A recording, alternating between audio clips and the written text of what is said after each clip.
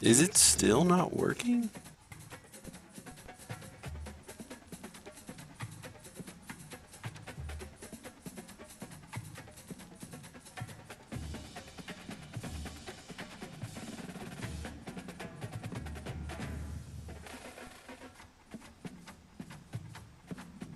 Why don't I see nothing?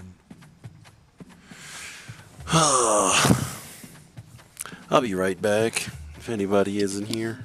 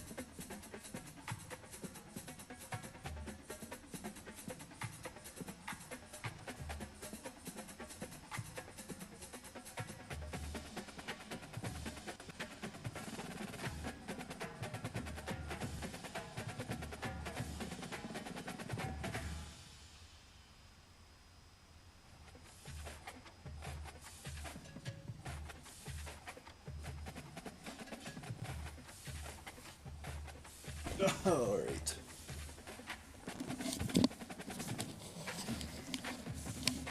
Finally now am I...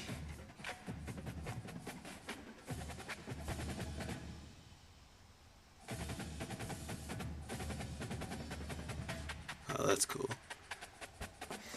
Finally now am I freaking live. So, as the title says, as if anyone was here, as the title says, I'm starting over. I made a road to glory as an underdog cornerback, which it's fine. I played cornerback in high school, so I thought that'd be cool to, pay homage. Yep, and the screen froze. Oh boy. Sorry, y'all. One more thing I need to do. Yeah, I gotta. The weird thing, the music is still playing. Regardless, I still need to fix it. Yes. Anyways, I played cornerback in high school, so I wanted to play cornerback on the game. But playing cornerback in the game as an underdog is so, and I don't know how to put this, it's so boring. Like, literally, I just sat the bench my whole first year, didn't even get a shot, and the shot I was given, I was so, not player ready that I just got, smoked on third down, third and long. So, yeah, and then I thought maybe I'd get, this big boost or something when the off season came, and that didn't happen. And then that's when I figured out that the game wasn't even, I wasn't even streaming live. It was I guess on the loading screen because the wrong stream key was in or something like that. So I was like, I might as well just restart. So what I'm gonna do, I still got that save file, I think at least. What I'm gonna do is I'm gonna switch between the two. When one season's over, I'm gonna go to the other one, and then maybe when it's my senior season, I'll just play back and forth between the two, which could be annoying, but we'll see. Man, for Arch Manning to get in the last second, they sure got his picture up pretty quick. Unless that's not him, I don't know. Not that big into college, but yeah, let's start, man. Now you'll pick what type of player you'd like to be. Keep an eye on the ratings caps as they change with each archetype. Physical abilities are tied to each archetype, and they, like mental abilities, enhance how you play your position. I'm sure those physical abilities matter and all, but whatever they all say, I'm just going to pick deep threat.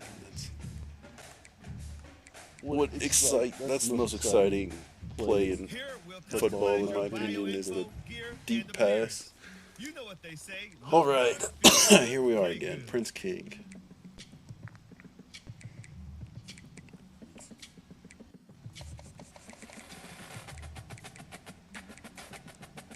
So, clarify, I'm moving to offense just because I'm sure it's a lot easier than defense. And that's another thing. I like playing safety in the games because, you know, I got a little bit of a cushion and I can see more and I can, like, break the play and blitz if I want. I'll make this one the second. But, playing as a cornerback, there's so much pressure not to get beat. You can't do nothing, which is fine in real life, but in the game, it's like, golly, man, this is kind of boring. And then I made my corner from Broomfield for a shout out to a girl. We'll make this one closer to home, but still not home. Colorado Springs. Ooh, but is this going to make me go to Air Force again? I'm not going to Air Force regardless of who's the most interested. That's another thing. I thought Air Force would play me. Air Force of all schools, but nope. Sit in the bench for a year and a half. So I won a position battle to get the third string. This is the face I picked for the other guy. Sorry. This is the face I picked for the other guy. So, let's pick a different one.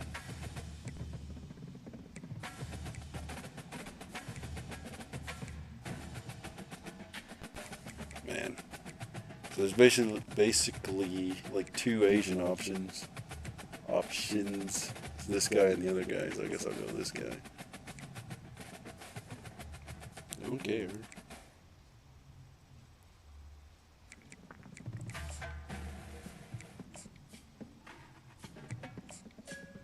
That's probably about me. What was this? Eye shape? No, don't mess with my eyes. Wait. Hey, that's kind of cool. Or am I not doing anything? Yeah, give me those. I got them dog eyes. Nose is fine. I know I got these like clapper ear balls, so get those on me. Don't care about my mouth shape. Base looks fine. Chin looks fine. What? If there's one brow option, why even have it? Oh, you can morph it. Don't need to do that, that's fine. Hair. Doubt there's any mullets in the game.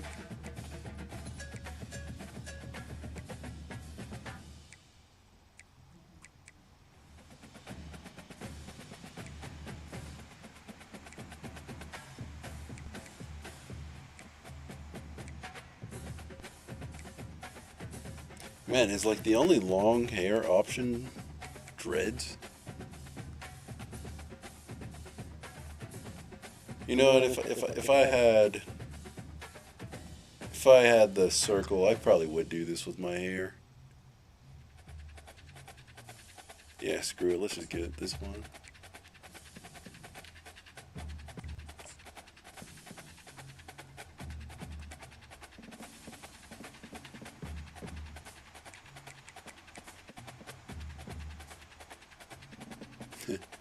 That's kind of what I have. If you like multiply it times like 50.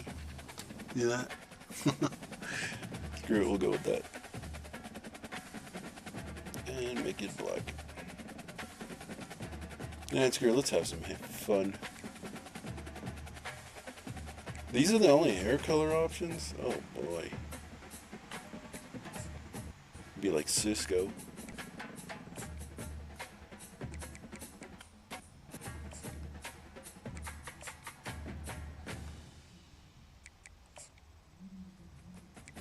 Yeah.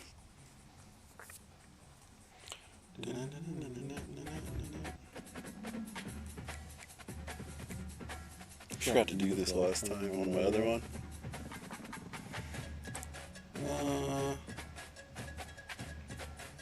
Yeah, I guess I'll try to make it as close to me. I wanted to make like a Tavon Austin-like guy, but I'd like my first Road to Glory to be something lifelike.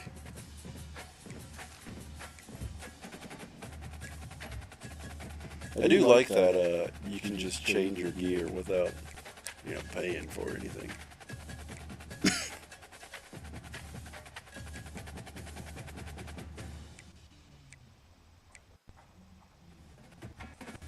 This one looks like a hockey player.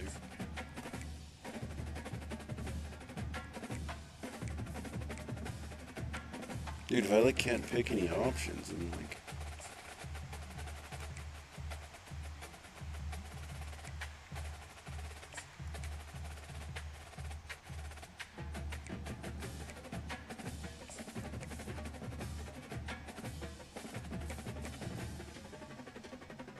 a little bit of overkill there. There we go. If anyone is watching, did you ever put that black eye paint on your face? I don't know if it's just me. This seems like the douchiest thing to do I don't know why.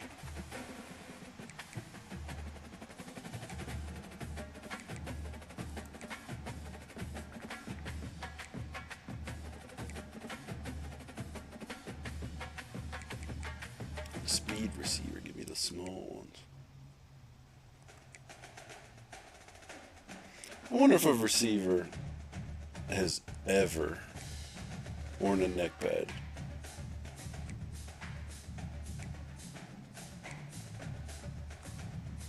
Oh wow, you can throw a hoodie under? I ain't gonna lie, that's kind of cool, but why does my shirt have to be tucked up? Cannot equip undershirt with current jersey. Yeah, screw it, yeah. It's not as douchey if I got a hoodie under, I guess.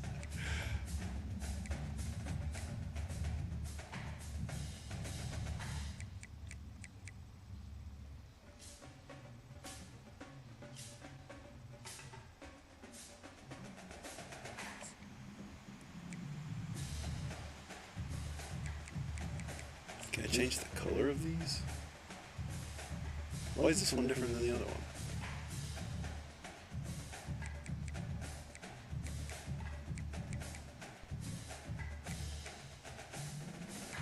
Oh, there we go.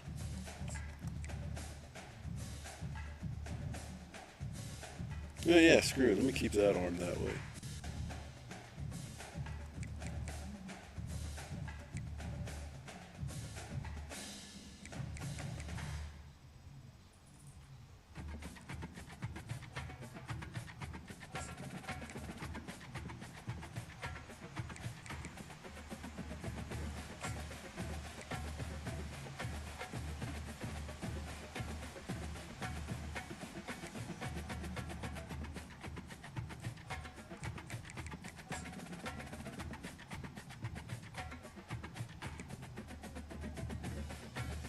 That's kind of funny. You can wear a glove from each. Don't even matter what company it is.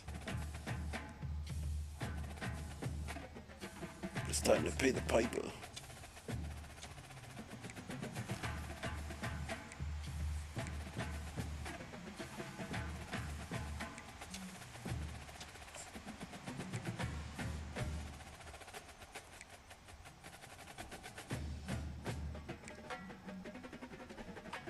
What? I can't wear a towel with the hoodie? In what world does that make sense? See, this makes sense, but why does whatever. Can I wear it in the back at least?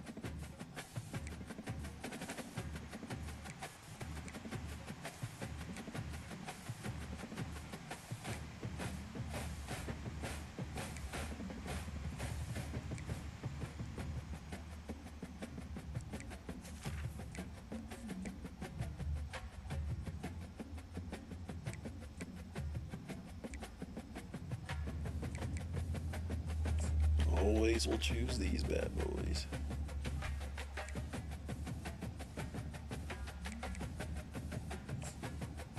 Oh wait, man, I don't look stupid, man. Give me those. Not bad. This guy looks like he was good.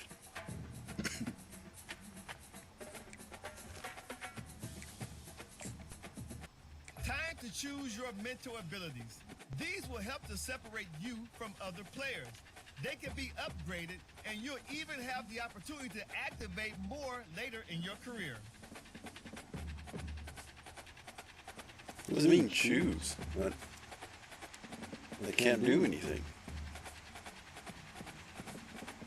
Okay. Maybe because I'm an underdog, I'm guessing. Once you hit that confirm button, your road to glory begins. Yeah, let's go. Hopefully this guy gets to play a little bit, you know what I'm saying?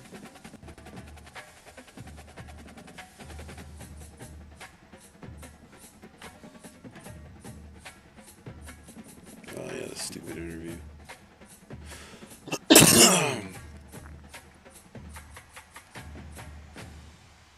Yep, want to play immediately.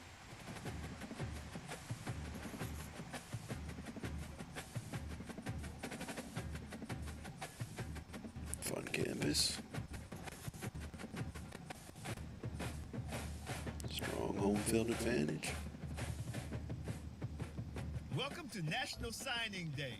Once New school, let's go. Your college football career begins. Coastal Carolina, I'm guessing that's what the C is. Pay close attention I am to from the North depth chart. Carolina. And even if you didn't get your dream scholarship, you can be a walk-on at any school. Plus, there's always the transfer portal if you need a change of scenery down the line. Oh, the Navy is my best fit. You know what? Kids would be kind of cool. But they're kind of good, too. But my scheme fit is perfect. Not perfect, but just about. And they're pretty interested in me. You know, yeah, let's go to Kansas. That sounds fun. Well,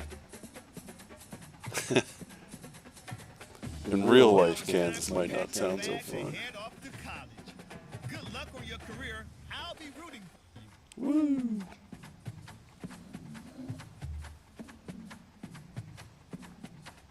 Oh, and before I go, welcome to your freshman year. It's time to spend the skill points you have already earned to upgrade your player.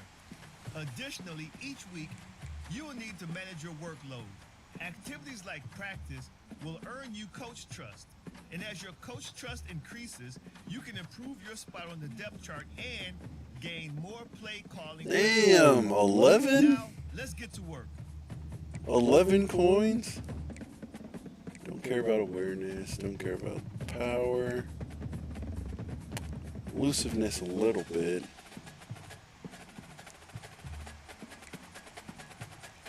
Hands.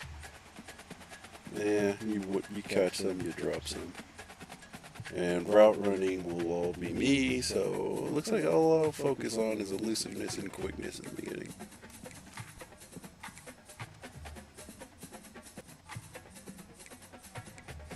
Man, I don't know about you guys, but like, when something is highlighted white and the letters are black, that is so hard for me to read. Better at changing direction. Improved double move routes. Quicker release off when not pressed. Improved dive catches. Improved fatigue recovery. I need to get this takeoff and maybe lay out at some point.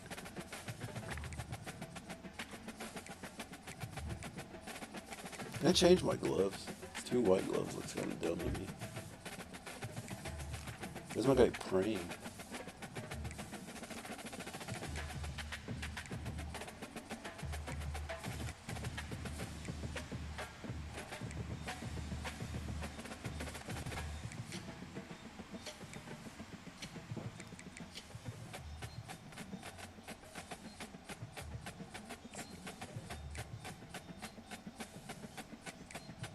I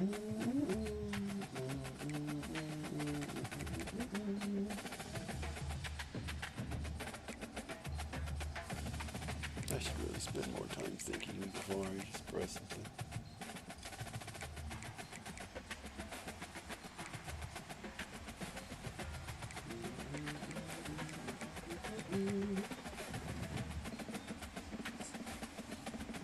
No, Jesus. Oh, is it because I go to Adidas sponsored school that all my glove options are Adidas? I mean, that's kind of cool. Adds a little bit of realism to the game. Oh wait, but these are cutters. Yeah. I had a pair of cutters when I was in high school. Damn, the 6th receiver?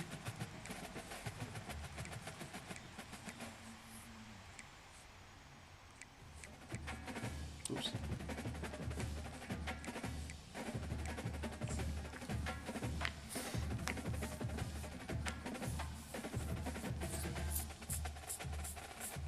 All right.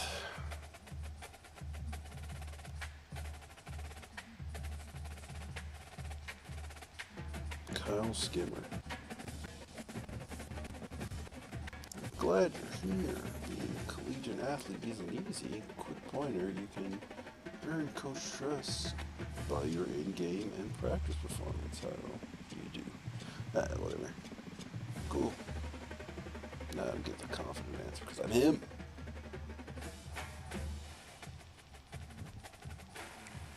Always the bye week. Oh man, I had just gotten used to like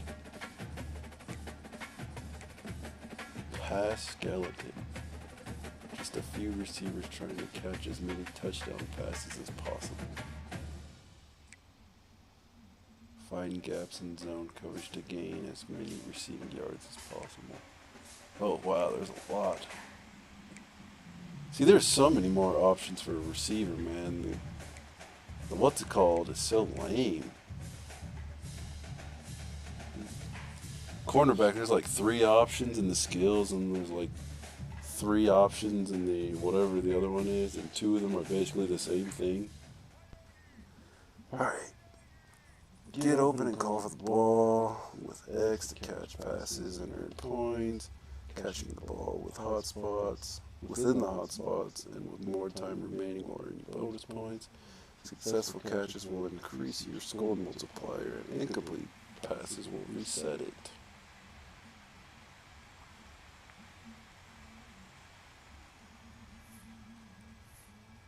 That doesn't really tell you how to run routes, huh?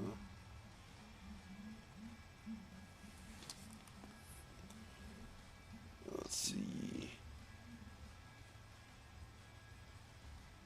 Aggressive catch, possession catch, rack catch, and that's all the same.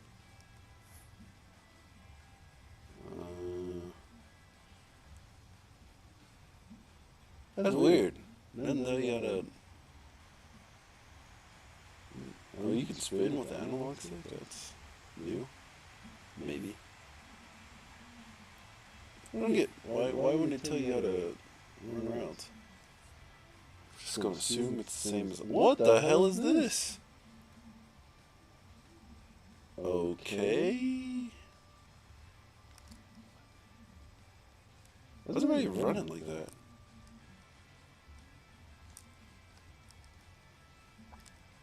Okay, so I definitely got a call for it a lot earlier. Let's try that again. Can my guy not run in a straight line? Damn it!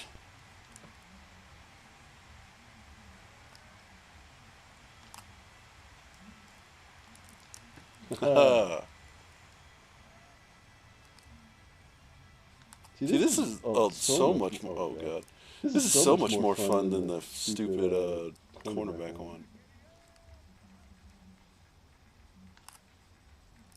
Dude, what is all that extra juking he's doing before the cut? Just cut, dude.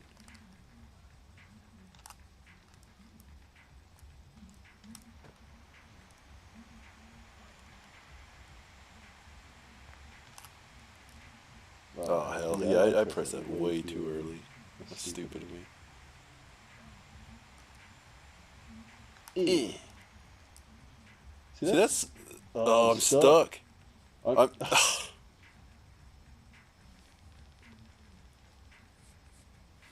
Receiver's so much easier. That drill right there was more fun than I had in my entire playthrough as an underdog cornerback.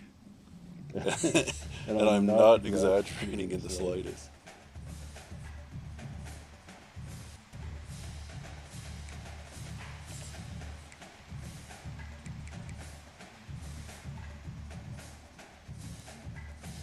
Yeah, train, and train, and train some more.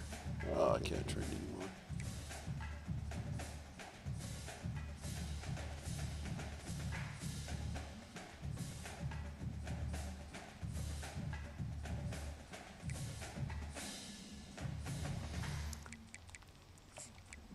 Woo!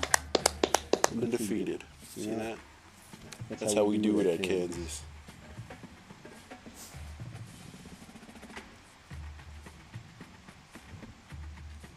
FCS West, eh? One thing I've always wondered, why do they put like practice and this weekly agenda thing? Why put it underneath the play game? What if I accidentally did the game first? Shut up, Ozzy.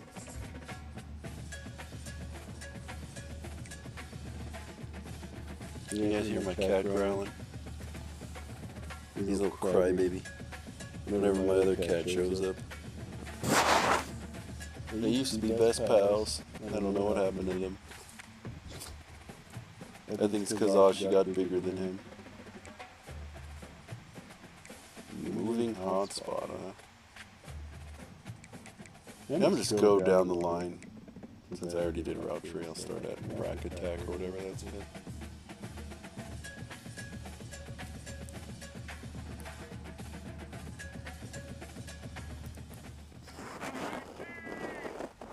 Catch the incoming pass and gain as many run after catch yards as possible.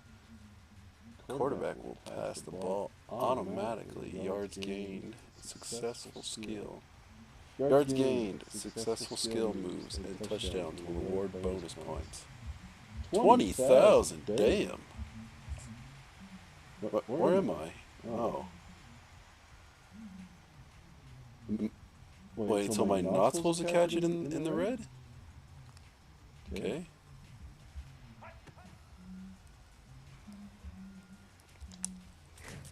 Yeah, my guy has no moves.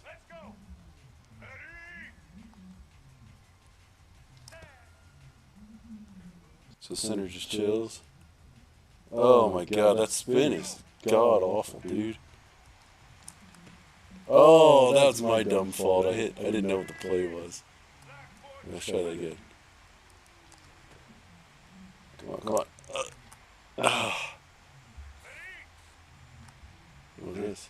Oh boy.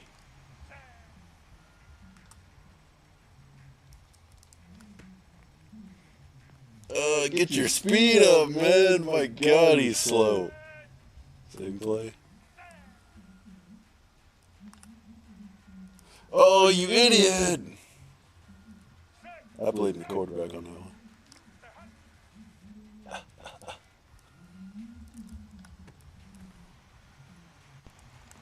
one. Dude, man, he is so slow.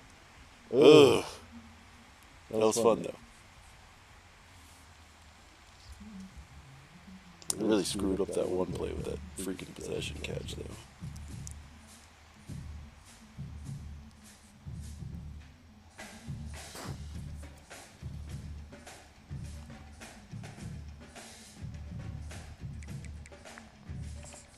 I'm expecting to get absolutely 0 minutes, so we got to keep training and training until we can't go no more.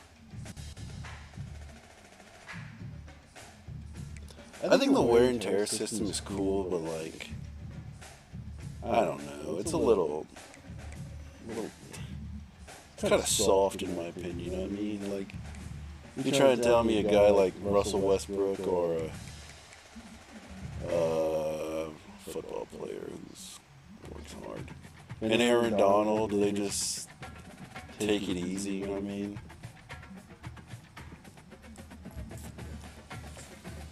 Anybody want to bet if I get in this game?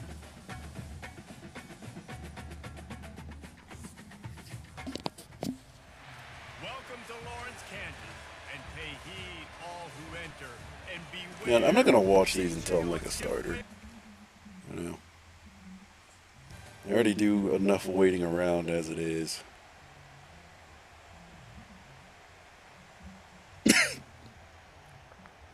And whoever that guy is going off, is that our quarterback or something?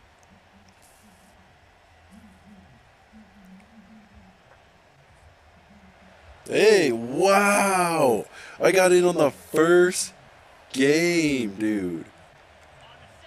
Man, I almost wish you guys had seen the cornerback road to glory, because it was straight trash.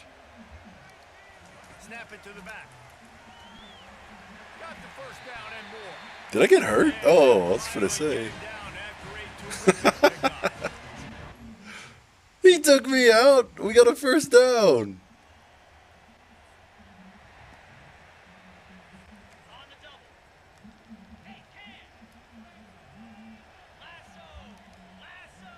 Come on, hike the ball. They'll keep it on the ground. Yeah, what's up? What's up? You gotta give the coaching staff credit because they really do focus all season long. Dude, I get coach trust just for going to block my assignment, bro. Why did they make receivers so much more fun?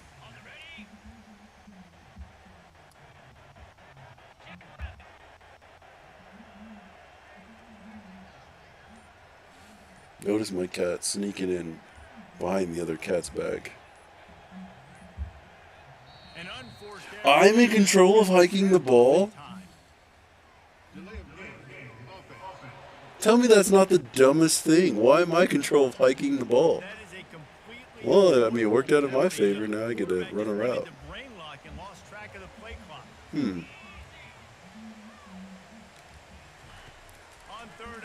Ooh, I'm open. Oh!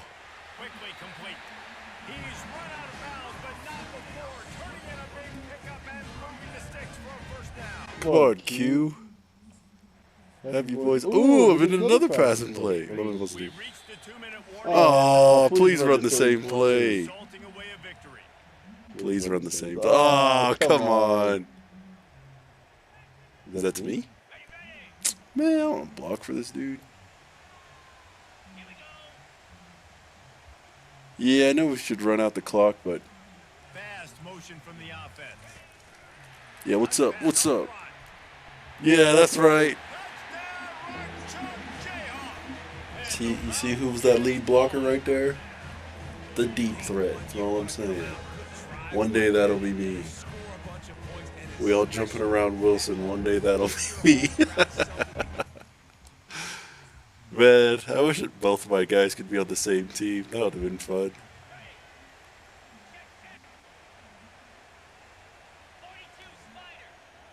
Snap it. Yeah, what's up? Keeping it on the ground with the running back.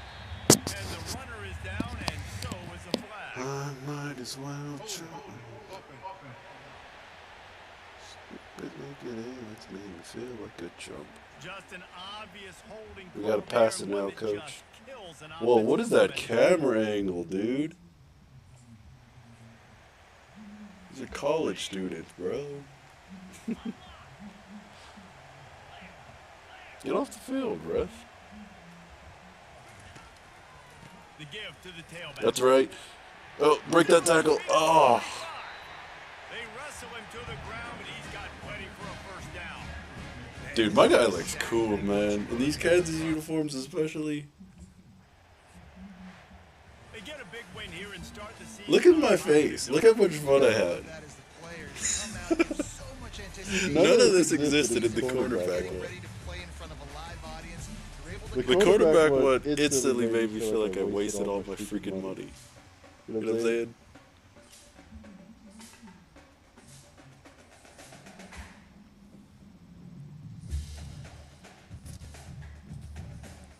I gotta get on Team Builder too. I have been wanting to make a football team for I can't even remember how long. Which is weird because I never wanted to make a basketball team.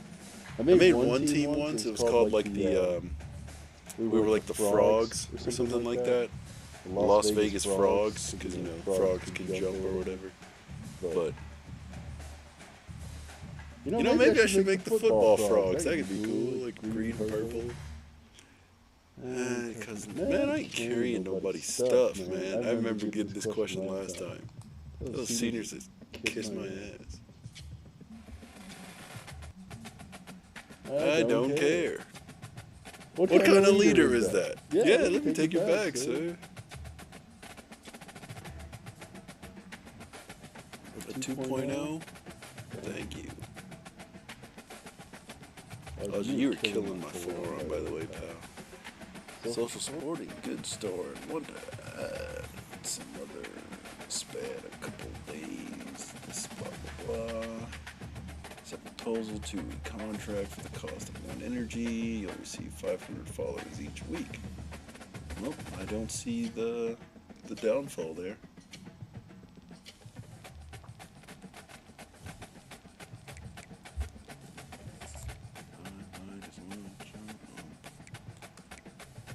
Backfield survival. Oh god, I'm the ass at this. I can already tell. Might be best for me to just run the route tree for a while. But I wouldn't want to come up to a position battle and not know any of the other ones. Evade the defense for as long as possible. Collecting hot spots will grant bonus. Getting tackled, scoring a touchdown, or running out of bounds will end the attempt. Can I see? Oh boy. Alright, let's go.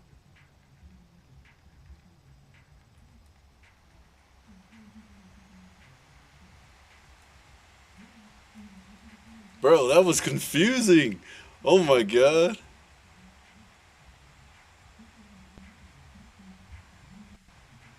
Hell no, hell no, hell no. Oh, man. That's it? I thought it was like... Oh, stupid. Yeah, I don't like that one. I don't like that one at all.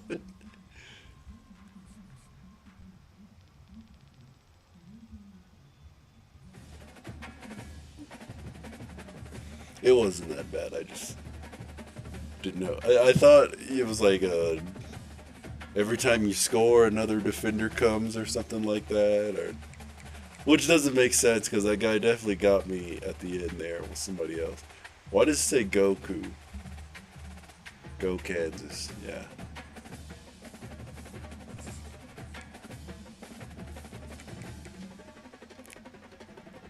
And train.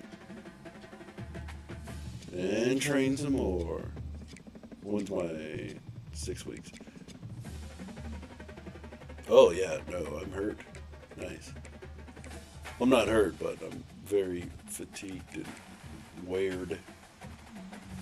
I haven't tore anything, but I'm weird.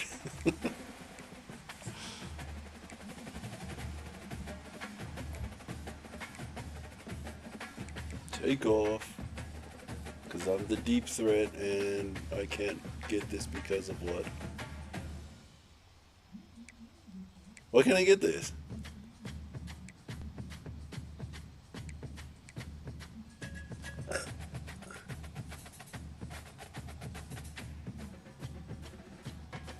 I can't read that. 95 acceleration. Oh, damn. Damn, Aussie.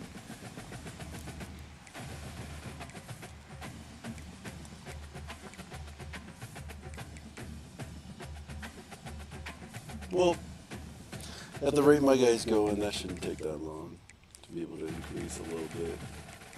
Just a little bit.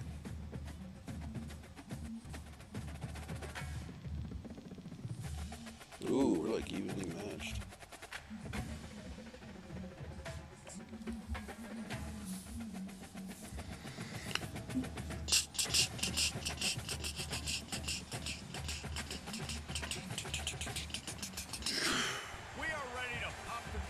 Champagne,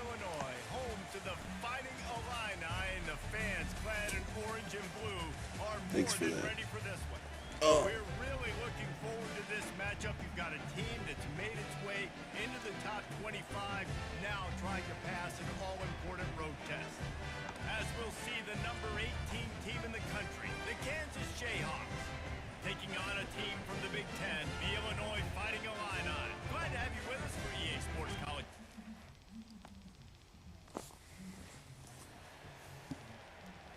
Woo!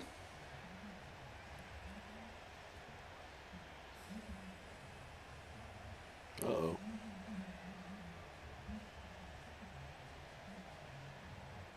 Come on, coach, put me in. We're up 17.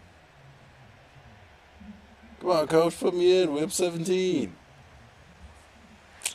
They won the game today. That's 2 in a row. If they win the next one, it's called a winning streak. It's been done before. And we're seeing the identity of this team. Is that what a winning come to streak is? fruition. 3 You just games? get the 3 in sense a that row? finding out who they are, what they're about, what they're going to do schematically, and who their big playmakers are. Man, he passed for 90%, and we only won by 6.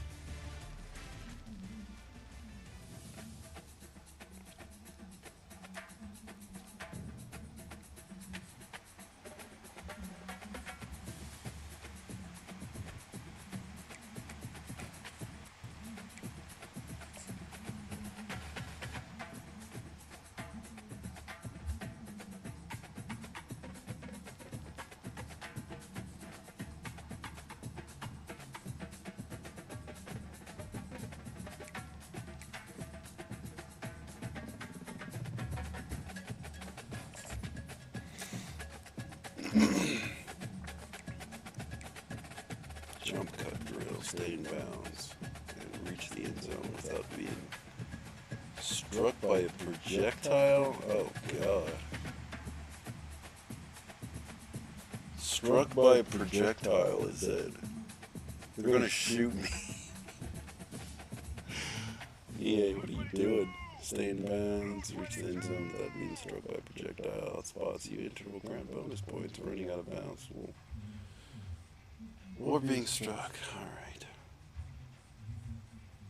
The fuck? Do those move? Oh. Oh! Is there like a deceleration? That's. Oh, I would have been pissed. Oh, it's timed also. Damn.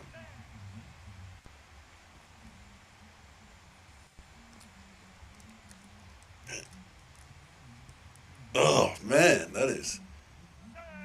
This is fun, but damn, that is tough. You can't just like get through them easily. Oh, come on, get in there.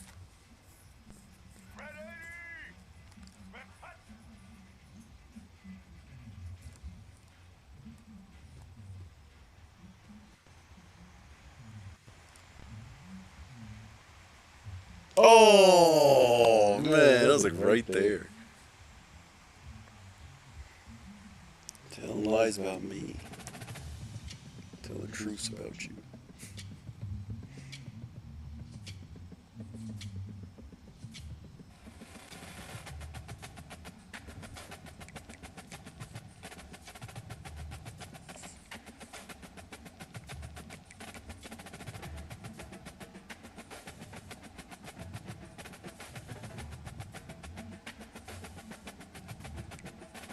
Yeah, it's not gonna play in anyways. I want to get in, coach.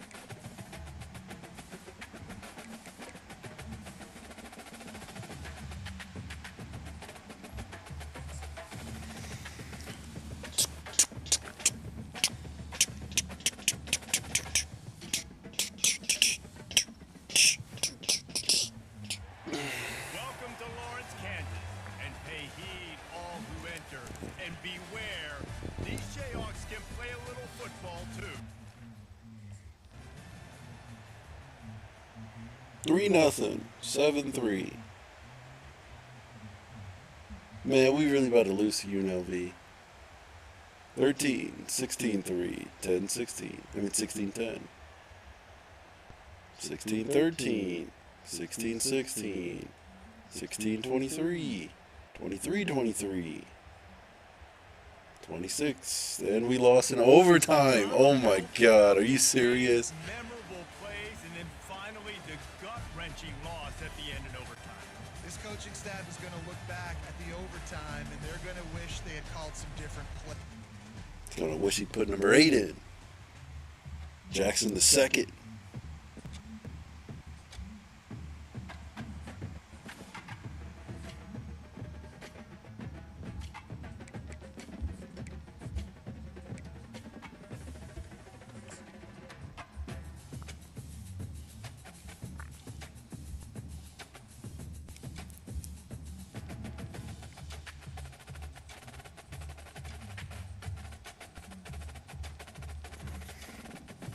Going to a party off campus this week. Want to join? Do you have that lab though? Don't you have that lab though? Yeah, skip the lab, dude. This is college, bro.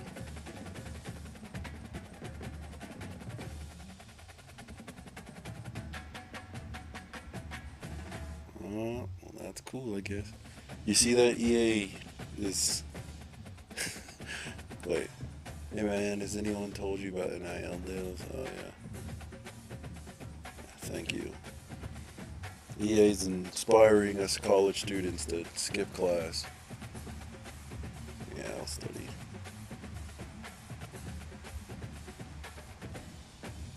Oh, West Virginia. I wanted to go there because of Tavon Austin in this game.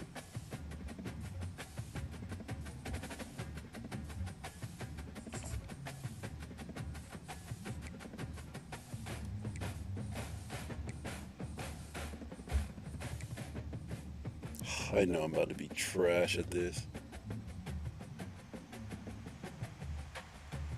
I know I'm about to be trash at this. Like, if I'm getting pressed,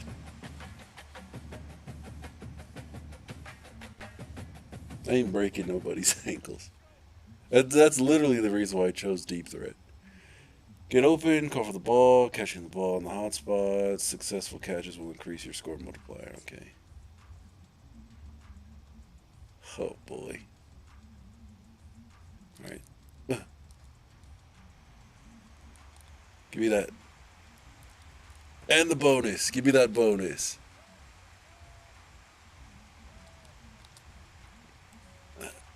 Right there. Right here. Come on.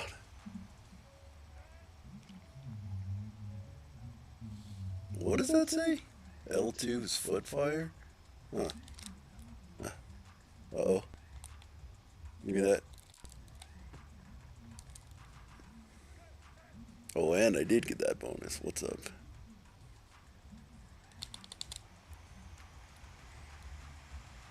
Give me that. Over the top. Again. Oh! Why do you have to knock me down, though?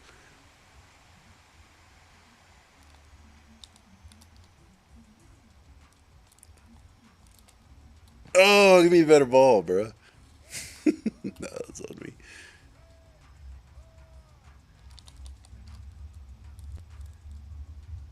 Oh, yeah, he's on my ass.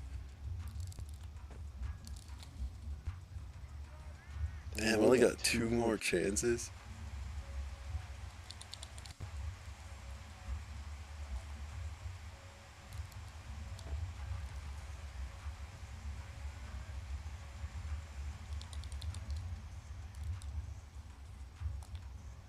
You gambled and you lost, boy. Oh, damn. Man. Yeah, I might have to farm the route running tree.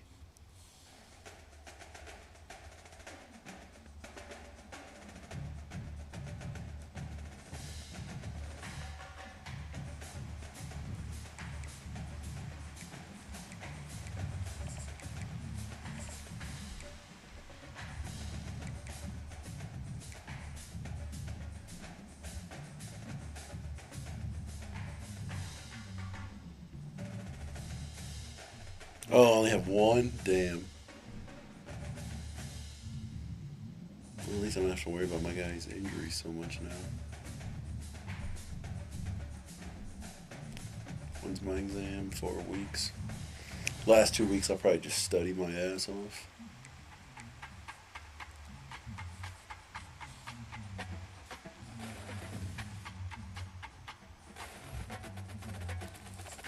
Be right back.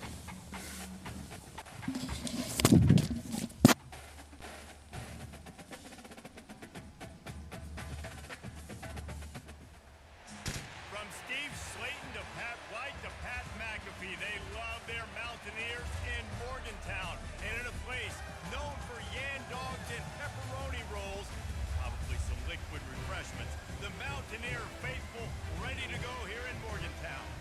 Maybe you need a little caffeine, or maybe the sheer energy of this matchup will keep you wide awake, as we know anything can happen when you kick off after dark. As we see a squad from the Big 12, the Kansas Jayhawks, taking on a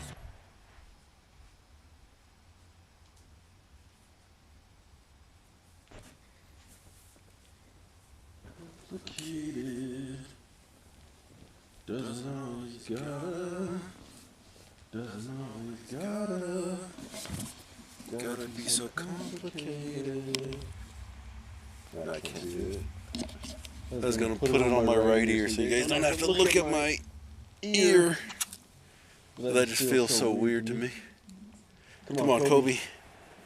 We got West Virginia down 3-0. 6-0, Kobe. 13-0, Kobe.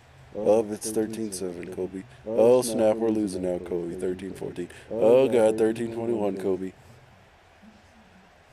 Oh, God, they whooping our ass now, Kobe. 13-28. Oh, but it's 20-28.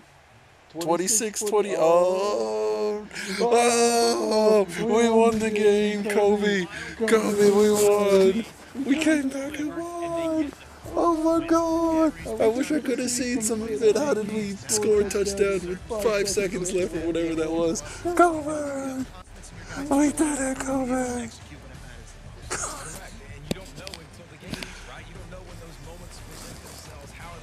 We did it, Kobe. We beat West Virginia. They can eat dirt. They didn't offer me. They weren't interested, bro. I don't even know if they offered me a scholarship. Now look at them. They got to see me watch them lose.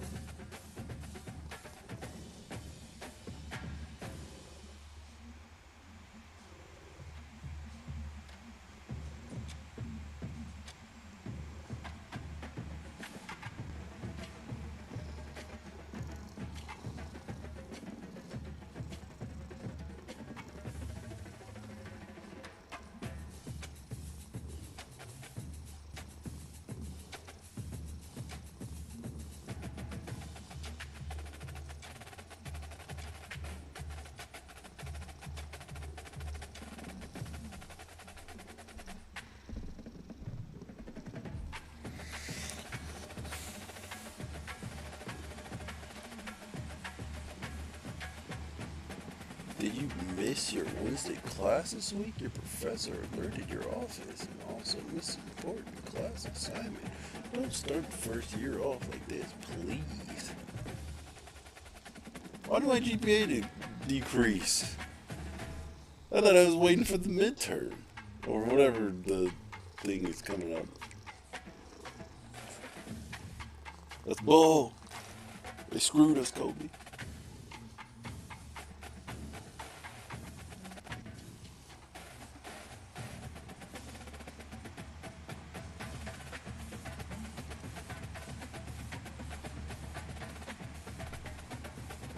Got a B+, nice work. Oh, and don't forget midterms on week 8. Now what, did I miss my class or not? What's going on? Will my GPA just do this? Let me just see. A 2.8, so it went down a little. Why did it go down so much though?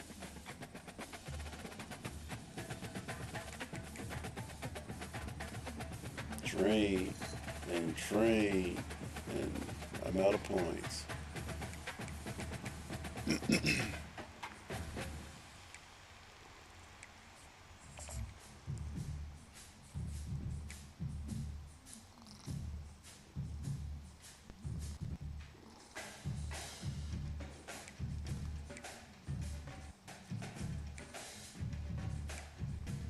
Receiver battle. Moving hotspots.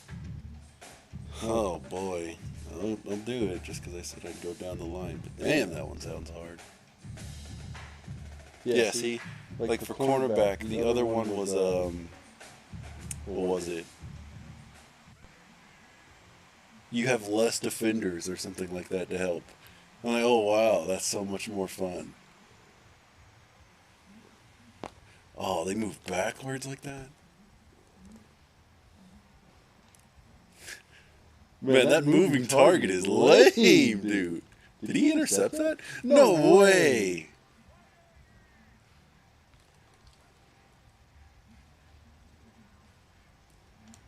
Dude, this guy is him, bro.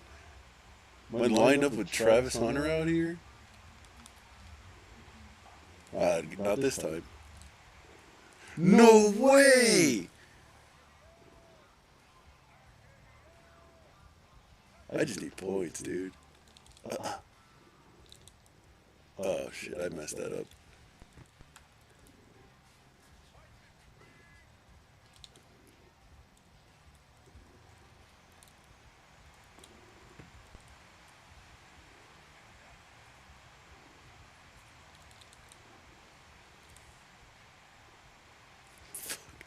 Well, might as well just bomb it. Ah!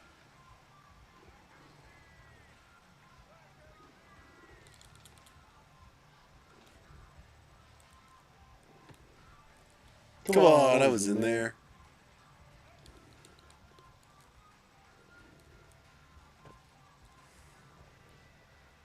Oh, you gotta be kidding me.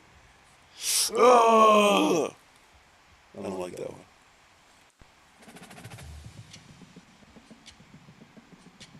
But I still leveled up somehow, okay.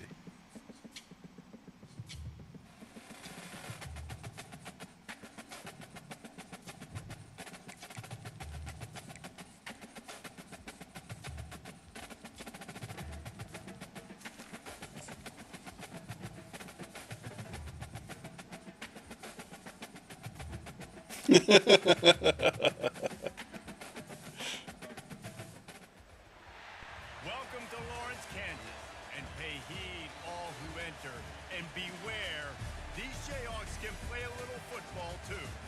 Today a couple of squads here to square off in a Big 12 showdown. As we'll see, the TCU Horned Frogs taking on the Kansas Jayhawks. For EA Sports College Football, I'm Reese Davis, joined here in the booth by David Pollack and Jesse Palmer. And guys, let's get this thing started.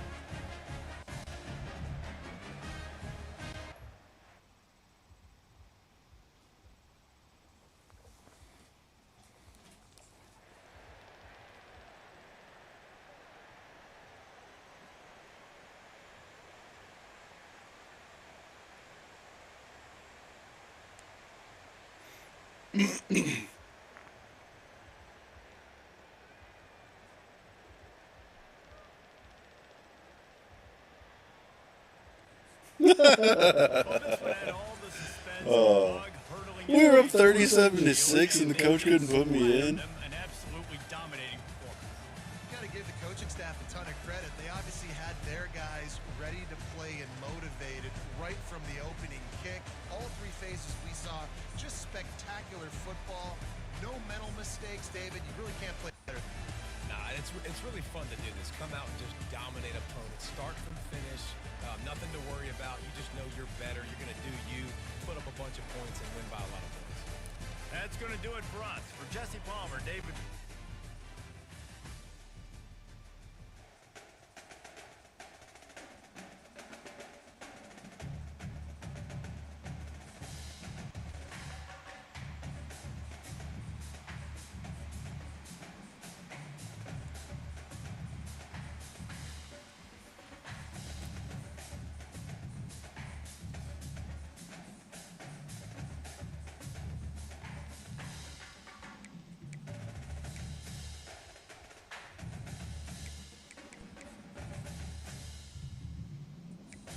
think I forgot to do something.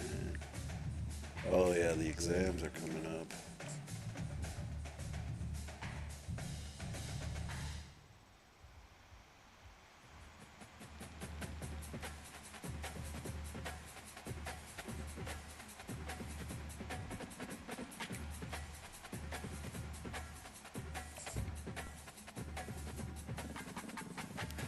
Me in, coach. I'm ready to play today. Is that the lines now?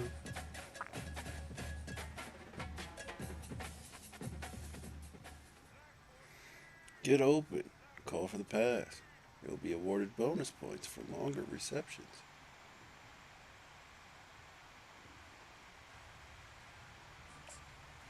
Oh, damn. It's 1 on 5? Alright. Well, give me it here.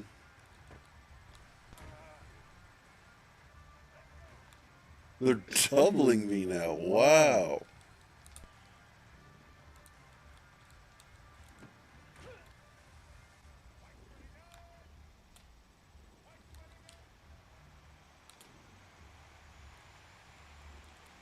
Oh, get out of here. Come on, coach. I just got a hit for nothing. Damn, this dude ran my route better than I did. Jesus Christ. Give me a bullet. Oh.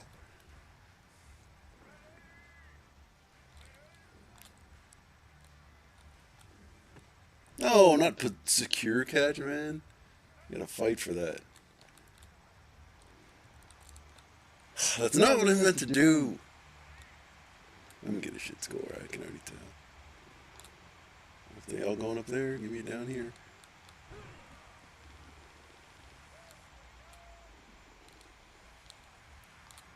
Well, if they doing it again, give me it down here.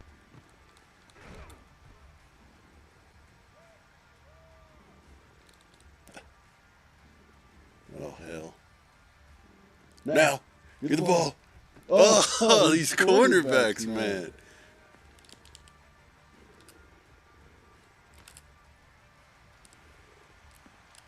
Bro, that man did not swat it down from the line.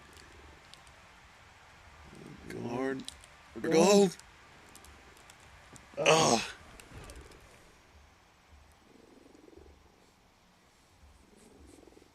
The thing about these receiver ones is, like, as soon as you're done, you're like, damn, I could have done that better.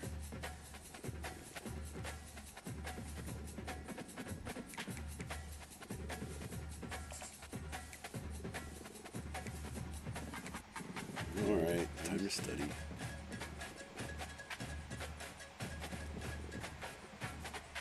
All that, and he's still kind of dumb.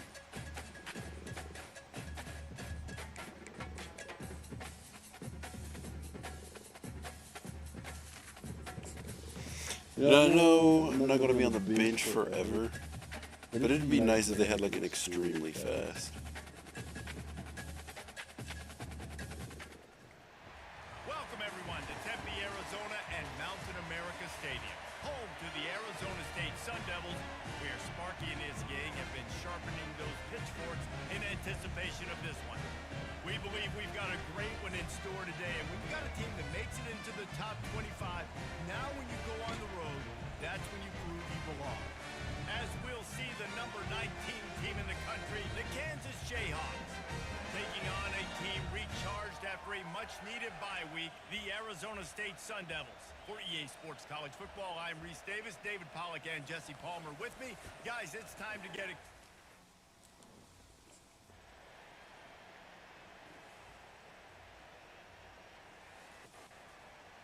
Oh, come on. Please put me in this one, dude. We're killing them.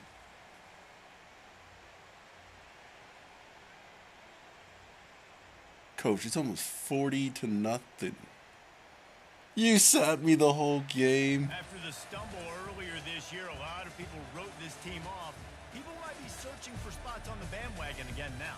Yeah, Not gonna lie, guys. A lot of credit too, Reese, because they made it Thinking about getting on that transfer portal. exactly to their personnel as well, and they've really now 8 a.m. seemed on to find a Saturday. nice rhythm. And it's hard to find that early in the season, but the good teams figure out who they are, what they do well, and you can tell they're starting to get in the groove, figure out who does what well, and maximize that and accentuate that. That's going to do it for us from here. For Jesse Palmer, David Pollack, I'm Reese Davis, and this has been another presentation.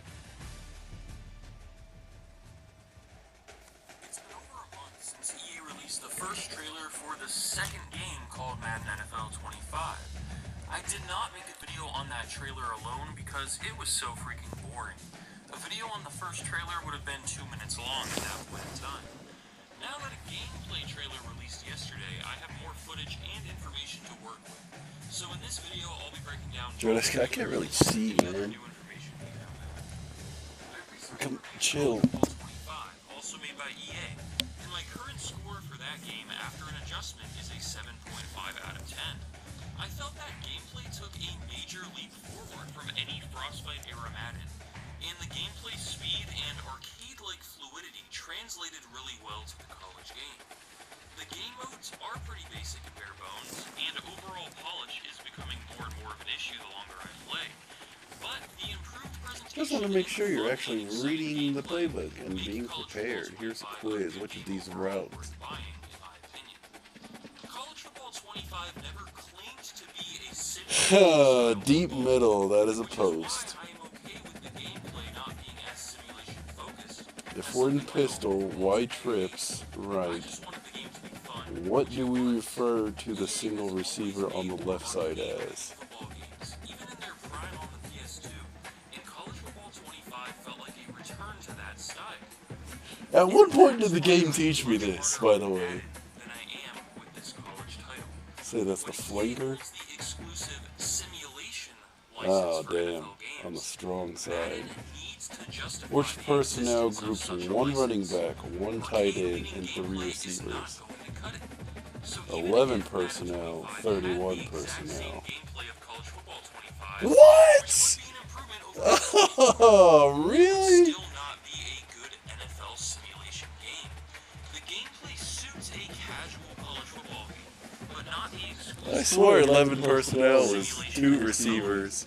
For EA to justify Madden holding this license, they need to truly make a I don't simulation-focused game that makes any older title, such as 2K5 or 2K8, completely irrelevant.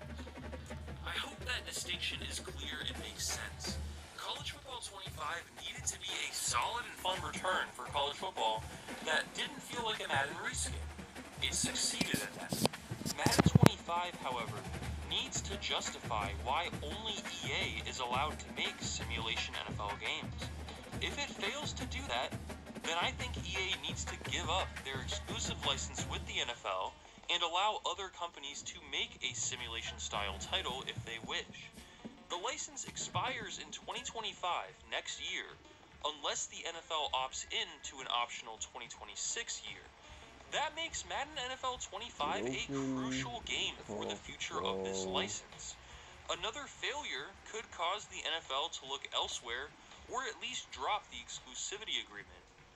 With all of that context out of the way, let's start breaking down the first trailer. First, I wanted to point out that Ian Cummings, former creative director of Madden from the PS2 era through Madden 12, made a I tweet don't mean after the this trailer secure came tap, out, I'm letting us calling know for that the the ball. default kicking animation in Madden is still his own motion capture, meaning Ian himself is making that kick, and his animation has been copied and pasted over Madden games for 20 years now. He shared the same animation from a PS2 Madden to show that the animation has actually gotten worse over time. I think EA should probably get some real NFL kickers in the studio for a motion capture session. Also, Ian Cummings has reached out to me with interest in doing an interview. He left EA right before things got really bad with Madden 13, so I feel like that could be a really interesting interview. Make sure you're subscribed to my channel so you don't miss it when I eventually upload it, and let me know down below what questions you want me to ask Ian about Madden, past, present, and future. Let's continue. You've probably heard this take by now, but putting Justin Fields as a kick returner in the trailer is pretty disrespectful. Also, the trailer is highlighting the new NFL kickoff rule. Madden always tries to advertise something that literally has to be in the game as if it's a new feature, such as when they increased playoff teams in franchise mode from 6 per conference to 7, or when they added a 17th game to team schedules. None of this stuff should be used to sell the game, but that's just how bland and uninspired Madden has become.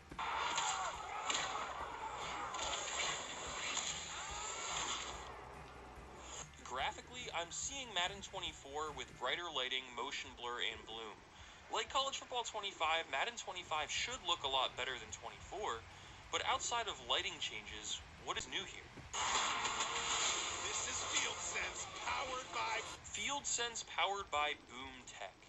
A bunch of pointless marketing jingo you can immediately forget about. It essentially means we tweaked gameplay to make small improvements in a few areas this year. Think real player motion, think next-gen stats, think FieldSense. Oh, hey, what's up? It's just a bunch If of you're there.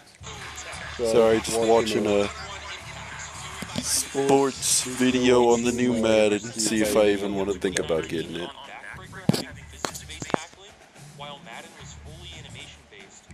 EA has been trying to say since that each new Madden has more physics-based tackling in their marketing, and yet the end result is usually the same old animations.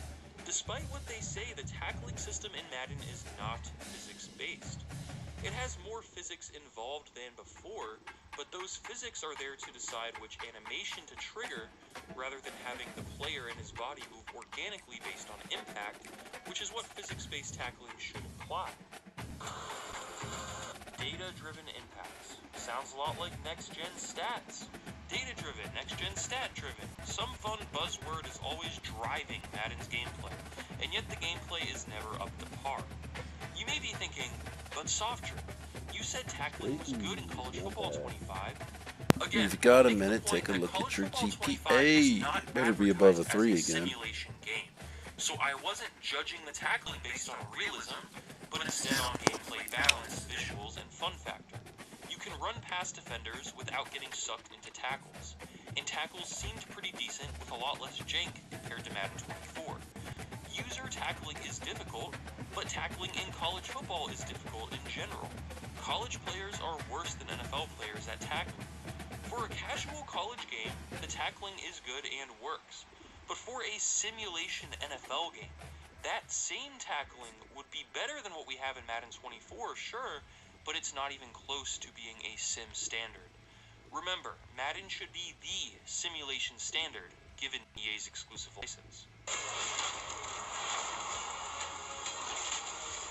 But FieldSense isn't just boom tech. Improved blocking AI. We hear this every year. Sounds great in theory, but how improved is improved? The end result usually isn't that improved. Madden needs to completely rework offensive and defensive line logic to even match what 2K did in 2004. You would expect the exclusive and only simulation NFL game to have better blocking logic than a game from 04, but it doesn't. So that new catch animation is cool and all, but from the leaked beta gameplay I watched, it seemed like the catch animation was triggered all the time, which is not realistic at all in a simulation NFL game.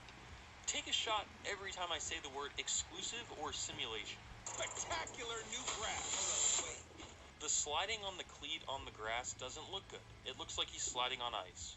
Visually, the game has good lighting, but the animations just don't look that good to me. So trailers like this that focus mostly on showing some zoomed-in replays make the game look a lot more like last year's version than a trailer going over what's actually new. Of course, it's hard to make a trailer like that if there isn't really anything new added to the game. And more control across the field, so you can combo killer new hezzies. So juking animations were not branching before? I don't really understand how this is a new feature. You could chain together moves in Madden 24 and in ESPN NFL 2K5. Wicked new jukes. They said they added amazing new jukes and then showed the same juke animation we've seen in Madden thousands of times. Elusive new ball carrier mechanics. Time to buckle your chin straps and lower your shoulders. New signature running animations is the first actually new feature we see here, but again, it's still just new animations. You're watching. Pacheco running angry in the game. It's the last Madden you really enjoyed. I'm sure this will only Curious. running backs, but over time, an addition like this makes the gameplay a lot better as the signature animations stack up. The trailer should have focused more on this than whatever else is going on. You can dominate. So for those of you that watched my video earlier this year on the NFL Draft in Madden's franchise mode, it seems like EA either listened to my video or had already been planning some of the things I mentioned.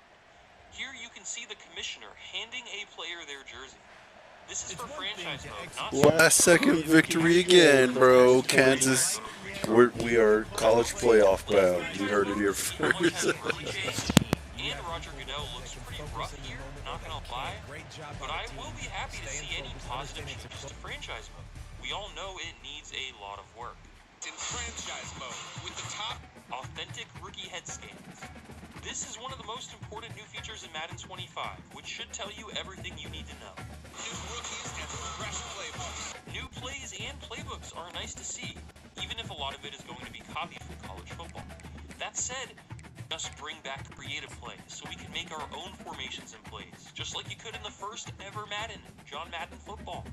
If the mode is optional in private franchises and otherwise available for offline use, it would be an incredible tool for testing new play concepts. That's a feature that would get some attention if it was a better implemented version of the one from the PS2 games. Alright guys, that's the first trailer, and as you can tell, there wasn't much to go off of when it initially released, since college football wasn't out, and the majority of this trailer is just marketing buzzwords thrown on top of instant replay footage that looks like it could be straight out of There's Madden. have curfew, but my friends are throwing a party this week. It starts at midnight. You should come. That released yesterday, and hopefully we can see something new. Hey everyone, Who would ever give the overly eager response? Just wondering. Today, we're talking about Boom Tech, which integrates real-world physics into the field sense system. Forget the boom tech talk. Here's a look at the new scoreboard. I think it looks solid. It's obviously based on the current ESPN Monday Night Football scoreboard, as it's on the bottom and fills the entire screen.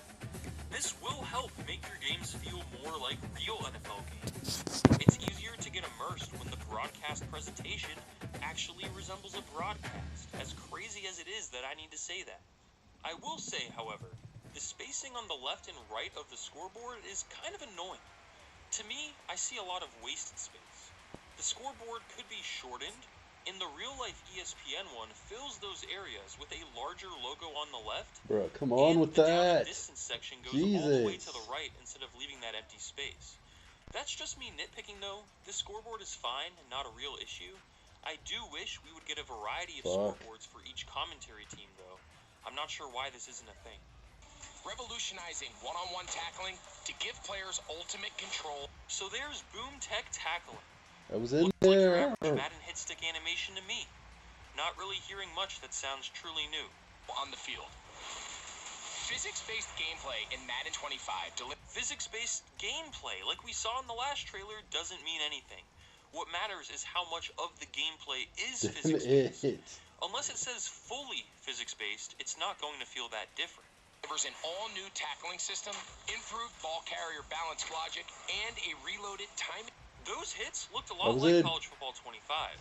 So gameplay should be better than Madden 24, but keep in mind, while I did not get to play the beta, those who did told me that the gameplay is not on the same level as College Football 25. So this video is really just making up buzzwords to make you think gameplay is different because they added a few new animations. It's going to be somewhere between Madden 24 and College Football 25. It won't be better than either of those. Based hit stick, delivering increased gameplay variety and authentic physical outcomes.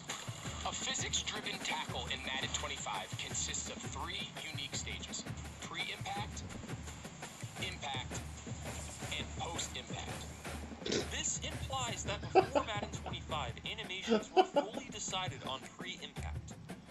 The fact that now more animations can occur in less time and they branch off each other logically is a good thing for the game.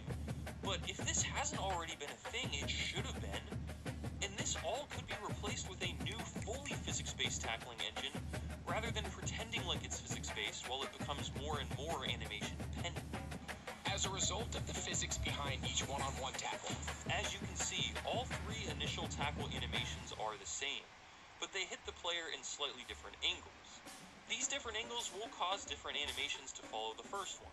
The same tackle start animation can produce countless results based on factors like the combined momentum of the players, the angle of impact, weight, speed, strength, and player ratings. So while this might look like true physics-based tackling, it's simply animation-based tackling with more animations than before, creating the illusion of physics.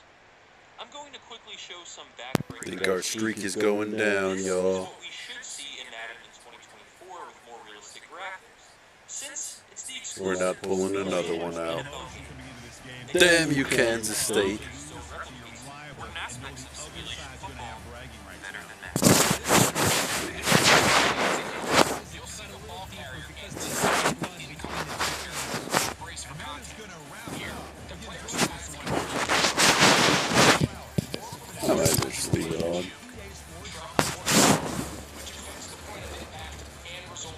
Damn. considers various factors like timing, momentum, weight, speed, strength, and player ratings to determine the power and direction of the tackle. So apparently now, weight and height are tackles when tackles are made. I will need to actually play the game to see how true this is, but if it is true, and it does make a difference, again, why did it take us until Madden 25, the second Madden 25? Madden did all of this already and better over a decade ago. If Madden was not the only NFL game, and their license had nothing to do with simulation football, then fine, an arcade-leading animation-based Madden wouldn't be terrible. But this game looks nothing like where the exclusive sim NFL game should be in 2024. A smaller defender, like a DB in the secondary, or a player with less momentum, may struggle to stop a strong runner who can deflect contact and gain extra yards. On the other hand, a bigger defender will stop a smaller ball Hey carrier. Jackson the second, I just got sent a picture of you out past curfew from last week. Are you saying rules apply to your teammates but not you? Do you really think that's a good way to make an impression your first year? They somehow gave Greg Olsen a 2-minute. Aw, come on, coach. You remember what it was like to be this age? Look at the circle under the user player. It's orange to match the Bengals colors. You might notice throughout the video that different teams have their own colors. It's a nice little presentation. Informs one-on-one tackling for more variety, dynamism, and control, giving players the outcome they expect on every play. To celebrate its 20th anniversary, we've reloaded the hit stick with a new skill-based mechanic where a player's timing and angle of approach matter. So this is saying that hit sticks are skill-based, timing-based, and the angle of approach matters. I feel like all of that has already been a thing, especially the first two. The angle of approach being taken into account might be new, but I don't see how it should be. This whole trailer just sounds like tiny gameplay tweaks that we could have gotten in a patch to Madden 24, only worded in a way that makes Oh, fuck. important. If a tackle is timed too early or too late, its power will be reduced or less effective. But when a hit stick is timed perfectly, Ugh. the indicator showing your hit stick timing is new. Usually it would say perfectly timed user hit stick at the bottom, but now there's an actual indicator around the circle icon under the player. it can be stopped just as fast as they started. New on-screen feedback provides info on hit timing, while UI and sound effects make a perfect hit stick feel that much more satisfying. There's more to physics-based gameplay than just tackling. With the new ball carrier balance system, players will feel physics-driven broken tackles, stumbles, and balance recovery reactions that are also determined by momentum and impact direction. Again, how is any of this new? Did Madden seriously not have any physics involved in how players stumbled or broke tackles previously? I doubt it. This is a bunch of nothing that will likely lead to gameplay that feels only a bit better than Madden 24 at best. Hit quality, ratings, and the abilities of the players involved, as well as the ball carrier's body position, will result in more variation and realism in the run game. All ball carrier and tackling abilities have been modified to work together with the new physics system, and in some cases, new abilities have been created. For more on abilities, check out the Gridiron Notes blog. In the NFL, Alright, 3 minutes in and we've only heard about new animations under the guise of physics-driven gameplay. Let's hear about blocking AI.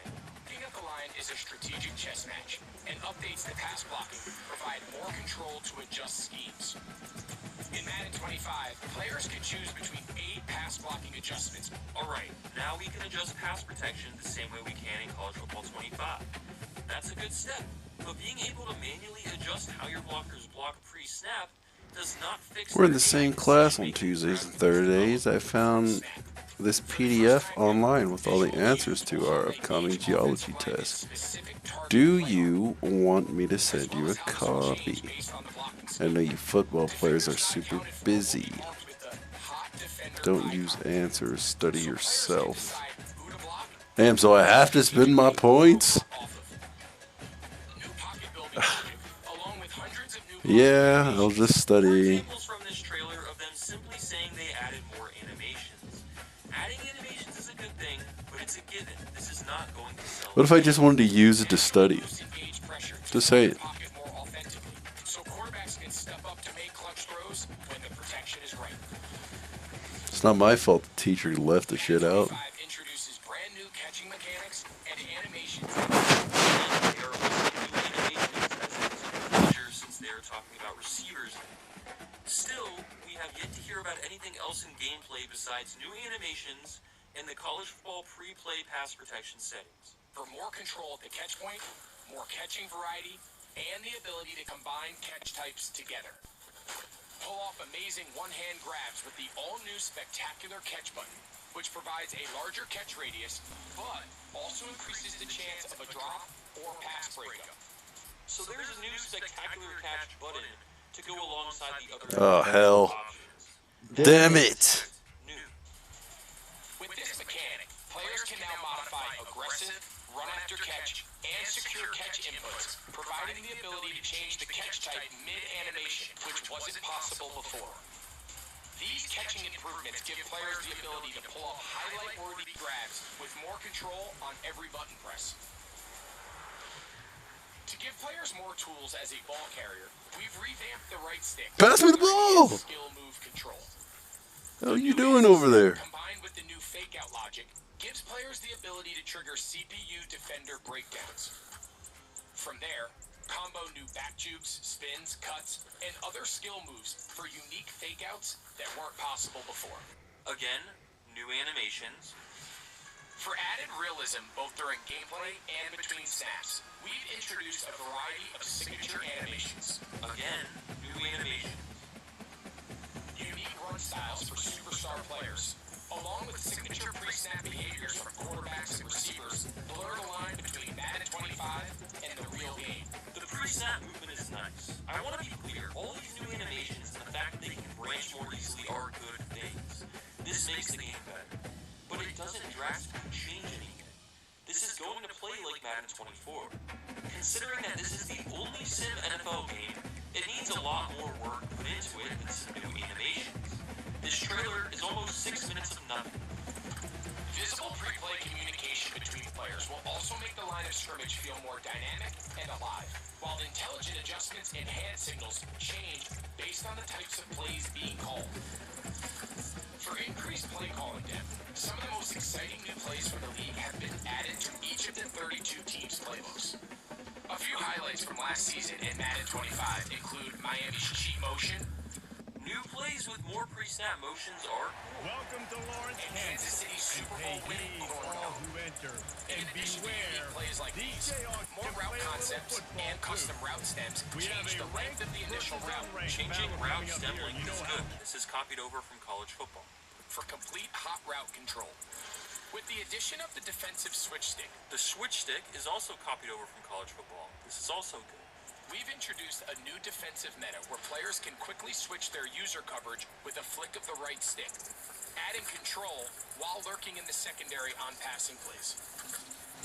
And Madden 25 will, of course, include the new NFL hybrid kickoff rules. The new kickoff is not Well, they say something you to win a few, advertise. you lose a It's few, and expected. some get rained out. And that's it. Would have been good for this So team if Madden this one had 25 gotten will have rained some out new because they animations, lost some new badly. plays. We lost? Oh, games damn. submissions from the college.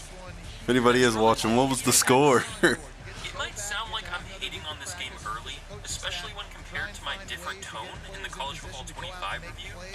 I hope I that I have a great Madden to EA for that exclusive simulation NFL license. Oh, damn. We really did get thrashed. There goes our ranking.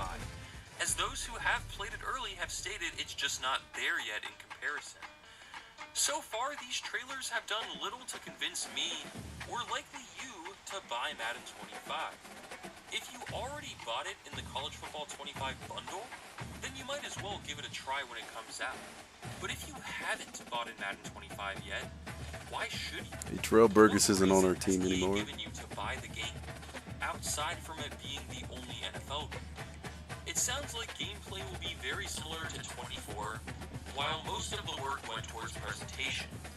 I'll have to see if that was worth it in my review shortly after release. Make sure you're subscribed if you want to catch that. I just do not see how EA can justify holding the exclusive simulation NFL license anymore. I think EA makes gameplay that translates to good college football games. I don't think they can make good simulation NFL games. Maybe Madden 25 will prove me wrong, but I doubt it. Thanks for watching.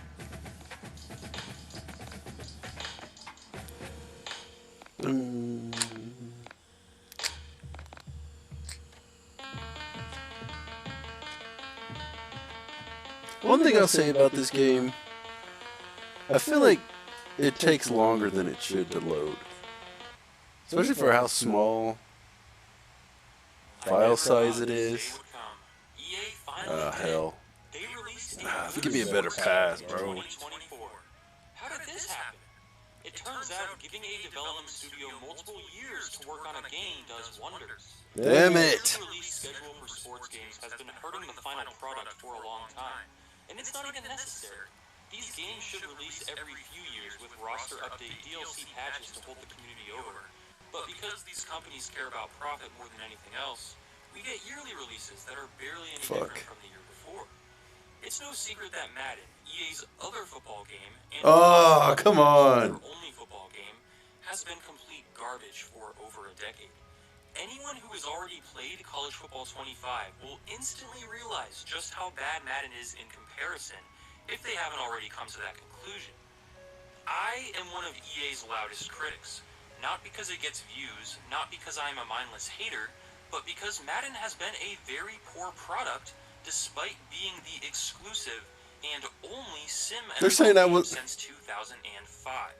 I will never forgive EA or the NFL for signing that exclusive rights agreement, killing off the Get legendary outta NFL here, 2K man. series in 2005. It's like worse to have a drop in the middle, because then you lose the multiplier. No matter how good College Football 25 is, again, I will never forgive EA for the past. And that is why I refuse to be affiliated with EA in any official capacity. So, imagine my surprise when I started playing College Football 25. I heard all the praise from the EA game changers who played the game early.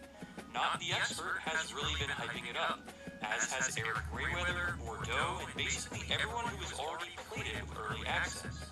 Just like you guys probably are, I was skeptical. An EA sports game running on the Frostbite engine, and it's actually good? No way. I played it myself. Those guys were all accurate in their initial assessment, and I fell in love a bit. This game isn't amazing. It's not the greatest sports game of all time. It's not even the greatest football Man, game why of does my all thumb time. keep sleeping? But it's a really good game overall.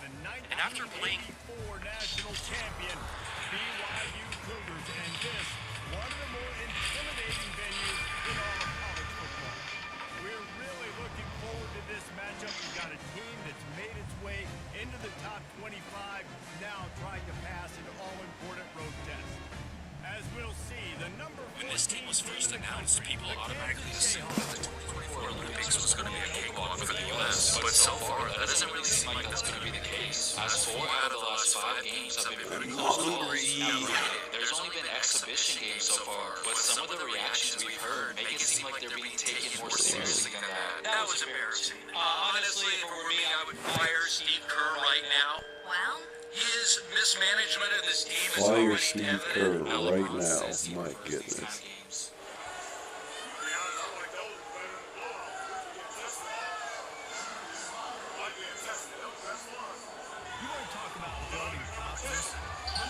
But they're starting to get a little too competitive for my liking. As we all know, it was announced that LeBron will be the flag bearer for Team USA at the opening ceremony of the 2024 Paris Olympics. But apparently, that's not the only thing LeBron is carrying, as he scored the team's last 11 points down the stretch versus Germany, as well as the game-winning layup against South Sudan. People thought it was ridiculous that LeBron was voted the best player on Team USA. The first thing I thought was, okay, Ron took the USA select team to dinner and he beat Sam. Not too many. All about Jason Tatum and Anthony Edwards. Thank you. Who's about to assume the mantle as the guy? Thank you. I mean, this bothers me. This bothers me to no end. Not saying that LeBron's not still a great player. But it looks like LeBron might be proving those people wrong. I think he's the best player on the team. I think even at a shade under 40, 21 years in the league, I don't think there's a better American basketball player. Almost a miracle win for South Sudan, but you managed to stay there. What was the key for you guys? LeBron It's James. definitely not fair to LeBron to have to carry this team, given that they have so many stars and that he's almost... Two things first. Don't forget you have finals on week 15. Hopefully you've been studying for them. Don't try to cram them the week before. I'm going to cram them 2 weeks before, actually. Second, your American government class is giving an extra credit opportunity if you write extra 10-page essays. Which takes me to the overall point I'm trying to Alright, make, I'll write which is down that I an think essay. LeBron potentially made a very big mistake by joining Team USA. You see, the way things have been going so far, it looks like these games might end up being close. Oh, we're playing Colorado? Man, I wish I could play. Anticipated too, making me think that he just put himself in a terrible position. Because if this team does not end up winning the gold, you better believe that the LeBron detractors will use that as ammo going forward, as his Olympic record will be 2-2 as a result. Kind of like how he almost would have been better off not even making the NBA Finals the years that he lost, because now his See, why does it take so is long? always going to be used My against him, God, which is freaking why I 2K, think he man. would have been better off just Game choosing loads to up sit like at home this summer. the I know second. that doesn't Ah, sound like a lot fuck. of fun, and Second he you would hit probably X. feel left out, but I'm telling you, him playing in these Olympics could come back to haunt him, because remember, in the GOAT debate, every I little knew I thing went counts. early. Fuck. You are debating. Let's go. Ugh. you nitpick. Let's just hope they start taking the games more seriously now, because losing in the Olympics is not something you want on your resume, especially if you're trying to be the GOAT. I just don't think the reward is worth the risk. Damn it. Why does he always overthrow it, man?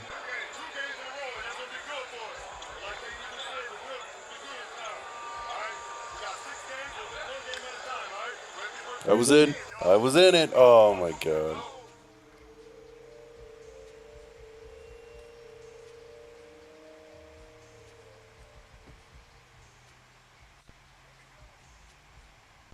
Chuck, I bet you $20 I'll buy the chick won't even make a face. You're not making a face. I don't want to know. Don't want to yet, brother. You must not know what fraternity I'm in. Tell Why would you throw it way up there? Oh, you were so lucky. 5'5". Tony died. Oh. It's nothing to me. I'm not making a face, though. I'm just coughing. I'm not making a face. I'm just coughing. That counts as a face. I'm not making Ernie, I'm coughing. I know when you go. Ernie, I'm coughing. Yeah, that should be making me like, I'm not making a face. Oh, it's hot. I got some. While the Should've salary got cap some keeps milk. increasing, teams need to make wise decisions whether to gamble or overpaying their young players who might or might not. Damn, I got a control 4.0 stars. GPA, man. He's smart as fuck. 5 years, $224 million extension. Now They're 23 gonna get years smarter, old, known too. for his defense, but lacks They scoring. got finals Many in now 2 conflicted weeks. whether he's just a good role player as the third and fourth option. option on a contender, or is he going to reach top 20 player status? Throughout the years, it's no accident why many teams continues to sink deeper into irrelevancy. Even consecutive lottery picks won't save them if their culture and front office just broken and dysfunctional on all levels. Heading into 2025, a couple bad teams many used to making fun of will continue getting laughed at for their lunacy, leaving them helpless for the near future. Absolute travesties, unforgivable decisions now continue to haunt those franchises for the coming decades. Come on, I don't want to watch this. Once I'm started, don't make me watch those, dude. For almost 20 years, finally might get their wishes. After promising high-flying all-star Sean Kemp, who led his team to the finals, took Jordan's votes to 6, and even receiving a couple finals MVP votes, the once promising potential dynasty was supposed to take the next step, while the Why can't you play special teams, though? averaged just 2.1 That's something that's points, been 2.5 bugging me. rebounds, first 2 seasons as a backup on the bowl list. The second rounder received Wow, we beat Colorado? I thought it was like in the code for Colorado to beat us. That'll show you Dion. You want to recruit me? I'll also watch your team lose from the sideline.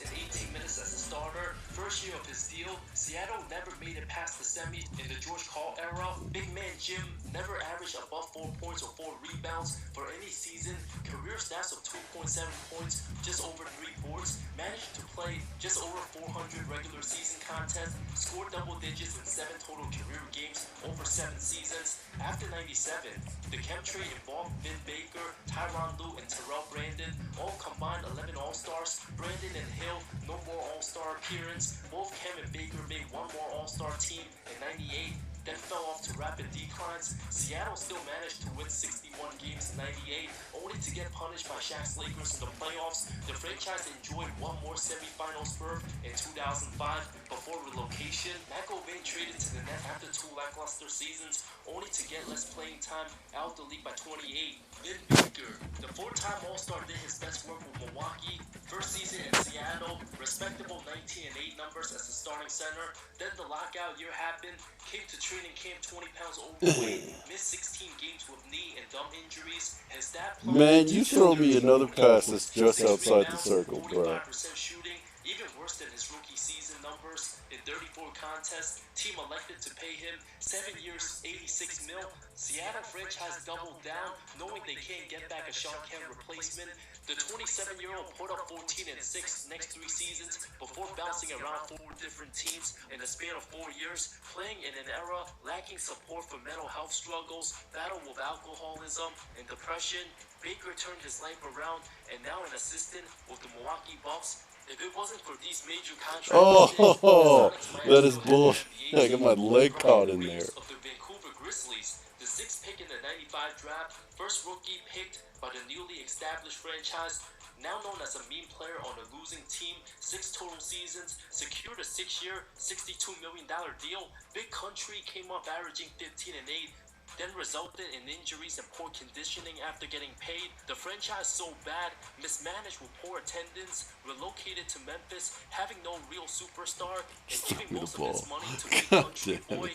Just like many other players, Reeves lost his abilities during the lockout. An absolute travesty of an 87 and 308 career record, winning no more than 20 games in a single season. His career record can't get much worse. Man, how do I catch them fools, man? Damn. Forcing early retirement at 28. Longtime fans will always give him blame for the Grizzlies' relocation, but regardless of opinion, Reeves done an amazing job for himself, maximizing his dollars for a 6-year career. Joe Smith of the Minnesota Timberwolves, arguably the biggest factor why the franchise failed to surround Kevin Garnett with good pieces, forcing a blockbuster trade to Boston. The number 1 pick in the 95 draft never lived up to the hype. Weirdly turned down $80 million from Golden State, agreed to one of the most shady below market value deals with Minnesota, promising to pay him more money under the table, 3 oddly 1-year deals to get his bird rights, planning to pay him 7 years, $86 million in 2001, franchise being incompetent, caught red-handed, next 4 first-round draft picks stripped, punished by David Stern, Smith's contract voided, spent 1 year with the Pistons before returning to Minnesota on a 6-year, $34 million deal, capping out the franchise, mortgaging their future on him, team going all in on the disappointing first pick, who's nothing more than a role player, burned the franchise, traded to Milwaukee in 04, Smith's best contribution, helped the Wolves land Sam Gasol, team would make 1 conference finals in 04. Don't blow this, Kansas. The playoffs each of his next 3 seasons. Don't blow it. Oh, oh, you blew it, man. One terrible decision tripled the franchise for nearly 2 full decades. On to pathetic Washington Wizards franchise. They haven't won 50 games in the season 70s. H.J. Howard, Max Dollars, a good stats back team guy, 1 All-Star appearance, justified the franchise giving him the max before getting traded in 01. Then the Jordan comeback, many pretended his tenure in DC didn't exist. If the greatest player in history couldn't help bring the franchise back, nobody can. Post-MJ era, rising star point guard Gilbert Arenas became one of the best scorers, multiple season berths, but the 25-year-old tore his ACL, late 2007 regular season, never the same, 13 games played in 08, somehow, all for 6 years, won 11.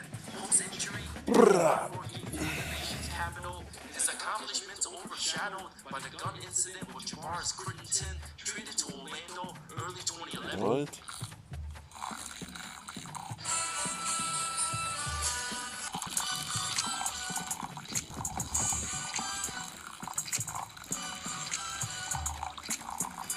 Dude, people just make anything, dude. 290,000 views of water boys.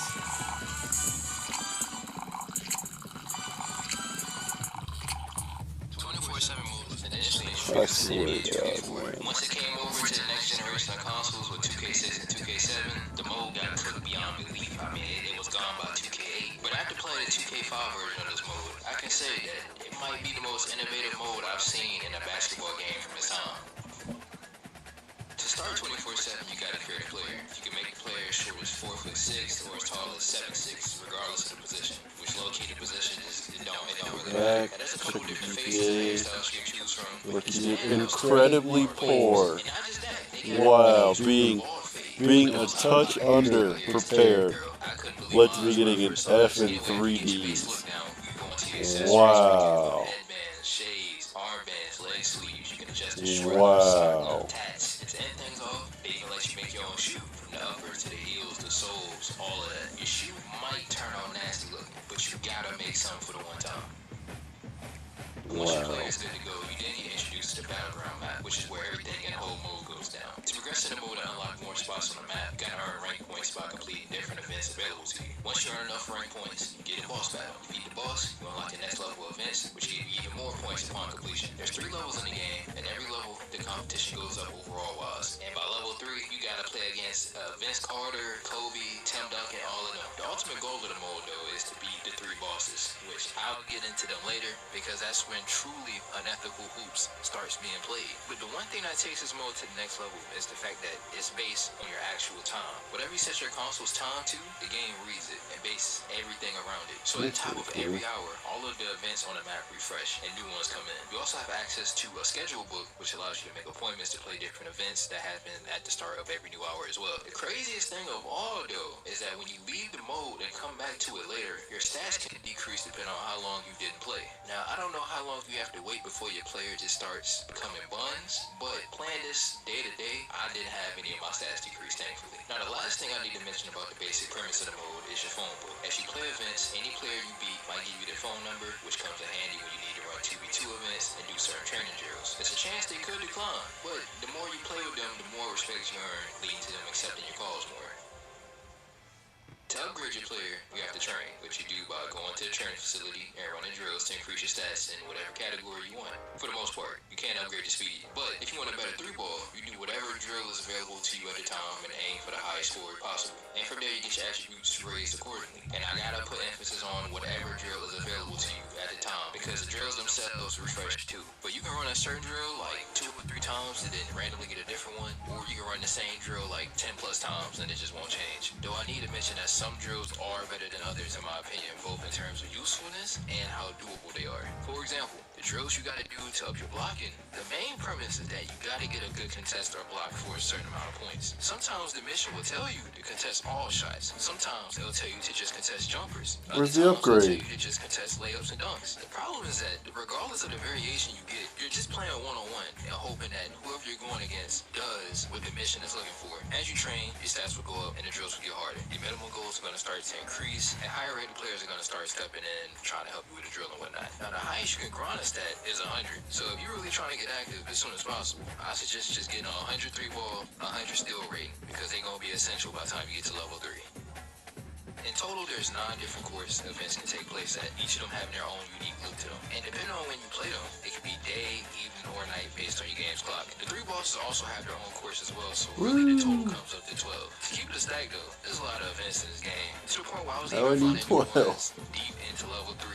About to face the final boss. So I'm gonna try to quickly talk about as many as I can. Which before doing so, I should make 2 things clear. First, level 1 events end at 11 points, and level 2 and 3 events end at 21 points. Second, there's no fouls. The only rule that really exists is out of bounds. So some of these games start getting outrageous with the higher overall players you gotta go against. Anyway, to start off, you got your basic 1s and 2s, self-explanatory. And there's one where there's only 3s allowed, but only for you. Your opponent can do whatever they want. Now to my knowledge, I don't think any other event in the game really functions like this, so I'm not too sure why this one does. Moving on from there, you got small ball events and giant ball events, where the small ball is very easy to score with, and the giant ball makes simple shots like layups become a straight dice roll. That giant ball is gonna sell you at the worst time possible, I guarantee you. They got a survival challenge where you gotta beat as many opponents as possible. However many points they scored against you carries over, or their points reset game to game. There's 3 game tournaments where you gotta play 3 straight 1v1s. There's a seesaw event where you and your opponent starts at 11 points, and every point you score gets subtracted from your opponent's score,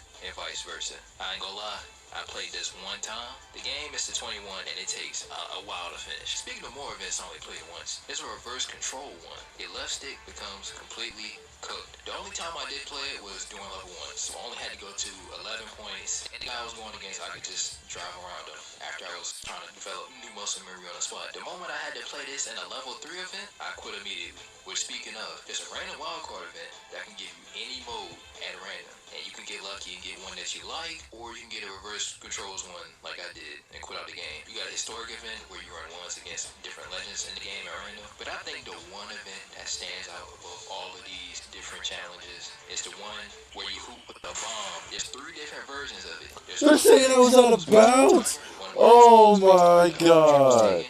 Oh my god, I just got robbed. There's a few more events that I didn't even mention, but in terms of the really rare ones that I've only had pop up for me once, has been a game of 21, the historic one, and quick ball, where the faster you score, the more points you get. So yeah, there's plenty of different events. Whichever ones you enjoy the most are probably going to be the ones you grind the most with all the rank points and whatnot. Which, speaking of, get more rank points depending on the level of event and your game grade. Now before I move on to the bosses, I gotta mention a glitch I came across where the ball just completely disappeared. This happened to me the first game of a tournament, and I had to play the whole tournament like this. The 3 bosses of the game are 6 Sense, Game Face, and Phenom. 6 Sense is the first one you go against, and it's a straightforward 1v1 to 11. It's really nothing crazy going on here. Just ethical hoops. Now, Game Face, this is where the bull starts. I thought the ball was just randomly enlarging and shrinking with no real reason. But then, the deeper I got into the game, the more I realized that whenever he has the ball, it becomes a small ball. Whenever you have the ball, it becomes a large ball. So in other words, Burrow is actively cheating against you. You gotta hope for some excellent contests and hope that the giant ball does not sell you. First 21 wins. Finally though, there's Phenom, which if you're sensitive to things flashing, I highly recommend you tread this section of the video carefully. With Phenom, the game starts off normal. Too normal. Like it's just a plain 1v1 to 21 until you score a couple points. Because after you get a couple buckets, some strange things start to occur. Now when I first saw this, I thought my game was tweaking. Ball already disappeared earlier, so I'm thinking it's a glitch. But nah, this not a glitch. The more points you score, the more he starts to flicker. He wanna be Shisui so bad, bro. Anyway, it gets to a point where it's low-key hard to even look at. But then it starts to slow down. And the closer the game point you get, the more it becomes clear that bro is clear. He has officially went invisible. He has phased out of reality just to get a bucket. This is where your 100 3-point shot and 100 steal truly comes in the clutch, in my opinion. Because my strat was just to chase the ball, spam the steal button, and shoot threes as soon as I get the ball in my hands. I couldn't tell where he was at or what he was doing. But after you beat him, your final reward is that you no longer have to suffer stat deterioration. So your player will be good to go no matter how long you last played the game. Every boss you beat also gives you their number, so you can hoop with them in any event you want going forward. But yeah, with that, the main quest of the game is complete, and you can just hoop and do whatever you want at peace. Now there's one last thing I haven't mentioned this whole time, and that's customization. As you play through the mode, you unlock different jerseys, shorts, shoes, all types of accessories like backpacks, hats, basketballs, all that. Some of these items you get at random after completing an event, and some of these items you can get after reaching certain rank point milestones. There's also certain items you can only get if you reach 100 in some of your stats. For example, once I got to 100 rated 3-point shot, I got a Benny the Bull mascot head. But by the time I beat Phenom, I realized I only had 11% of the items unlocked. But thankfully, there's an old cheat code out there that you can use to unlock everything. If you name your character Ray Graham in all caps when creating them, you can unlock every item in the game off the rip. Now, I can't find much information on the code, but from what I can tell, it's named after a programmer who worked on the game at the time. When I put this in for the first time on a new player, I was flabbergasted. Gobsmacked. The amount of customization there really is in this game mode is crazy. You can go with a classic team mascot look with the full warm-up mascot head. You can make basketball man. Hell yeah. Basketball backpack with plastic bags on their shoes to make sure they fresh 24/7. You can wear a backpack. Please let one of them be the route trade.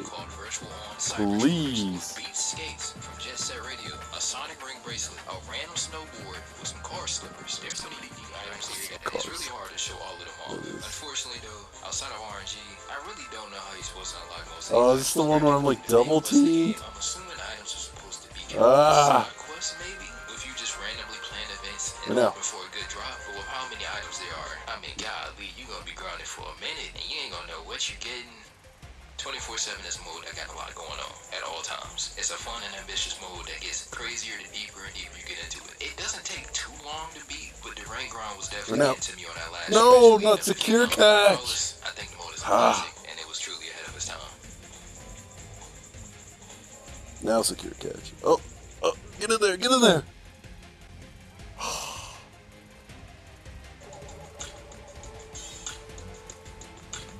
Did I drop that? Oh, come on, bro. Catch the ball! You're killing me. Throughout the decades, there have been many different superstars who have left their long-lasting imprints on the league. With that being said, not every superstar player was so fortunate.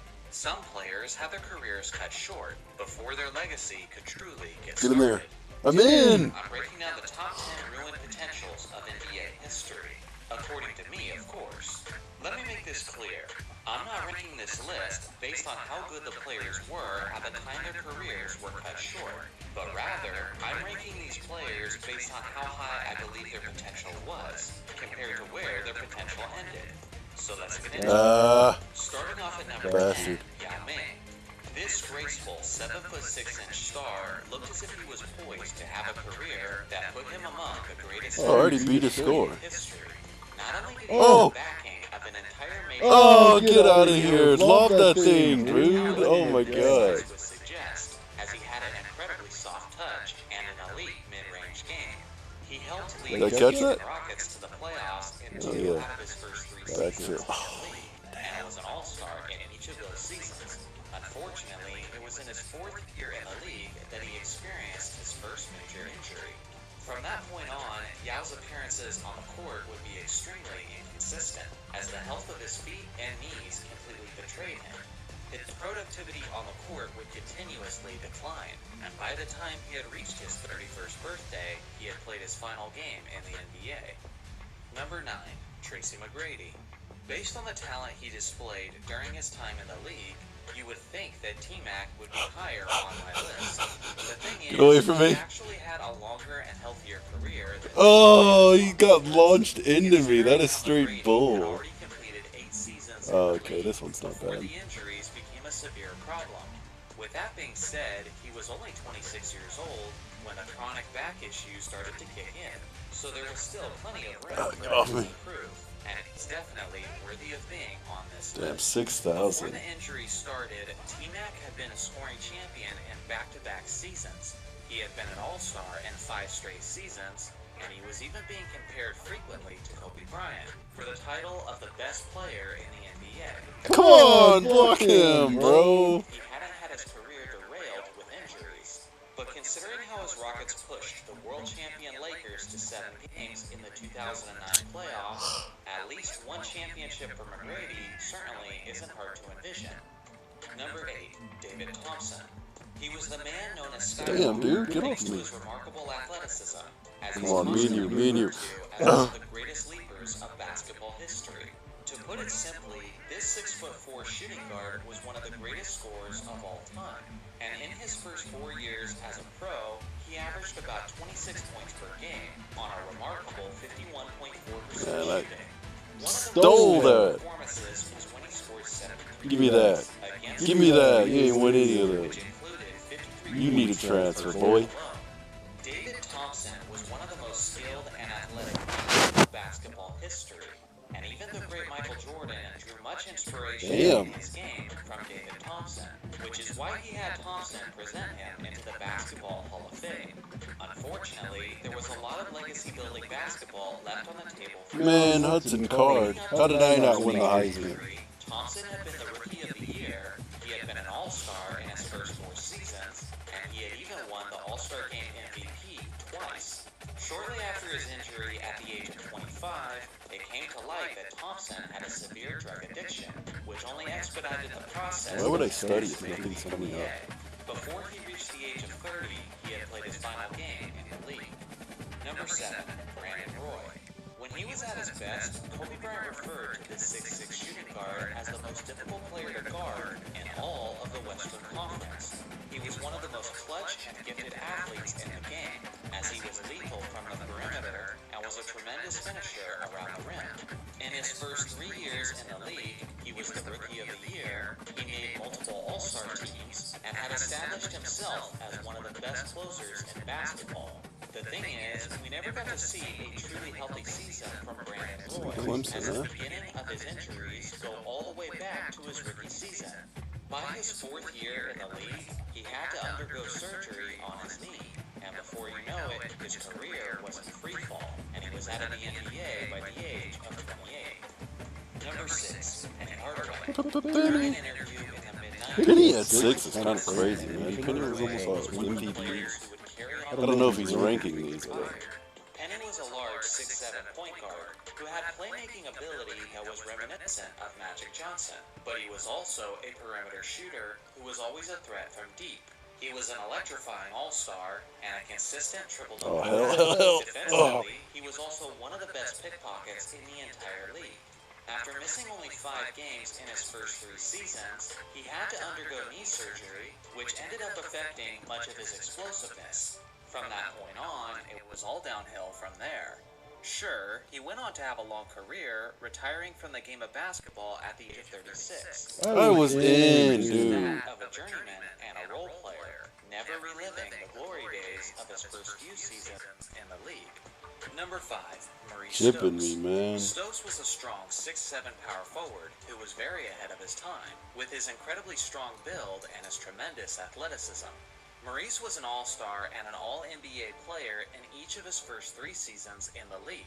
He was also one of the greatest rebounders of all time, as he led the league in rebounds in his rookie season with a whopping 16.3 per game.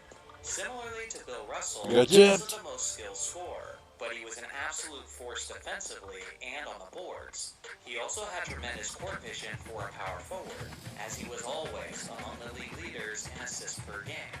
He was a gifted young player who had the basketball world at his fingertips.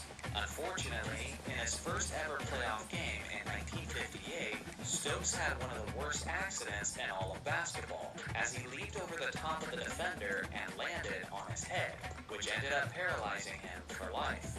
Jack Twyman, who was an NBA Hall of Famer and a former teammate of Stokes, said that if this accident never happened, He believed that the duo of Oscar Robertson and Maurice Stokes would have made the Cincinnati Royals the dynasty of the 1960s instead of the Boston Celtics.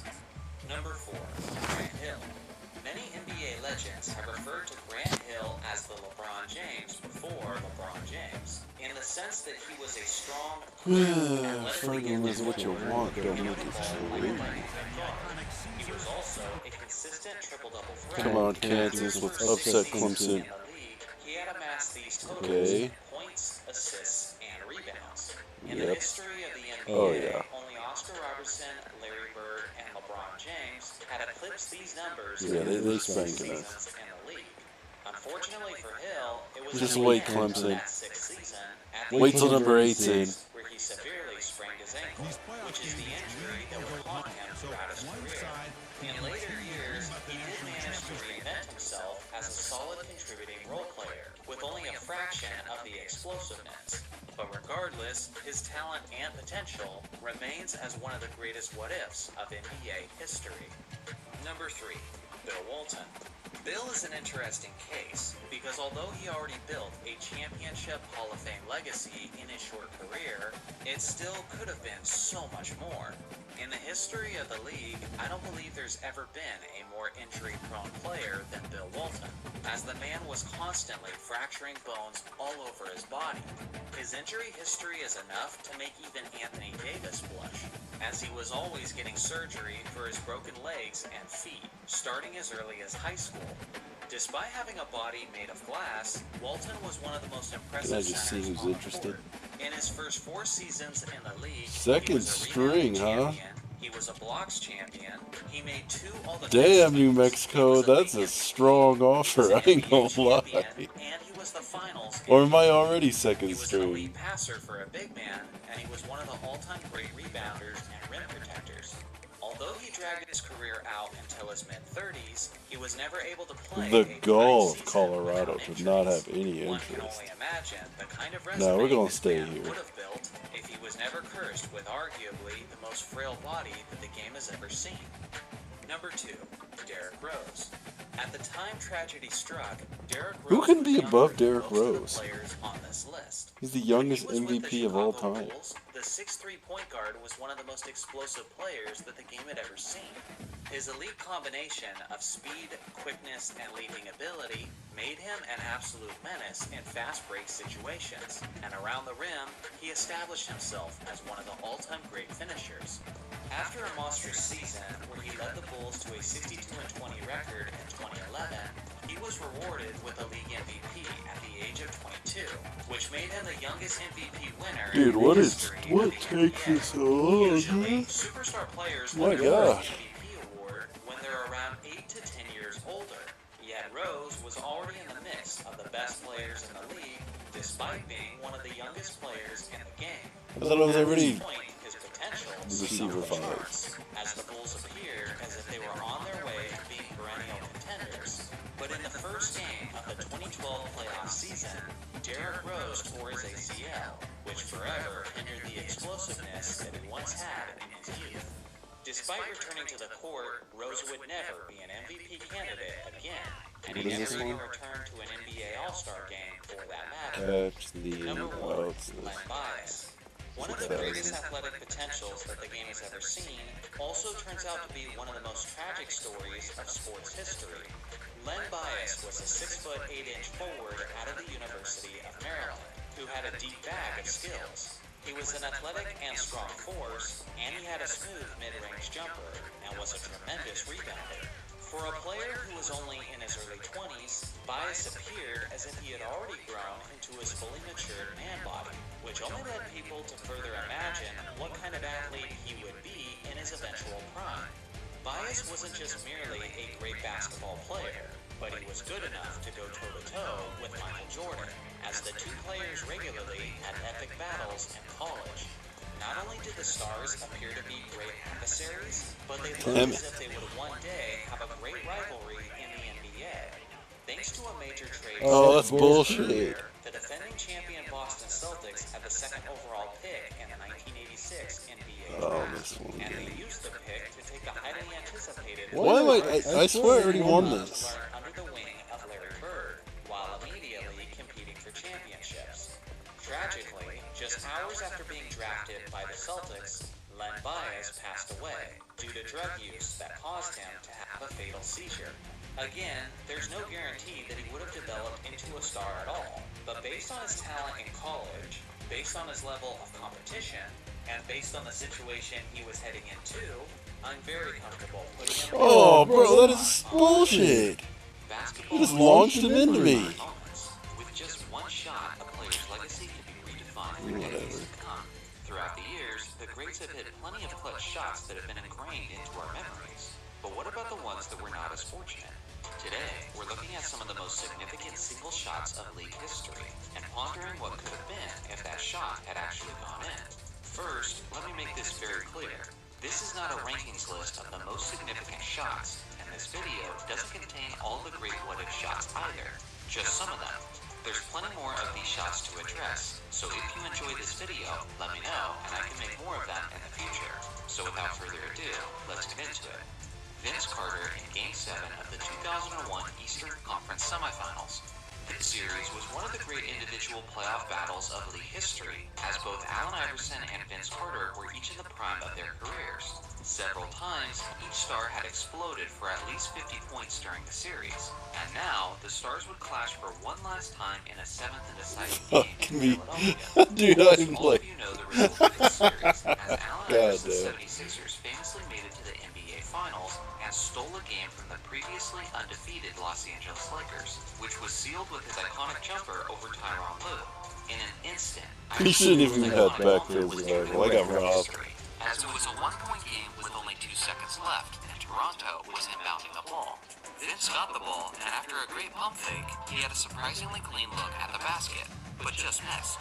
If Carter hits that shot, it sends the Raptors to the Eastern Conference Finals and completely changes both his and Allen Iverson's legacy. There's no guarantee that Toronto would have been able to get past a strong Milwaukee Bucks team in the Eastern Conference Finals. But if they did, there's a possibility that the roles would have been reversed, and the respect and adoration we have for Iverson's effort in the 01 Finals would have now gone to Carter, as he would have had his own shot against the Shaq and Kobe Lakers. Robert Horry in Game 5 of the 2003 Western Conference Semifinals. When it comes to Big Shot Bob, we've become so accustomed to seeing his highlights of him hitting the biggest shots when they mattered most. But unfortunately, this monumental shot is all you need to know that everyone has their highs and their lows. As we reflect on basketball history, we know that the San Antonio Spurs were the 2003 NBA champions, as Tim Duncan had his greatest playoff series of his career, and one of the greatest final performances of league history. But one single shot had that all in serious jeopardy.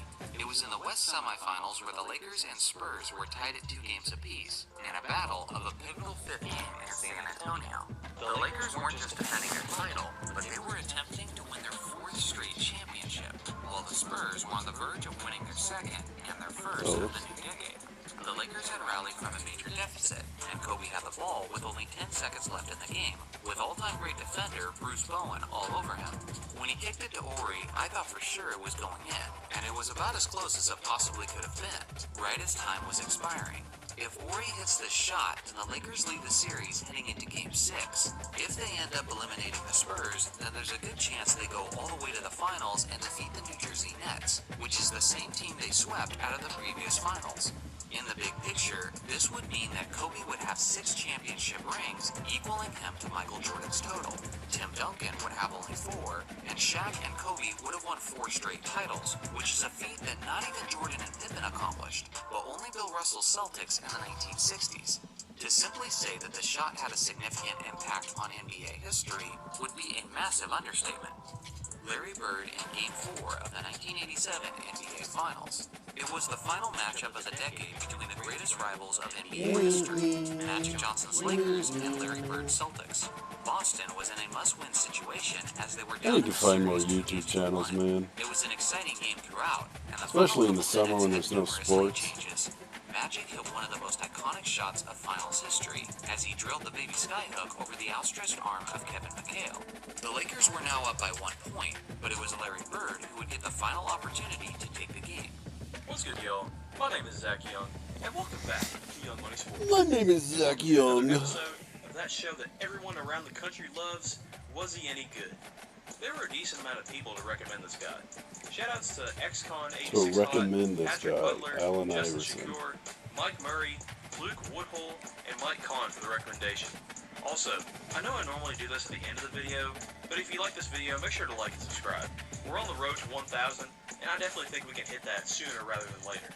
But anyway, let's get into today's video. Allen Iverson, an icon of 2000's NBA. One of the best shooting guards of all time, as well as one of the greatest dribblers. This guy was able to change the game both on and off the court. He not only inspired future front offices to build around smaller guards, but the way that he presented himself changed the way that current athletes show themselves off today. I mean, before he got to the league, you never really saw a star player have dreads or be covered in hats or show up to the games in street clothes. Before that, NBA players I hate how when you click a YouTube video, they're going to church. and it very much so has just a regular topic, Express yourself. And we've even got and then they give you the entire story behind it. stellar seasons at Georgetown. For example, I click, was Allen Iverson any good for the Pistons? You see what I did there? This man is talking about him getting drafted to the Sixers, going to Georgetown, all this junk I didn't ask or click on. Dude, I don't care about how good he was. I want to hear about how good he was for the Pistons.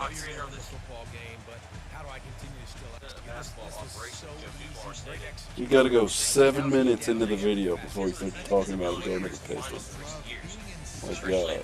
This wasn't the first time that Iverson was linked to Detroit. In 2000, the Sixers were apparently really close to trading Iverson to Detroit after continued disputes with head coach Larry Brown.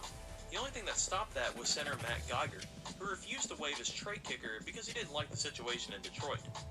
The answer made his Pistons debut on November 7th of 2008, scoring 24 points in a 103-96 loss to the New Jersey Nets. Then the next game he'd only score 10 on bad splits. This would set the tone for Iverson's play in the Motor City. For every game that he would drop 25 to 30, he would just score 5 to 10 the next night. And even in games where he would score at a high volume, there was a chance that it wasn't scored at an efficient rate and probably resulted in a loss. He would make his 10th straight All-Star game, although I believe that was more so because How do I see where I am on the depth chart, man? Damn. The season would trundle on, and it continued to be a struggle for both Iverson and the team. AI could never consistently find his footing, and the Pistons were just as streaky. At one point in the year, they were 10 games above 500. That was as good as it would ever get. Oh, hell no. Y'all got me behind a freshman? They would win 2, a freshman? lose 8, then win 4, then lose 2 more. It really showed that losing Chauncey hurt the team a lot more than I think they originally believed when they traded him to Denver. It also didn't help that Denver was finally starting to look like serious contenders, with Billups facilitating the offense rather than Iverson. The true downfall of AI in Detroit occurred in late February of 2009. The Pistons were playing the Hornets, and the answer would leave the game early because he aggravated a back injury that he suffered earlier in the year. At first it was believed that Iverson wouldn't miss that many games, but the injury showed to be more serious as time went on. Iverson would miss the next 16 games, and his return would come in a way that he was not really used to. AI would make his return in March of 2009, scoring 8 points in 21 minutes in a 4-point win against his former team. However, Iverson would be in a unique position that he was not exactly the biggest fan of. Iverson would come off the bench, which was something that he had publicly spoken against before.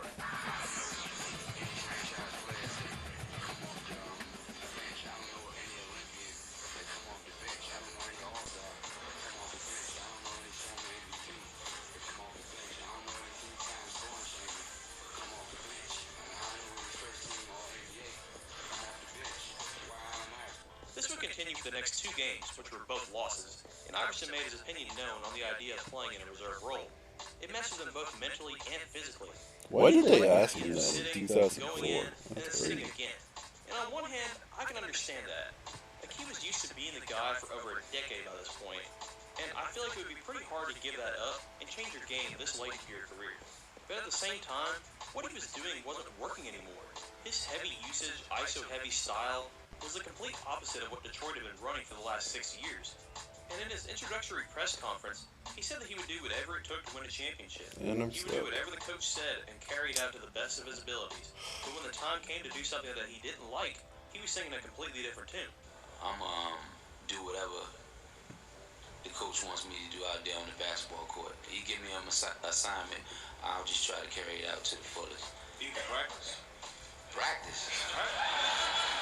Iverson would be shut down in April 2009, missing the remaining 7 regular season games and the impending sweep to LeBron and the Cavs.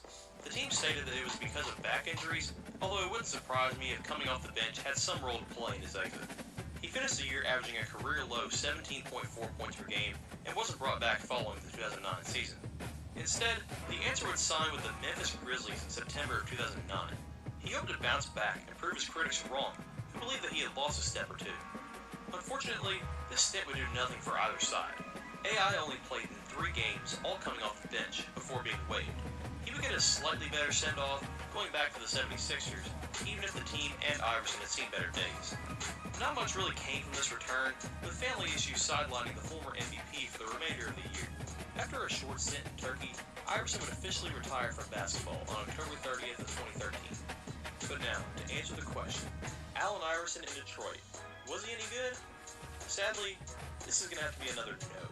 His play wasn't god-awful or anything, but he didn't fit Detroit's system at all.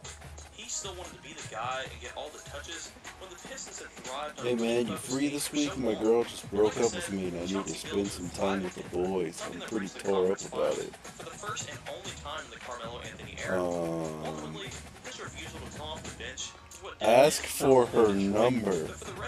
No way. That does not take away from the fact that this dude is one of the most entertaining and iconic players to step on an NBA court. I just want to see what will happen. That's tough, bro. You deserve better. You got her number. Damn it. Your teammate respect. Oh boy. I'll catch y'all later.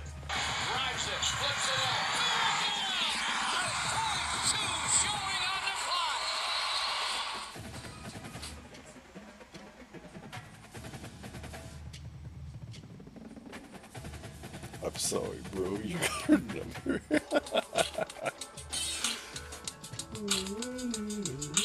Before we do that, though, because we have this collection of people here today, Zaslow, an old-timey sports radio host, Tony, whose father invented old-timey sports radio. Stu Gatz right now isn't here with us because his love of sports radio is so large that he misses what WFAN does. I wanted to have a conversation with you guys about what happened and has happened most recently with the disappearance of Max Kellerman. Max Kellerman, who has Let's go. as the sports media Oh, is this that double team thing? Oh, why this one? pointed at his television up here earlier and just said that guy. Give me that. Give me that. Give me pointing at that. Skip Bayless. Bro, this guy is immaculate, bro. 50,000 people left of whatever that following is. Right before football season, Skip Bayless is going to be gone. Max Kellerman Get in a the little center something of on the those board. wars was collateral damage on something, and if you were watching what was happening with us at ESPN, This they dude. tried to kill Max Kellerman after we left by giving him the morning sports radio show. And the reason I bring you into this, Aslo, is because I Bro, no way. strategy of figuring out that most people are disposable, including, they're saying, Stephen A. Smith, when Burt Magnus talks about, well, we'll go on without Stephen 2000. Smith. Oh, God. You are the beneficiary of what it is has changed. Dude, at stop ESPN, throwing me low where ball. they've Oh, wait, I realized caught they that. can Wow. get a person who is a professional radio host, and they don't have to give the Max Kellerman morning radio slot. Max Kellerman was a prodigy in this business. Wow, that was lucky. Is Exhibit A on how you have to be careful about how disposable the pieces can be, because before Around the Horn, he hosted IMAX on ESPN. Before Not this stupid game. He hosted IMAX, and the way he got replaced was, I'm more valuable than this, and they said, no, you're not. Tony Reale was an intern on Pardon the Interruption. They went physically down a hallway, got the guy who happened to be there, and he's hosted that show for 20 years since. Yeah, because you hosted Around the Horn. You said IMX, which is where he went to when he went on Fox Sports Net. Yeah. Forgive me. Yes, you're correct. That the original incarnation of Around the Horn was with Max Kellerman as host. He thought he was more valuable than that. He was a prodigy. He was a prodigy in sports television. God damn, that second dude is fast, bro. Yes. Hell. And, Zone attack, what is this? I will tell this No. story. Well, I don't think you guys know this story either. I can give you an answer on what's happened, by the way. I have an answer, and I know what's happened to him because it's what they tried to do to us. I don't believe when we were negotiating at the end with ESPN over our intellectual property, I don't believe they know that the amount of value that they were Give me the giving us ball! in those negotiations. When I was in those negotiations, I was coming to realize, oh, they don't know that these feeds are this valuable. But the most scared I was. No, I was holding square. Was when they were suggesting doing to us what they did do to Max Kellerman, which is just, we'll pay you for the end of the contract, you can get the money and not have to work, but we're going to put you on the shelf for 18 months, and then you can see after the pandemic how all of that goes as you try to reinvent it after 18 months. That's a long time. Kellerman, after being on everything ESPN was doing, Kellerman has disappeared. Kellerman, a friend. Kellerman, whose talents I value, and I don't know how many people have noticed. Well, they're hoping not many, because that's the whole intention behind that stuff. It's also, depending on, I don't think Max is like this, but depending on the character of the individual, sweet, amazing. I don't have to really do anything. No, Max is like that. Max, because they were trying to kill him, Max is relieved from not having to avoid being killed anymore. Yeah, because the schedule he was keeping 6 a.m. to 10 a.m. and then a show at 2 p.m. as well on television, impossible. Yeah, there are worse situations to have than being paid like the entirety of your contract for the term and just being asked not to work. I saw something happen recently with Kellerman where you said I found out what has happened to him recently. I only found out because Dan was like wondering aloud, and I saw a clip that he should be re-emerging soon because the term is about to lapse. Gotcha. And I was just sort of throwing in front of the audience the idea of here was a person, unquestionably a star at ESPN. Unquestionably, I would say a star since he was like 15 or 16 years old on New York Access Television doing boxing expertise. Somebody who had sophisticated knowledge on a variety of different subjects, and how quickly someone of even that name value in a changing industry can be replaced. And the reason I bring it up to you, Zaslow, is because I believe what ESPN has done in general with radio, while trying to profit off of the remaining embers that there are in this economy, is find a person who is a professional radio host, and you don't have to go pay the person, and you don't even have to make them an employee. Just make them a contract. Come on, man. Isn't it like third string receiver now? I still can't freaking get in the game. I think I've gotten lucky in that regard. I've been with ESPN Radio for almost a year now. I swear, if I'm not playing by the end of this season. I think what's going on now is probably different than what was going on before, where, and I started doing stuff with them when they changed the lineup, the most recent lineup. It feels like they hired radio people all across their day part, all across their lineup. I'm a fan of what they're doing because it's radio people now, and that's where I've been able to fit in because, like, I'm a radio person, and I got my shtick, but I feel like I'm doing it long enough now that everyone's kind of in on the joke. But I don't know if I'd have been able to do what I'm doing right now with ESPN Radio if it was 2 years ago. I feel like it's in a really good place where I have gotten lucky with the time. Yeah, and I'm going to try to be careful to navigate this because you do work on ESPN, but ever since they went on that licensing deal, when we were at ESPN, we stuck out, I think, in large part due to them realizing with Mike and Mike, we can put two talents together that we're not really sure where they fit in. Let's put them on radio and magic will happen. Well, those guys were unique. Those guys were ultra talented and they had a really good chemistry. What they got away from was usually you have proving grounds locally and then you get the network gig and you have refined your chemistry through years and years. What it became all too often, and many of our friends were stuck in this situation, is, all right, well, you have this new talent deal over at ESPN. There's some language there about audio. We'll figure out what to do. And they'll just pair strangers together all too often, and they have to work out the chemistry, and that takes a really long time. Remember about the first year of our show, Dan? Like, if we were in a high-pressure situation on an ESPN radio marquee, I don't know if our show survives if they just put you in a room with another talent and say, hey, figure this out, and you were ultra-talented. Given, I would not describe myself that way.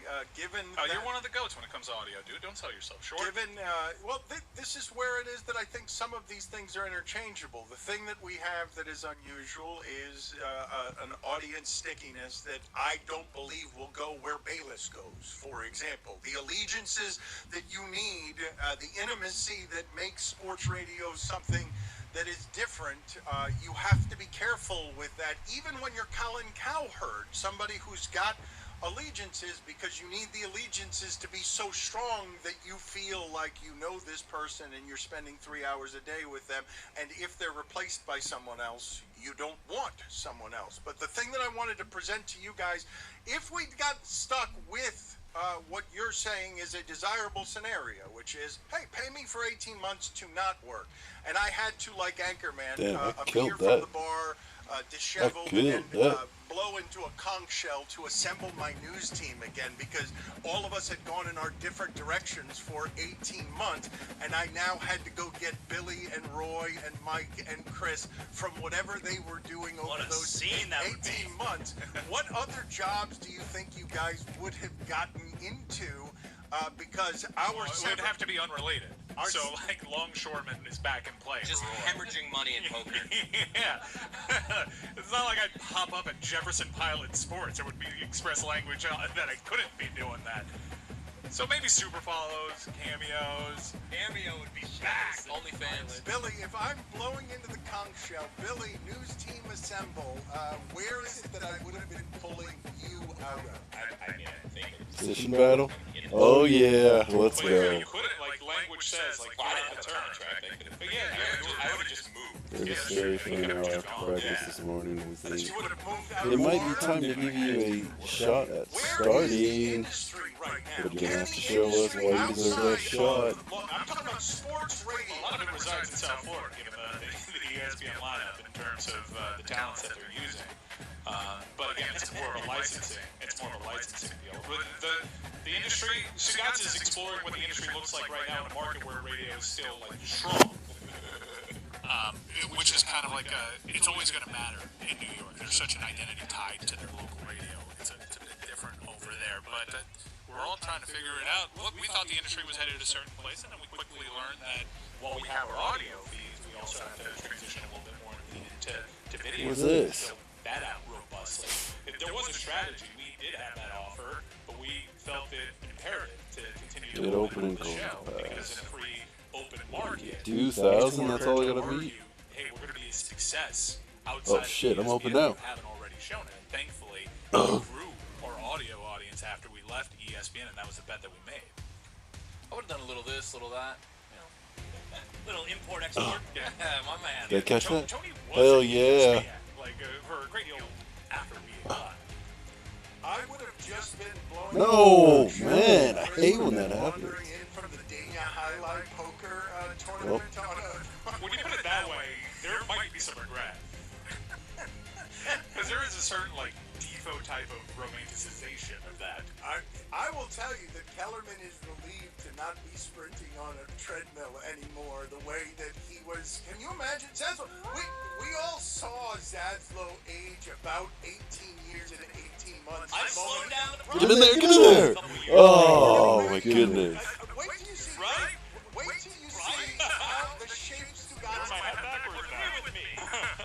When you see Stugatz come in here on Monday, he's gonna be broken from 3 days of not having the stamina for morning radio. Are we sure he's gonna be here Monday? Because I keep getting asked for planning purposes. I'm like, I didn't know you looked good this week. There is one time, this is like if you're a fan of a legacy listener, you might know who Brandon Guzio is. Brandon Guzio told me one time he did go to. I was thinking about him the other day. I was thinking about him too.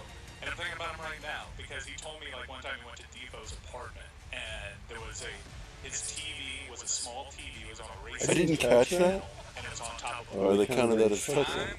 And there is a multiverse version of me where that's my life, and I'm not upset with it. I don't think Depot's got any problem with that. Depot had figured it out. He figured it out, man. He's at a car dealership doing trivia, saying time. He divorced himself from every relationship and society so that he could sit in front of a television that was televising Pimlico. Bro, get that ball up in the air. Trajectory that thing, dude. Seems sad. No. But there is a large part of me that's like, that looks like heaven to me. Dude, if something goes wrong with my marriage, that's gonna be me. That's gonna be me.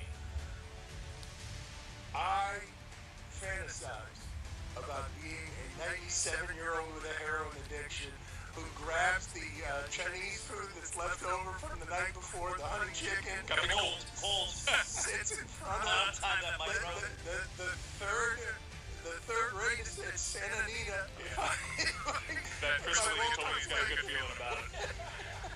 Felica's still around? Dude, Felica, he's good for those tips in the group chat. What do you mean is he still around? No, in your heaven where you're 97, Felica's still around. He's not in heaven if Felica's not there. What are you talking about?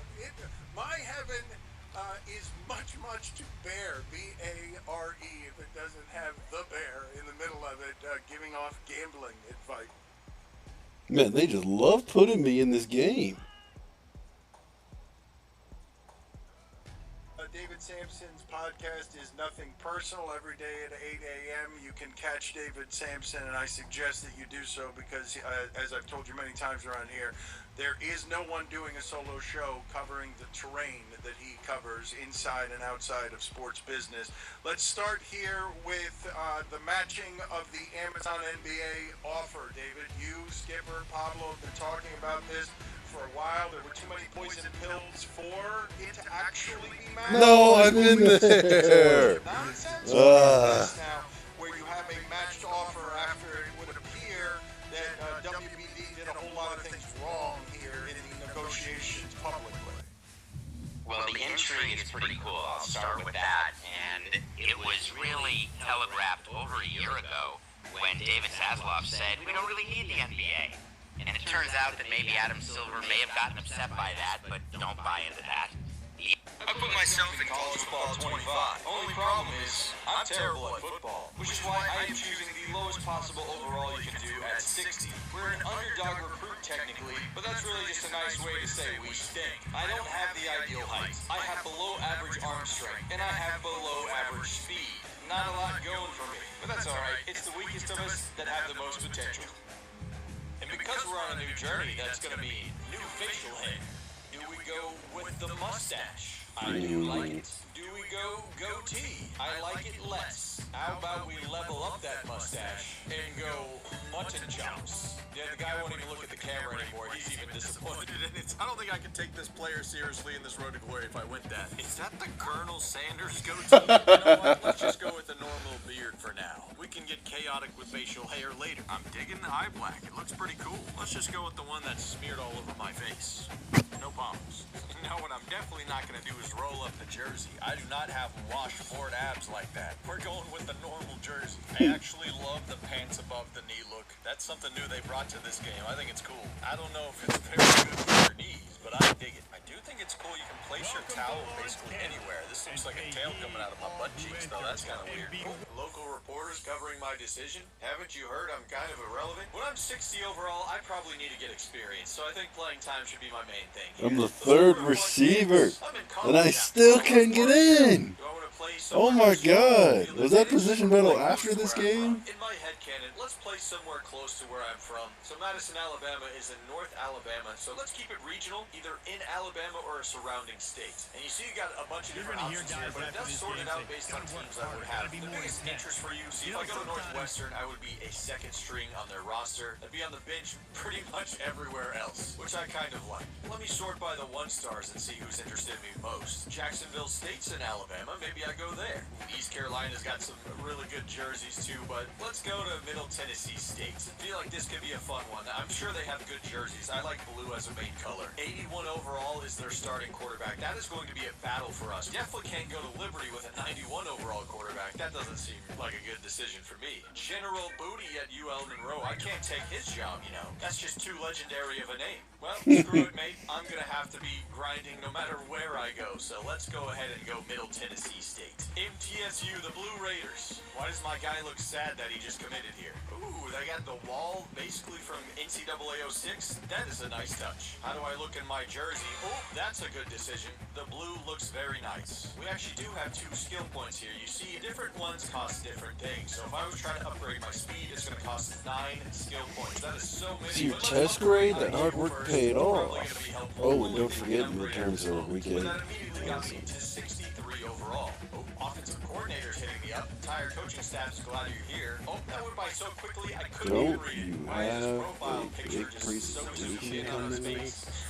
Dylan, take it easy, man. Quick pointer. You earn coach trust by your in-game and in-practice performance. How you do in position battles and the decisions you make. All right, cool. Just excited for the year, coach, but please change the profile picture. It's giving boomer. This is going to be so fun, man. We got the weekly agenda. You can focus on your academics, leadership, health, training, or your brand. Basically, your NIL, increasing your fans. So it's up to me, what do I value as a player? You know, first thing I'm going to forget about is my academics. Because I'm a gunslinger. I don't even care about school. I'm here to play ball. Or ride the bench, I mean. Looks like leadership seems pretty important, though, because right now I am losing coach trust every week. I do not want that to happen. But if I don't focus on academics, I could be ineligible at some point, so I can't completely ignore that. Unless we do it for the views. I could also work on my training to get extra XP. And who knows what brand could get you. Probably huge potential with this, but it's a little more unknown. I think right now I want to focus on leadership, okay? It gives me a little bit of XP and a little bit of brand. Let's actually train a little bit too. We don't want to go all in on one, but you see every time you train, it knocks down your health a bit. Let's go another one in leadership, and then we'll throw one into brand as well. So what, we got 245 fans right now. We're considered a local hero. I'm starting to get some wear and tear on my arm from training. You said my right arm is losing 3 throw power. That's less than ideal. So the training is all mini-game based, and it says we got the option attack. Pretty much I just have to make the right reads and score as many touchdowns as possible. I'm just going to keep this one, and I'm going to pitch that out to him. Let's see if he can score. Let's go. That seemed a little too easy. I'm on a Heisman, but I guess it doesn't carry over. Oh, pitched it out barely? Okay, it simplifies everything just so you can try and make the right reads, I guess. Just hand that off to him, let him ride all the way to the end zone. Yeah, we have not missed an opportunity yet. I mean, it tells me exactly what it's doing. I'll go out there and give the block, though. Oh, never mind, I'm tripping. All right, I'll just keep this myself. I want to get some action here, too. I'll just outrun everybody. Woo! All right, that was a little too easy. We got the maximum level, so we're going to get the maximum coach trust here at 500.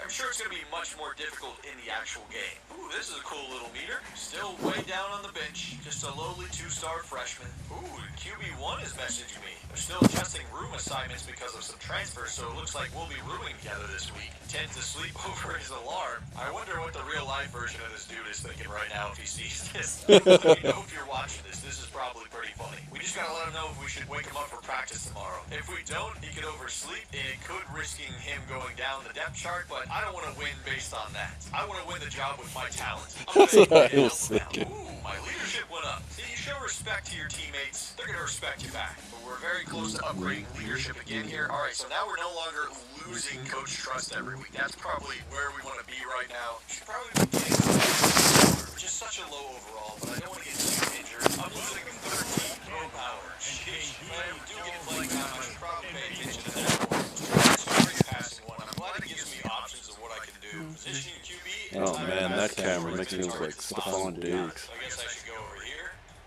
No way! I'm the third receiver!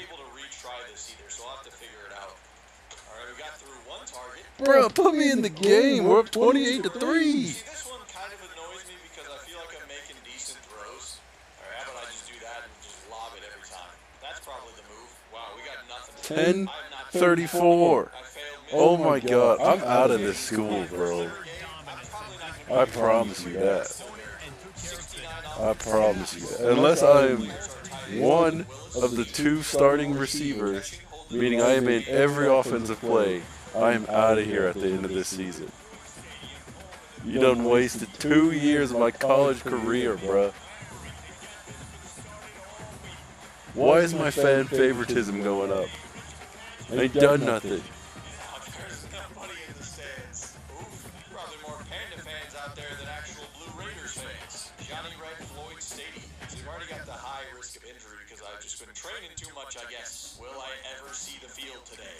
I think I'm the 4th string on the team or something. Doesn't look like it, but we are going to kick the Pandas' butts. Doesn't help that Nick is having an incredible game. He dropped 41 points on him. I got a cram next week. Does anyone even know who I am? Dang it, Nick, I helped you out and you scored 5 touchdowns. Respect, sir, but I'm trying to steal the job out here. Maybe I gotta be playing a little bit more dirty. No, I'm just kidding. Show respect to people. That's how we'll do it. How far away are we from even challenging the next starter? We're down here at 446 coach trust. Oh my goodness. The backup quarterback, Luther Richardson, is at 14,000 You see, coach trust. grade Oh, A might not play a minus. single down Grade here, A. year one. I guess the better news Wow, is I'm we're so at smart. QB3, but oh my, we have a long way to go. But we're gonna keep on keeping on. Oh, Holden Willis is talking Local to me. restaurant Impact players. for an It's like athlete? school, man. Just a heads up. 2 energy points.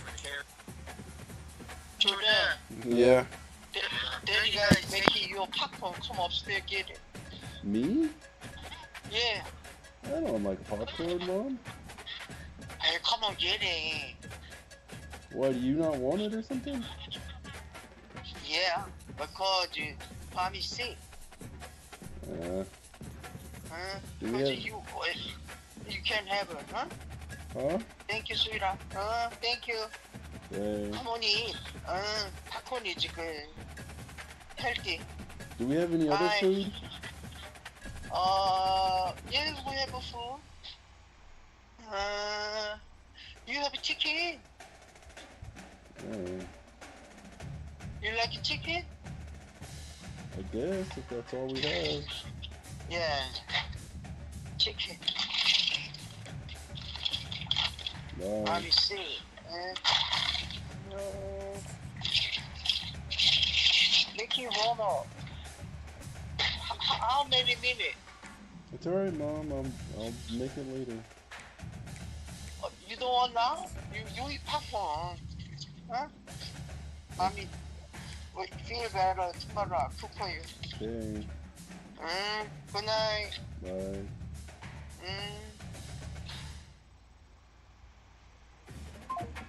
Seniors pads out to the practice field. All right, Holden, don't be hazing me now. I was looking up to you until you disrespected me. It says I'm going to earn 2 energy for doing it. And for this week, you got to clean the lockers. I mean, again, the profile picture is intimidating here, Holden. Oh, wait, this is going to cost 2 energy, obviously, because I got to clean the lockers. I got to carry their stuff. I'm sorry, Holden. I'm standing up for myself. I don't care what this affects anywhere else. Probably going to hurt leadership. Yep, leadership decreased. Seniors are not pleased. And now your teammates respect you considerably less. Look, sorry. Hazing's not cool, man. I don't dig that. Harry Jones, my academic advisor, once again nightmare fuel in the profile picture. If you ignore studying, your GPA will plummet. We'll see about that. I'm gonna rebuff it. I came here to ball. We won't be talking much. Alright, I didn't want to be disrespectful to her. Ricky Slick's Barbershop. We're a barbershop here in town. We want you to record a video for us.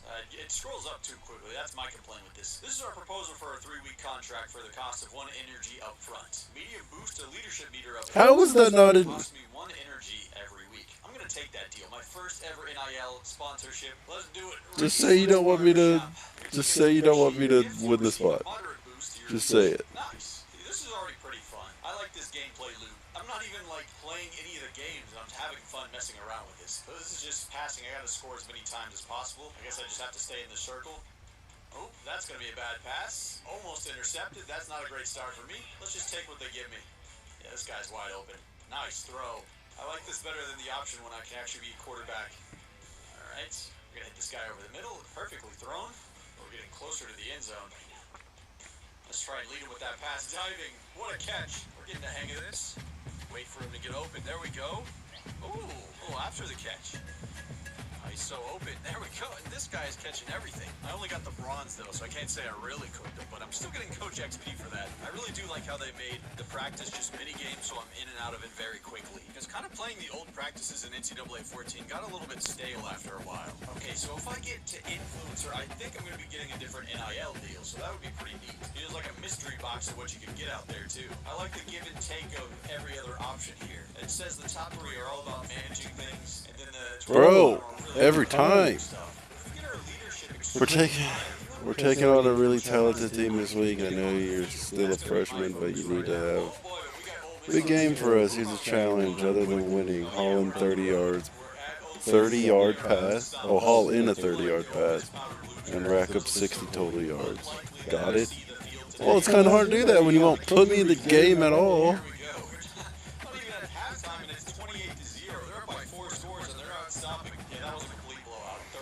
Haven't seen you around as much outside the complex. Wanted to check up on you. A few of the guys go in.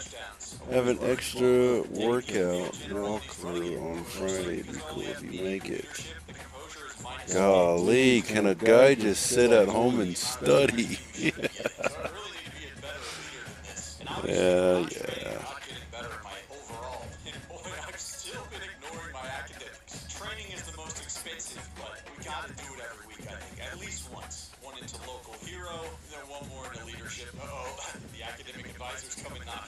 At least I'm somewhat prepared.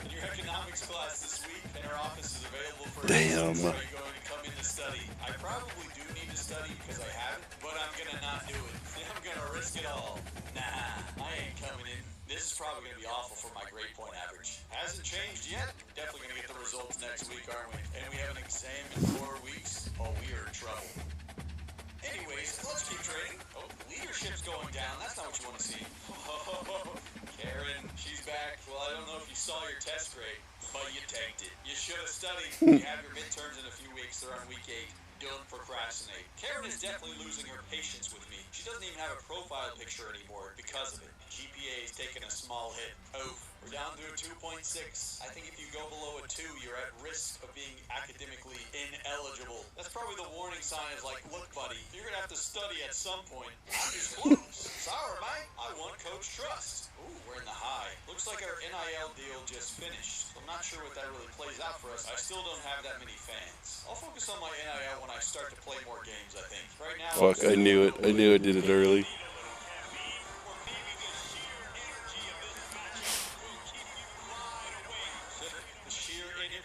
Matchup with no one here. I have been to the Liberty Bowl Stadium before. Saw a bowl game there. Been ages though. Oh yeah, Memphis is way better than we are at this moment. Oh my goodness, I didn't expect it to be a 6-touchdown difference. All right, now we're starting to crawl our way back. This one is well over though. Oh my goodness, wait. Not so fast, my friend. We're down by a touchdown and we still lose. But what a comeback. Only a 7-point loss after all of that. 5 receiving touchdowns. We couldn't cover that guy. He did it on 6 catches too. Were they just throwing deep balls the entire game? Wait a minute. Nick is that dude. 512 passing yards, 5 touchdowns. I don't know if this guy's ever going to lose his job when he's playing like that. Update on the Coach Trust. I'm up to 1,800, so this is okay. We're making slow progress. Eventually, these guys will age out anyway, right? That's the dream. I thought I was going to be gaining passive bonus to Coach Trust every week, but it still says 0. Well, that's kind of sad. Maybe I'm gaining extra XP. Better. So I'm an excellent leader. I've got the clear-headed ability now, but I really was hoping for the Coach Trust part of it. Offensive coordinator's coming to hit me up. Each of these coverages involves 4 deep defenders. It's going to be quarters. Quarters equals 4. Hitting me with the tough questions here, Dylan. Which personnel group refers to having 1 running back, 2 tight ends, and 2 wide receivers? That is 12 personnel, I think. Which of these concepts put the linebackers in a high-low conflict? It's probably going to be the drive concept because you got 2 routes intersecting over the middle, so that's specific for linebackers. That's what would be my guess. Indeed, the drag and the dig, exactly how I described it. Boom, 3 for 3. Coach Trust has been increased because of that, and Coach Trust is what we need more than anything right now. Oh, but our exam is in 1 week, and I haven't studied even a lick. And I'm not doing it now. They can't keep me from training. Oh, I got a severe risk of injury in my leg. I don't think I can look away from that. And severe is pretty crazy to see. I don't think I need to jump into the game against Louisiana Tech. We know I'm not playing. QB3, it's just not happening. Oh no, I must have bombed my exam because I am now ineligible. Karen is back and she is not happy. Well, your midterm results are in. You got a D+, a D- twice, and an F. I checked your GPA to see how big of a hit you took. And prep better for finals. Clear-headed deactivated. Oh wow. Ineligible is a tough sight to see, so I couldn't play the game even if I wanted. Now, I don't think I ever had a 2 GPA, but oh boy. So it sounds like I'm never going to be playing unless I get these grades up. They can't stop me. I'm training. All right, now that I'm ineligible, it's probably actually smart to start studying for the first time. Oh, and it barely does anything. Oh, wow, you got to study a lot. Oh, I wish I would have started that earlier. We are in danger. Let's socialize a little bit, get my spirits up. Probably pretty sad about being academically ineligible. Just straight up suspended, studying a zillion times in a row. I only studied this week, and I'm still underprepared. My first season is a total wash. Oh, we got a classmate here. Hey, Drew, we're in the same class on Tuesdays and Thursdays. Found this PDF online with all the answers to your upcoming geology tests. Oh, am I going to be cheating on my test here? Do you want me to send you a copy? I know football players are super busy. You know what? I'm down bad. Let's use the answers. Can't say I didn't cheat at least once in college, you know? GPA has increased. Thank you, Parker. You're the GOAT. I'll get some touchdowns for you if I ever end up playing a game. Probably won't be this year, though. Oh, wait a minute. I wish I would have known this a long time ago. The academics, the coach trust is being boosted by it. I wonder if the passive impacts for leadership for coaches trust would be more of a thing when you're actually on the field playing, since its main action is for team building. So why did I focus on that first when can't really be much of a team when I'm QB3 on the roster? Can't be socializing when I'm studying, though. I'm hitting the books here, boys. Nerd mode activated. I do like that you can see your whole roster here. This is cool. I mean, Nick is the 4th best player on the team. Was this a bad decision to choose for my school? Maybe, but we're gonna work our way through it. Karen is back. Please don't yell at me. I want you to know that your professor discovered that you cheated on your most recent exam and gave you an automatic fail on it. Oh no! It immediately backfired. Dang it, Parker. Oh, GPA's taking a big hit. This is what I get for trying to study. My GPA is 1.4. Oh my. Maybe that's a life lesson. You can't cheat your way through it. Well, that exam is in 3 weeks. We're gonna be prepared, I tell you. All of my time has been spent on it. It's Karen again. Karen, every time you say something, I get a little worried. I says I'm academically suspended this week per your records. You'll need to be in the study hall this entire week starting tomorrow at 7:30.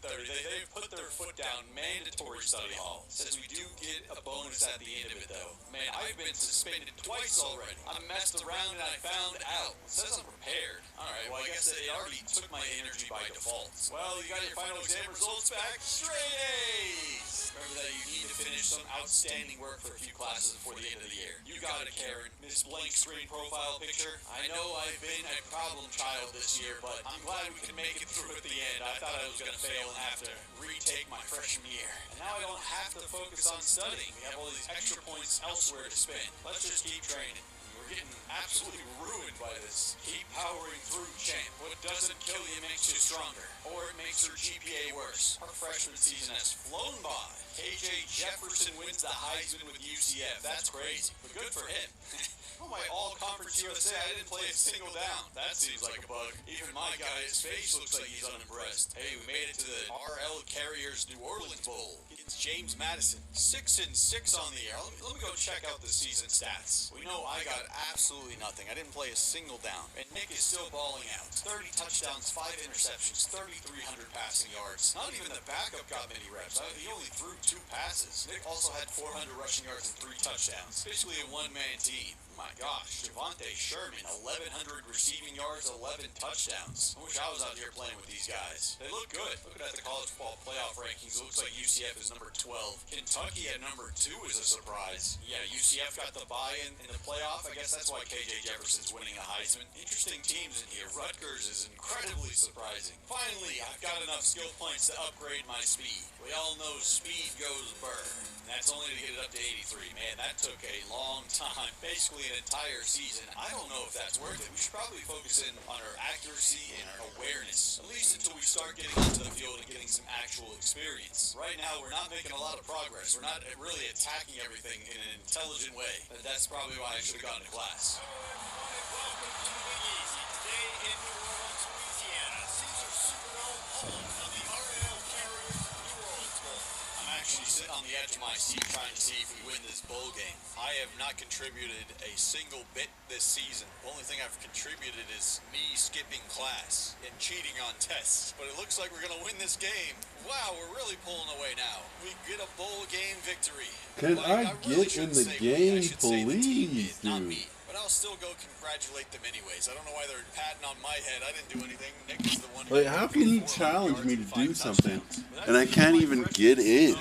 probably technically redshirted since I never played a game. So I guess I retained my freshman season. I'll just be a redshirt freshman. Taking at the college football playoff bracket, Michigan versus Georgia in the final, and Michigan takes it all. And it's at this point where you can decide if you want to enter the transfer portal. I'm not done here at Middle Tennessee State. I haven't even played yet. Already onto my second season, and I've barely improved at all. I'm not messing around this season, though. I'm not going to be playing around with my academics. I'm going to make sure I go to class at least once a week. Okay, maybe twice a week. And then I'll be training every week as well, because I got to get my skills up. We'll throw the final one into Brand. Just slowly pick away at it. Got almost 2,000 fans now. Oh, that's cool. It does redshirt you if you don't play at all in your first season. So we still have 4 years of eligibility at our disposal. I love that. Luther Richton is now the starting QB, but he's 81 overall. It looks like Nick moved on to somewhere else. Whoa! Nick is at Georgia now. Good for him. I mean, he was having a great season at Middle Tennessee State. Hey, good for him. We're definitely not going to be competing for championships right now. Bro, don't make it seem like I didn't do it. You didn't put me in. Not seeing the field.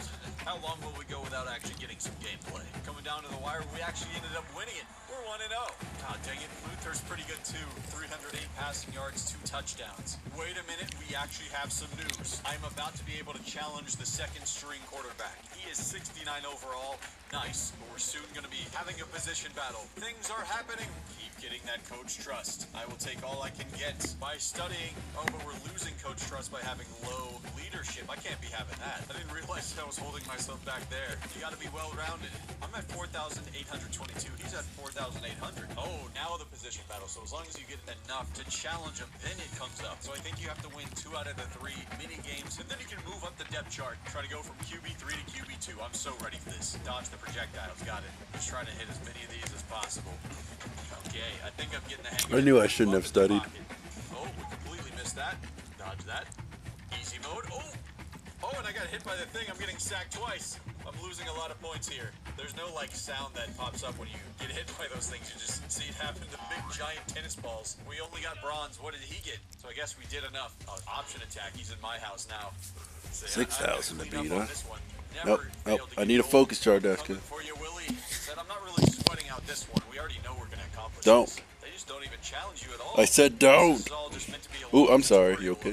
Well, we got gold. We just need to not blow it now, which I don't think we could. Seems like every time. Oh, it's this one. Scramble survive. It's one we have not done before. Okay, roll out here. So I can still scramble around. Just got to find a guy open in the end zone. Oh, and I don't even get it off. So we did get sacked, but we got the bonus ones. Collect those points. Throw it over here, and it gets swatted away. We got to complete one of these passes. Thankfully, I am an improviser, so I'm able to do this with ease. Dancing around him. Get that bonus. Throw it to the corner. I know it was behind you, but still. Surely catch that. There we go. Finally, we complete a pass. This is our final rep. We got to do it here. Throw it short, and he's got it. Battle 1. There we go. We did it on the final rep. We're QB number 2. Now, it looks like he failed the first 2, so maybe we would have been fine. It looks like he beat me on the scramble survive anyway, but it added the drama. And Karen's got her profile picked back. She must be happy to see me again. I'm no longer a disappointment. We study even more. Leadership going up, too. I'll worry about my XP later on. What was that, dude? I did a nice job. I got a good grade on my quiz. She's like, don't forget about the Jardeska, stop, man. I'm a changed man. Increase in my GPA. Fan favorite activated. We must be super high in our GPA. Bro, you were killing me with these passes. You were so effing lucky. Focus off of that for a second. Let's go back to training a little bit. Need those skill points. And then just a little bit into our brain. Some leadership could not hurt. All about balance now. You only got a 2,000? They make it too easy, dude. Whoa, our fan favorite got upgraded to silver. We must have crushed it on our exam there. Or maybe we're just staying in the prepared state. I guess that helps. I mean, I don't even need the abilities yet. I'm not even playing games. But I do like the coaching trust. It's helping us slowly but surely move our way up the ranks. Midterm results are in. Straight A's. We knew it. We were prepared this time. We studied as much as we possibly could. 4.0. Love that. And we know that the higher GPA increases the bonus to coach trust every single week. That's massively valuable. The fan favorite keeps upgrading every week. I've got it up to gold. Oh, Audrey, my classmate. Hey, I know the players have curfew, but my friends are throwing a party this week. It starts at midnight. You should come. Whoa. I've seen someone on Twitter post the overly eager response. It gets you blocked. Let's give a cool response. It gets you blocked. Yes, I'm down.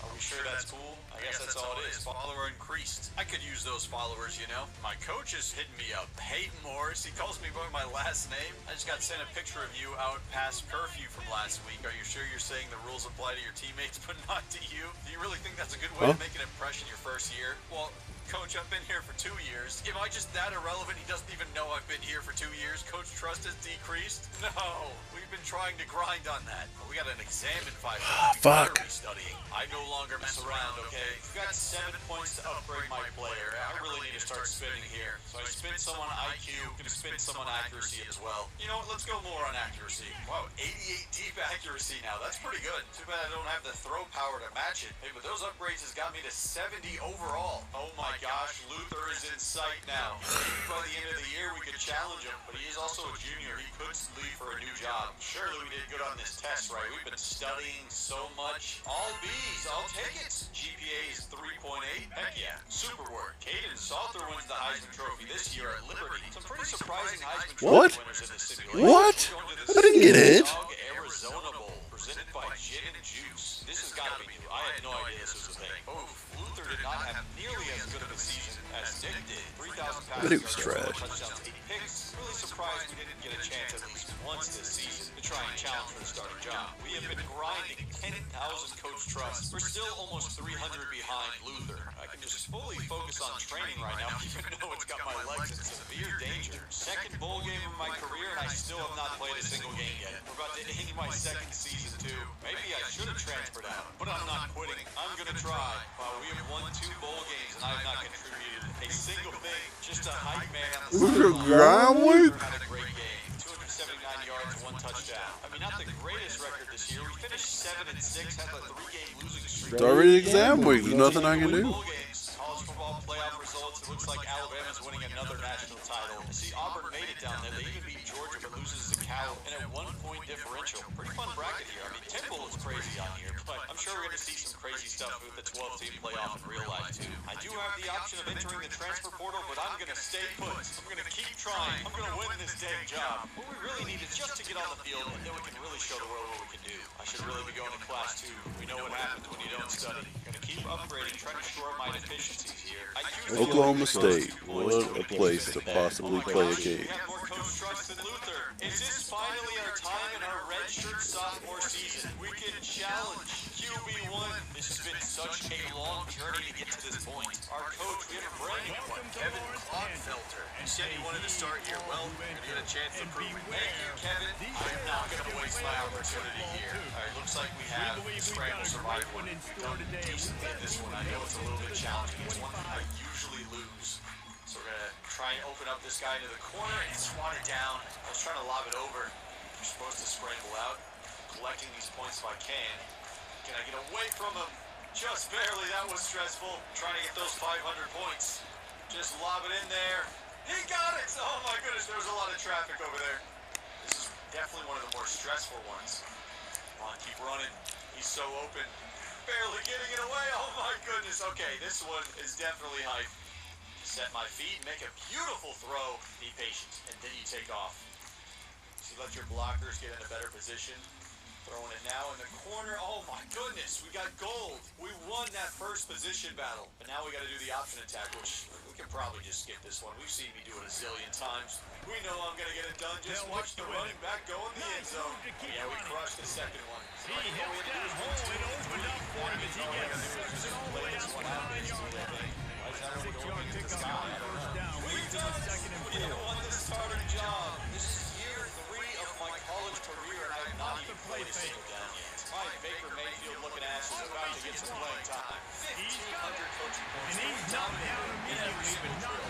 I'm the starter. I think I should be increasing my influence a little bit, but I do need to be studying for my exams as well. I don't want to go down. I'm going to keep it unprepared for now and then continue. Why'd I get taken out? Because I'm about to be starting. Wow, did we jump in overall now that I'm the starter, or is it just generally our team is better? I'm kind of curious what we're working with at other position, because I imagine a lot of players have aged out now. They'll run it to the right overall side. running back, Willie Yaboa, Or to Eric Eric Orlando, They'll stop him at Ethan the Josh 27. Evans, Tyson West, we're all trying to learn games as well. We don't have that legendary tight end. Obviously, it's not a knockout match, but these are buying points. As the game goes on, these small games are going to turn into longer runs. I've just stolen the starting job. I'm going to remember this game forever, man. Can you believe it? Second down. Whoa, what in the hell? What's going to be on the road? Oh, this is going to be tough. And they'll drag him down after a good return on the interception. And the senior just snatched the ball out of the air and gave it back to his offense. What an exciting matchup we have in store for you this afternoon, built around the pageantry, tradition, and everything that makes college football great. It's not a completely packed house, so maybe hopefully the stadium post won't be anything too crazy. Here we go. First ever time on the field. Give to the running back. Wow. Feels surreal to be out here. Gets him on the ground at the 28, but not before a big 10-yard pickup.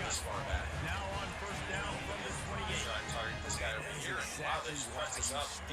Pass. I cannot change the play at this level, so RPO screens. Make sure we don't throw a pick. It's open on this side.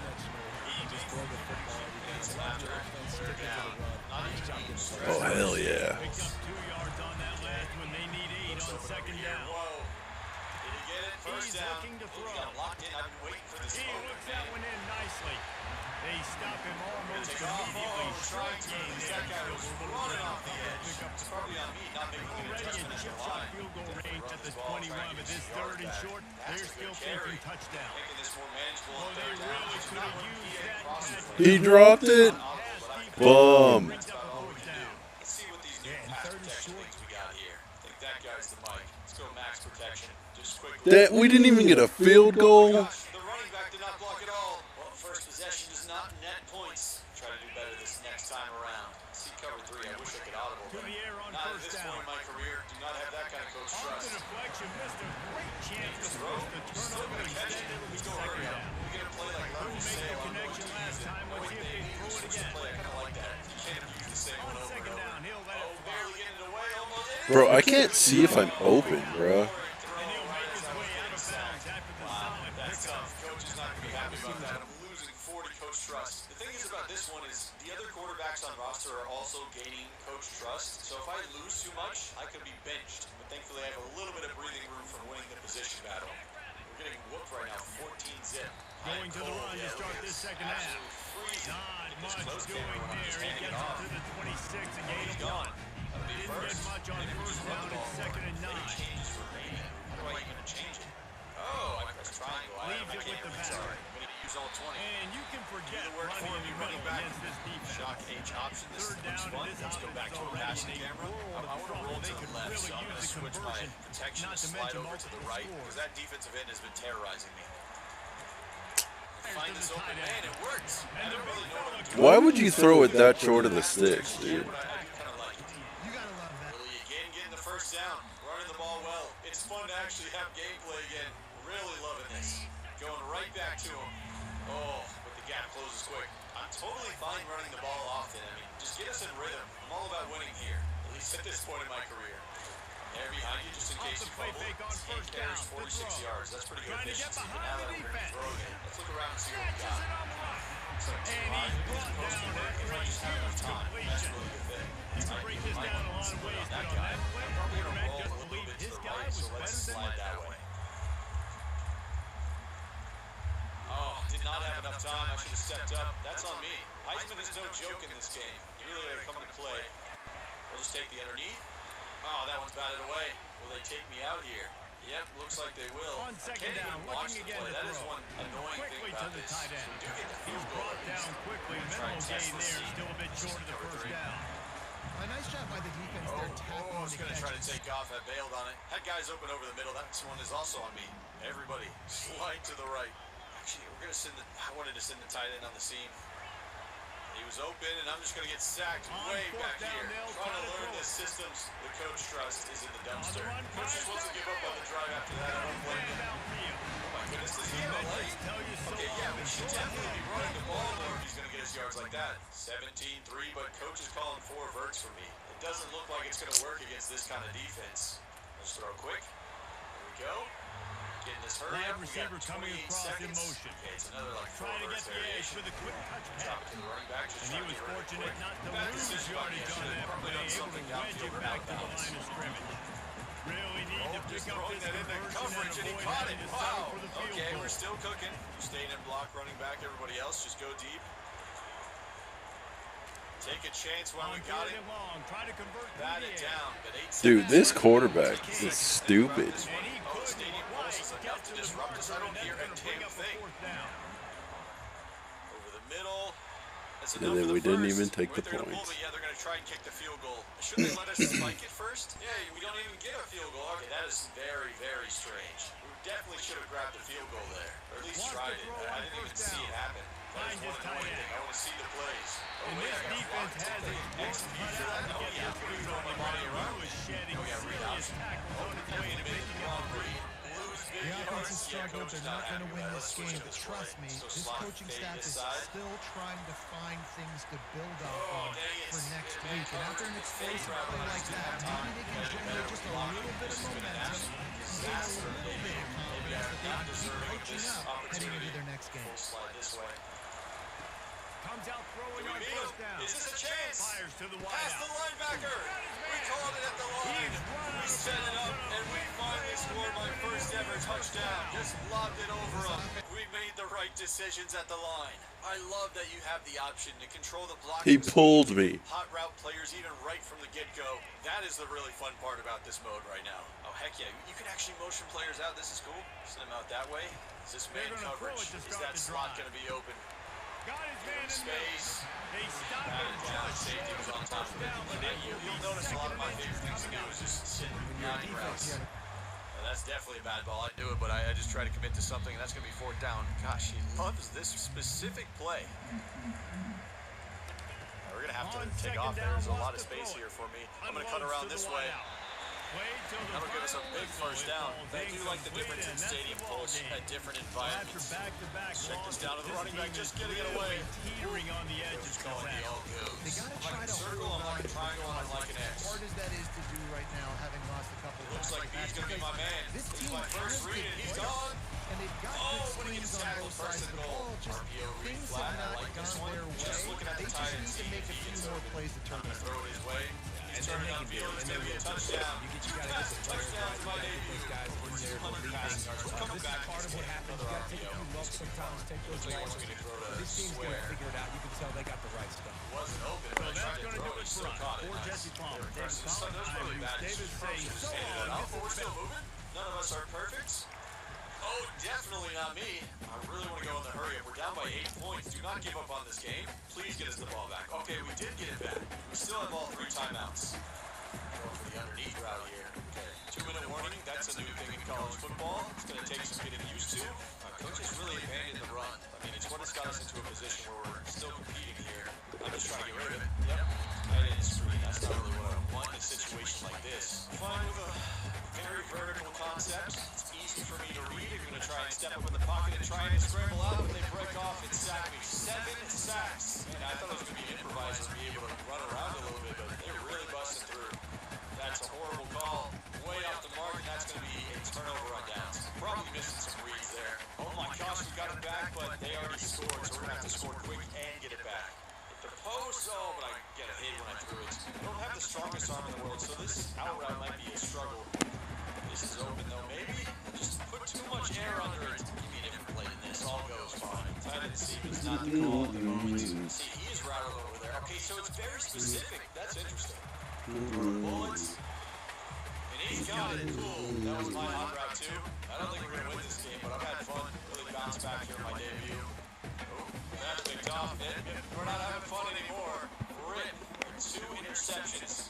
That'll do it. Finally able to get on the field, but I am not victorious. That's fine. We had some positive plays, definitely some negative ones. Interesting to see Pennington here. Cole Pennington won the battle, even though we didn't see it play out. Only getting to see me play. That one was hype though, my first touchdown. My debut game, I had 236 passing yards, 2 touchdowns, 2 interceptions. Well, there it is. I'm QB1. It took a long time to get here, but Now the road to glory truly begins. 3 years of eligibility left. What will I do with it? Find out next time on Road to Glory.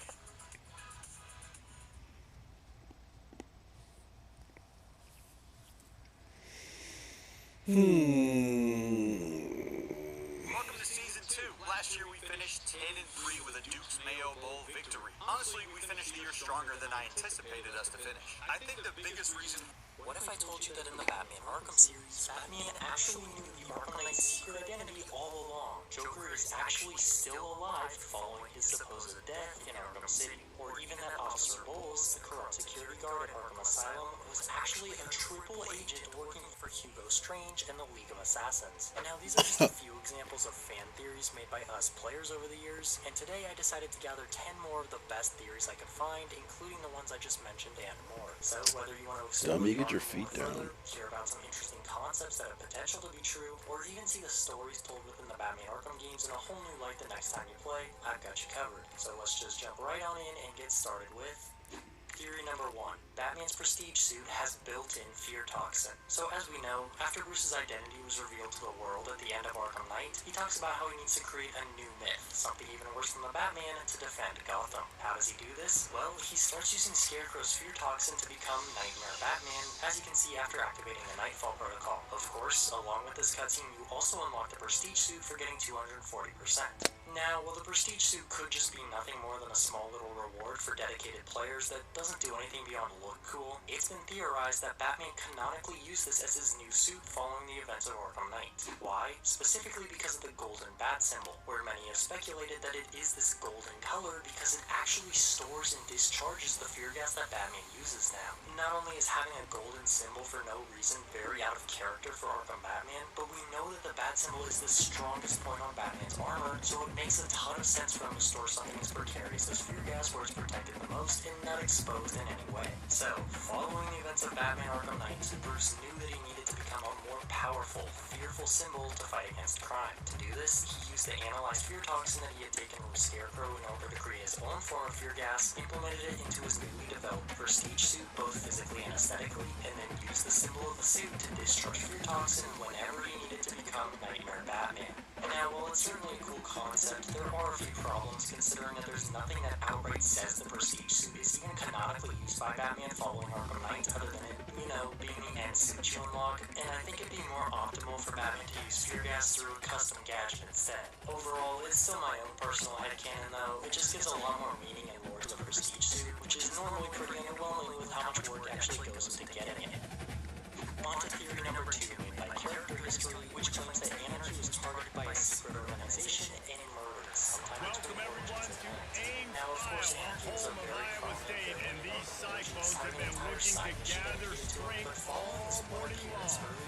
We have a ranked versus unranked battle coming up here, and you know how outside of a few small nods and references, his strange disappearance in the Arkhamverse is even more mysterious when you think about how much of an influential and vocal character Anarchy was. It just doesn't make sense for him to never show his face again throughout all of these years. There are a few explanations for Anarchy's strange disappearance, though. Aaron Cash subtly implies that he was locked up somewhere by the government. Not for me. There's the theory by Jim Pachi that Killer Croc attacked and killed him on the outskirts of Panessa Studios. But I think my personal favorite theory is that the Court of Owls got involved to silence him. Now, we know for a fact that the Court of Owls do exist within the universe. Line getting set on second down. Quarterback for Audible. Single back formation and they give it to him. They bring him down and he's going to lose a yard on that one. He's got it at the 41, third and short, trying to keep the chains moving. And that play shows you really what this defense is about. Give me the ball! Not one to attack. They're really good. One of the best in the country. They come at you from all angles. So I'm interested to watch. How do you mix up the play call? How do you keep the defense off balance? Because they are a good. Yes, I'm sure we don't like Anarchy. Going up top on first down. Attempting to rattle throws to the wideout. totally connection. And he gets a big chunk of yardage to the 34-yard line. Nice patience by the quarterback here, working against zone. Hunted him down and silenced him permanently. Theory number 3.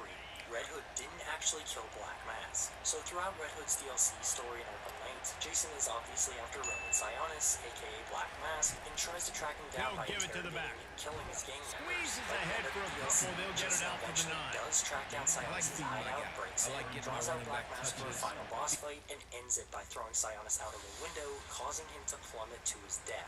But was this the real Black Mask that Red Hood killed? Not likely. You see, in Arkham Origins, the mask that's worn by Sionis to cover his face is completely removable, right? Now, fast forward almost a decade later to when Arkham City happened, and we can clearly see that Sionis' mask isn't removable anymore and is genuinely attached to his face. This is confirmed in his character profile, where it's stated that his mask was, quote, burnt into his skin after a fight with Batman. But wait, they bring him down and he's going to lose the yard on that one.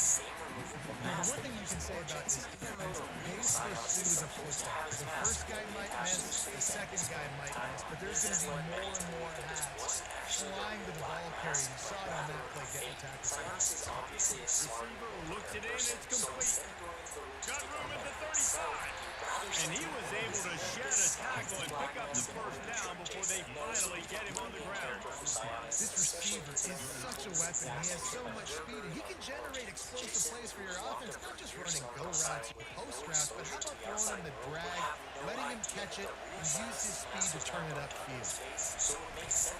Hand off to the lone back. And he'll pick up 1. It brings up 2nd and 9. I never know if it's grammatically correct to say a team's being out physical. You hear it a lot in football, though. That's happening in this game. They are just not getting the push they need all game long up front to have any success when they decide to run. And it is a jump play, a huge gain on that one before the defense. How he's never really given a chance to shine, always being sidelined throughout the games he appeared in. Alright, theory number 4. Joker influenced the Batmobile's design. In Batman Arkham Knight, you have to scan a Batmobile in order to solve one of Riddler's riddles, right? Well, along with this riddle being solved, you also unlock a new side story to go along with it. Now, reading through this particular story reveals some very interesting things. Why are we running it again, bro? We just lost 4 yards. Yeah, and that's why it's so important for the defense to win these first downs, right? You want to create negative plays to make this offense so much more predictable. Now knocking down after a 6-yard gain to the 27. Winding down in the quarter, they come to the line. On 3rd down, going up top. The comeback on target. And he's got enough for a 1st down. Now to see if they have enough time to snap it again here in the 3rd. The Jayhawks come to the line with a fresh set of downs. At the end of the quarter, Kansas has the lead here. Let's take a quick look at the national rankings to see how this playoff race is shaping up. When you're dealing with a deficit like this, it's all about somebody stepping up to make a play, and you might as well start here in the 4th quarter. Power football with the run. And the defense holds firm. No pickup at all on that play. Linebackers in today's football, obviously, guys have got retired. They got to play in space move, cover fast guys out on the perimeter. How about this linebacker coming downhill and making a physical tackle in the hole? He's dropped behind the line of scrimmage. That'll be a loss of 3. A 3rd and long coming up here. Theory number 5. The Tiger Guards were brainwashed by Hugo Strange to be the perfect looking to throw, and he needs a chunk play. Pressure coming. But it's still really cool. Has no choice but to throw it away, and it'll bring up 4th down. In Arkham City, it's mentioned multiple times that Hugo Strange had been studying and practicing mind control techniques, like in this dialogue with Jack Ryder. I was doing a piece on Strange. I mean, look around you. Does this seem like a good idea to you? What did you find out? The official line is he's been out of the country studying some kind of radical psychiatric They'll run it to keep technique. the clock moving. I did some digging. And that defense doesn't allow a cutback, and they get him out of bounds after a short game. And there's a coachable moment for that young man right there. It's a nice run. Your team's got the lead plate, but because of that, you cannot go out of bounds before you get to 2 minutes. If you go out, the clock's going to stop. That's a coachable moment, something he'll learn from moving forward. They recover their own fumble. Somehow, who knows how they got that thing back. They're staring down the defense and this crowd on this huge 3rd and 4. While fighting enemies and predator encounters, they'll eventually become terrified if there's only a couple of them left, right? Well, unlike literally every other enemy type throughout the series, Tiger Guards will never enter this terrifying Looking to throw. aside from one specific situation. Using the back as a receiver on the Now, screen. you could argue that they're Good tackle there to stop him short of the first down, and now they have to make a call. They didn't quite get definitely can. And in case you still need more proof on top of all that, when you're in the observatory during Protocol 10, you can actually hear one of the Tiger Guards say to Strange, "Yes, Master. Not Sir, not Mr. Strange, but Master." The Tiger Guards literally don't have control over themselves. Dude, our quarterback is such a fucking puss, man. My God. And here comes the offense on 2nd down. Your formula was really quite brilliant. That's why I used Dude, what are we going to pick up in that short a time? Like, think, bro.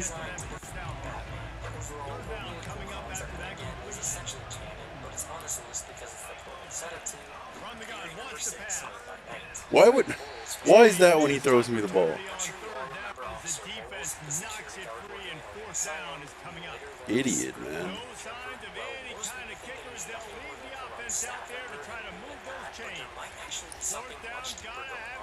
You see, one interesting thing to know about his appearance is that out of all the other security staff,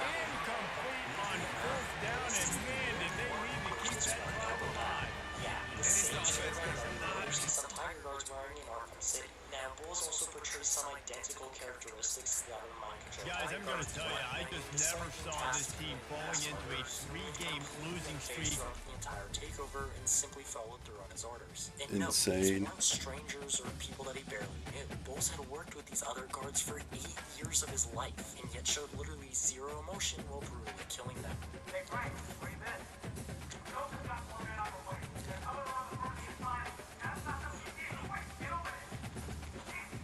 Take the blame the coach, promise.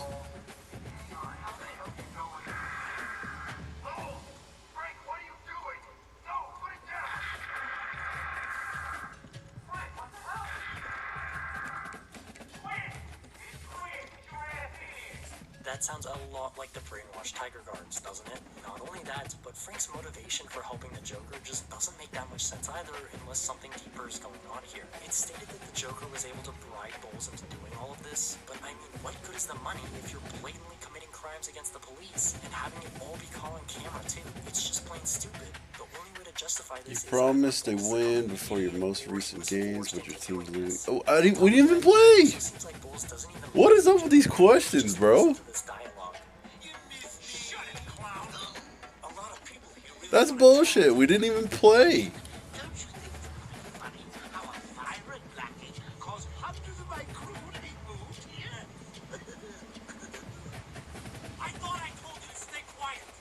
Say that he's just acting, but we've already established that if he's not mind controlled, Bulls is just a complete idiot, and I highly doubt he'd be able to. Oh my goodness. His detective is standing right next to him. So Bulls appears to show a lot of the same signs exhibited by the brainwashed Tiger Guards in Arkham City, but why would Hugo Strange need to mind control people like Bulls in the first place? Well, we know for a fact that Strange was already pulling the strings behind Arkham Asylum. By this point, he was influencing Quincy Sharp politically, which is proven by the fully developed plans for Arkham City hidden in the Warden's Room. It's also mentioned that there was a new guard force recently instituted at the asylum. Interesting. So it's likely that Strange was purposely trying to create an alien takeover of the asylum in order to show the public that it wasn't safe to house these criminals inside of Arkham anymore, but rather have them be moved to Arkham City where he could continue his master plan. That's exactly why he would need inside man like Bowles working to ensure that the Joker's takeover was successful in the first place. Plus, Bowles is also specifically stated to be one of the top dogs at Arkham, and we know that Strange was explicitly targeting only the strongest of men for his brainwashing experiments, making Bowles the perfect subject. So essentially, Frank Bowles may seem like nothing more than a corrupt guard at first glance, but if you really take a closer look, it makes a ton of sense for Hugo Strange to mind control inside men like Officer Bowles, and then order him to secretly help the Joker take over Arkham Asylum. Not only would this strengthen Strange's argument in the public eye that all of the inmates need to be moved to Arkham City, therefore helping his prison get approved, but it also explains a lot of the questionable character traits that Bowles exhibits throughout a short on-screen time. And now look, I'm not sure if this was what Rocksteady had intended, but I love how theories tying into major plot points can be made just based on one fairly insignificant character. Not only does this further emphasize the extreme influence that Strange has off-screen within the Arkham games, something that a lot of people tend to overlook when analyzing him as a villain, but it also just overall shows how much depth the Arkham games truly have as well. Coming in at number 7 is probably one of the most popular Arkham theories to ever exist. The Joker never truly died at the end of Arkham City. Aside from Batman, Joker is practically the face of the Arkham franchise, so obviously killing him off was such a bold move made by Rocksteady. In fact, so bold that a lot of people didn't actually believe that the Joker was really dead. This led to many different theories, so I'm going to go over the two most popular ones, starting with the one that claims Joker was cloned before he died. Now, if you're unaware, in Arkham City Steel Mill during the Harley Quinn's Revenge DLC, you can actually find several Cadmus Labs signs scattered around the shipyard. Now, Cadmus Labs is an organization that specializes in cloning and genetic engineering, and they're extremely influential within the DC universe, which is one example being creating Terry McGinnis, aka Batman Beyond, using Bruce Wayne's DNA. The crazy part about this, though, is that not only are these signs inside the Steel Mill, Joker's old hideout, but they're all also posted up close to Joker mannequins as well, hinting that there might have been some sort of cloning project going on for the Joker. So, even though the real Joker is dead, if this theory is correct, then there still could very well be a clone of him out there somewhere alive within the Arkhamverse. Now, this next theory is less focused on an alternative Joker still being alive in some way, but rather based on the possibility that the original Joker completely faked his death at the end of Arkham City and never actually died. Now, after defeating Clayface in the finale, Batman immediately drinks half the cure and rids himself of Titan poisoning. Then, he throws Talia's sword at an electricity panel, preventing Joker from using the Lazarus, which in turn causes a massive explosion, causing Batman to completely black out. Now, most players think that Batman woke up right after losing consciousness, but that might not necessarily be true. He could have been out for seconds, minutes. That second dude is way too freaking fast, man. So theoretically, Joker could have had plenty of time to tamper with the cure, depending on how long Batman blacked out for. And what do you know? Before Batman gets knocked unconscious, he's clearly holding the cure in his left hand, but when he wakes up, all of a sudden it's in his right. So Joker could have Road dog. Himself, and then had Clayface shift back into sick Joker to act out his death in front of Batman, all while Bruce was completely knocked out. One of Harley's men will even allude to this as a possibility through dialogue, which very well could be a subtle hint from Rocksteady. What about Batman? What that kid he hangs out with? They're keeping a low profile since he killed Jay. Come on, Batman didn't kill Joker. That crap he injected himself with at the asylum killed him. You saw what he looked like? Not how I heard it. Then you heard wrong. Well, I heard it from Holly, and she should know. She was dead. No, she wasn't. I was outside the theater with her. Batman just came out carrying Jay. Really? Thing I don't get is Clayface. How'd Joker pull that switcheroo on the bat? I guess sometimes you don't see what's right under your nose. I just had a thought. What if it was Clayface that Batman carried out? Now you're just embarrassing yourself. That's the stupidest thing I ever heard. Think this is TV or something? Oh, but two Jokers ain't? Think what you like, man. Think there's more going on here than we know. Welcome to Lawrence, Kansas. Now, while this is a cool concept, this theory relies on a lot of assumptions being completely just for it to hold any merit. Batman would have had to have been unconscious for a while, leaving Joker enough time to set up a fake death. Clayface had to somehow be completely okay after being drowned in Lazarus, and at the center why? Why is this play not for me? protective mode, or yeah, even though the Joker's body was still alive and just Clayface in disguise. With that said, I highly doubt that Bull. attacks and defenses to long Batman's, so at times, get up to yards or just do NFL anymore. But yeah, as of now, the door is officially closed on He'll keep it himself. And he was able to run through one tackle, but still only a modest gain. Trap alert. Dog. Look how much room I have to run this route.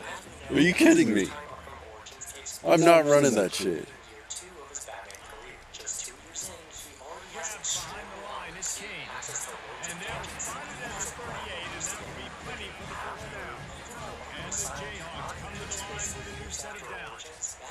There's a reason third down is called for money. What a great find by the quarterback. Did I just get called for clipping? At the end of the game, you look at this line.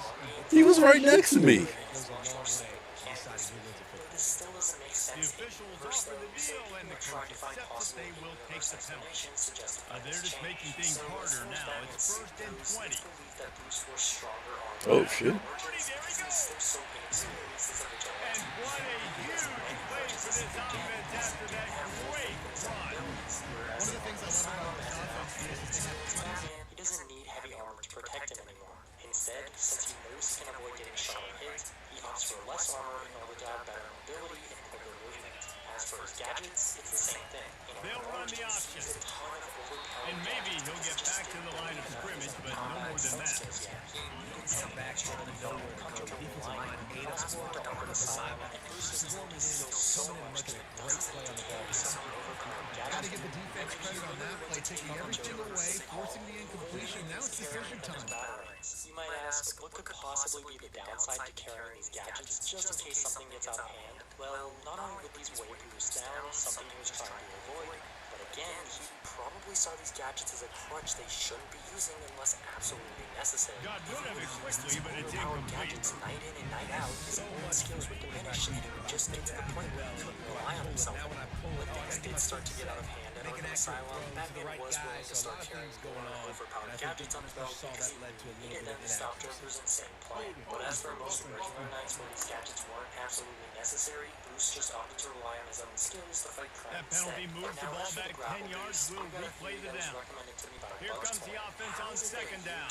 Batman had already built a They functioning go to the grapple draw. boost, but then all of a sudden it's called Finds just enough daylight to work his way up to the 19-yard line. This defense 3rd and 16. We're running a stupid screenplay. just couldn't do it anymore. It put too much strain on his body. That's exactly why he had to design a new grapple He's boost looking that happens downfield less to throw. G-force, something that They've is got much the more screen fit set up. versus less on suits. Since it's a different Now, I got to tell you, as an offense, moving forward in this game, 3rd and long, you're going to have to push the ball downfield a little bit more. Obviously used the grapple boost before, skipping ahead to Arkham Knight, and now that Bruce has a more armored batsuit again that's built to withstand G-force, he's Dog, throw the ball, man. version of the grapple boost because it doesn't put as much The strain on give his to the body. back.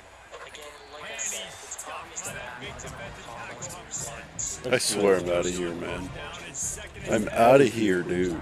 Asylum and games of all back to the ground with the running back. Pushes his way for a couple and gets it to the Oh my, I am out of this. Dude, I swear once the season's over, I'm leaving. They obviously don't break off a long run there, but they're just trying to find their footing at this point. setting up the screen. They play that screen nicely. He tried to find his way to the marker, but it'll be 4th down. Scarface. they weren't able Some to get- iterations, Scarface legit has his own personality and controls Wesker, while in others, it's just Arnold using the puppet to act out his more evil side. Now, as for his theorized death in the Arkhamverse, well, in Arkham They're City, going to open this actually drive with a there's pass. dialogue over the A radio, strike downfield. Let me tell you, this senior quarterback can flat and fit it in a tight window. They've got it at the 36. It's a 1st and 10.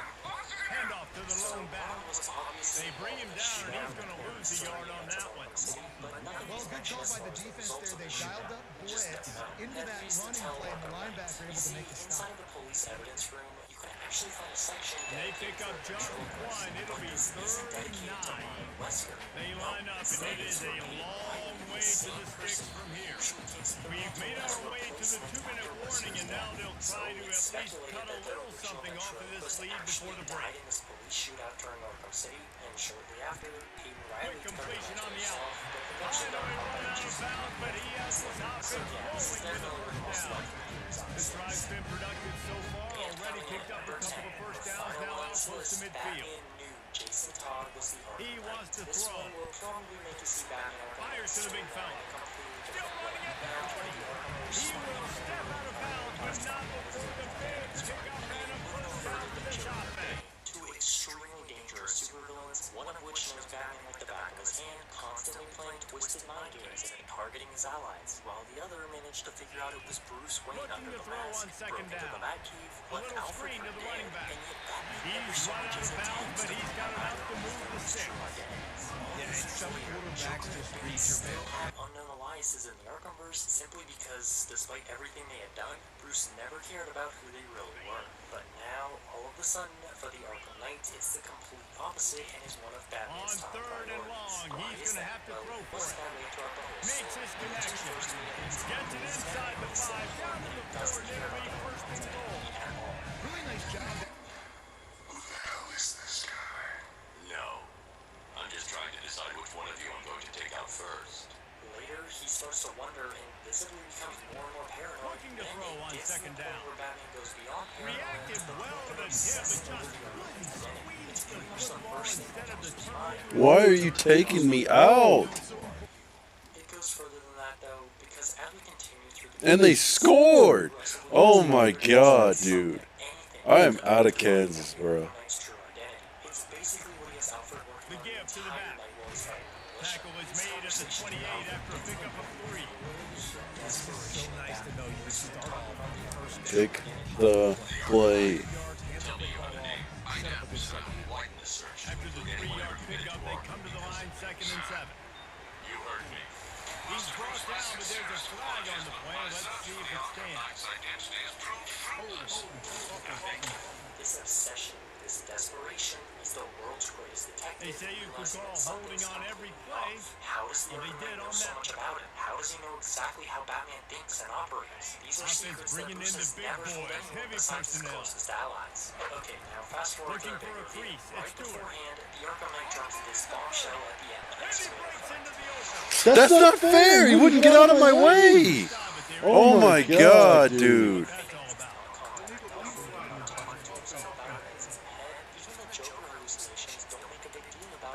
Those are the kind of mistakes that will absolutely kill you. Get an explosive play, and they bring it back because of a penalty. Direct snap. They bring him down, and he's going to lose a yard on that one.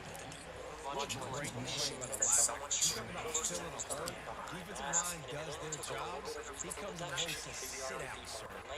None other than Jason Todd. Batman's logical side had already figured it out. Solved the mystery. The play action fake. Early on for the night. The reason That receiver rolled that one, and he's pulled down right there, but he'll have plenty to move the sticks.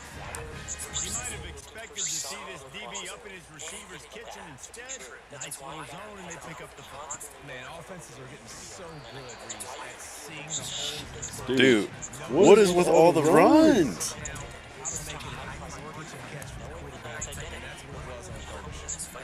Didn't get much on first down, it's 2nd and 9. It'll be a draw. Some other man behind the mask. Some other explanation And for a all this decent that doesn't gain there involve his before the former ally defense turning makes the against stop. him. Deep down, though, he knows there's only one person it could possibly be. Jason Todd. So if this theory is actually correct, then Batman already knew I ain't lose this game. before the big reveal. The stupid ass coach lost this game. His former ally, his biggest failure, was back from the dead and had completely turned against him. They'll try to impose their running game. He's dropped behind the line of scrimmage. That'll be a loss of 3. That's a great play by the defensive end. The best athletes on the field play defensive end. You can ask anybody. Yes, I agree, Jesse Reese. See, they agree with me. Same thing. But you watch them get off the football, make the play.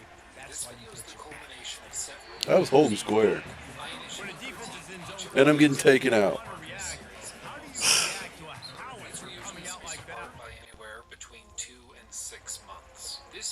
Dude, the second I come out, they score. Every time. Every time.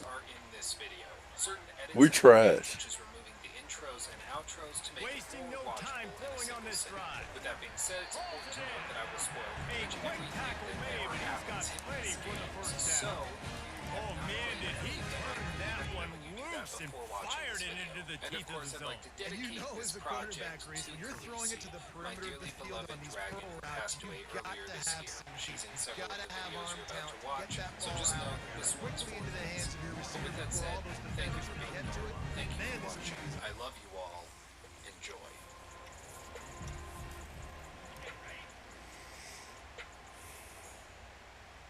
Batman Arkham Asylum launched in 2009 short, the run and looking for the first down. Stark and gritty They story get him down, while and that'll be the final play of the third period. Guys, that's the end of the quarter, and West Virginia has the lead. And as we switch ends of the field, let's take a quick look at the national rankings. It was also one of the best looking games that had ever been released. Just about ready to go in the fourth, and we'll see if any drama can be mustered. Back at it to open the quarter with this first down play. He's looking to throw it. It's stupid. The call for the pass is the same as possession catch.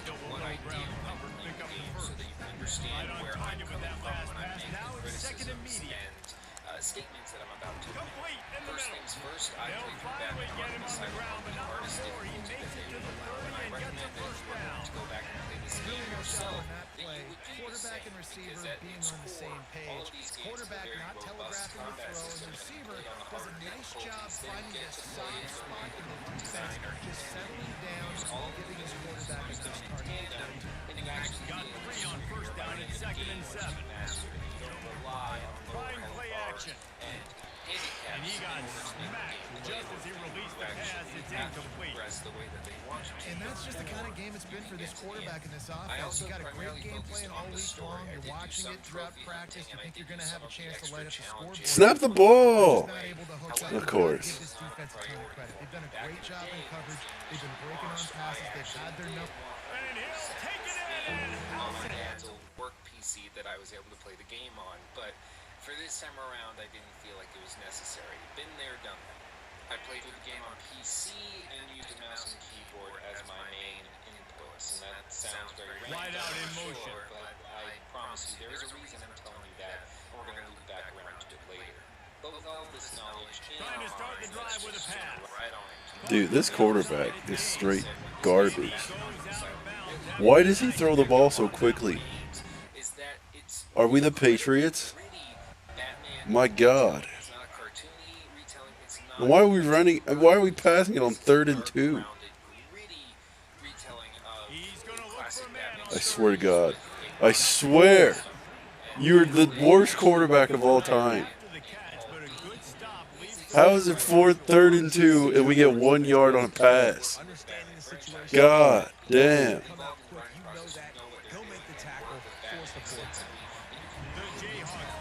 This man be throwing it so quick I don't even have time to get my damn hands up.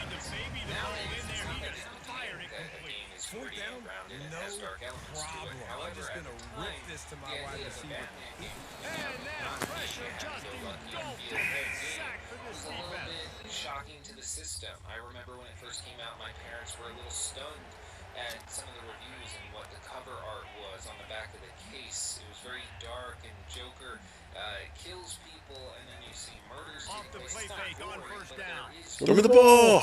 content. And it's something that for a lot of people, get rid of it before he wanted to. The defense put the heat on. Now on second down. Now, it can't be ignored that there is a striking tonal and thematic resemblance between Batman Arkham Asylum and The Dark Knight, which of course launched in 2008 to critical acclaim all over the place. Now, Batman Arkham Asylum launched, as I said, in 2009. Now, I'm not saying that Rocksteady... Dude, that block in the back is stupid. I'm just trying to go where the ball is, and these dudes be walking in front of me, man. And what is that camera angle? Why do they keep showing that? I have to say it works. It's unclear when Rocksteady got rights to Batman, but it's safe to assume that it was 3 years. Look how many times I have to press X before it triggers. Look at this. Damn. DC decided to give Rocksteady permission to realize this darker vision of their flagship franchise.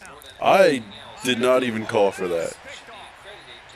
Damn, that dude's fast. That dude is fast. Oh my God. Look at me, coach. You need to bench that quarterback of yours.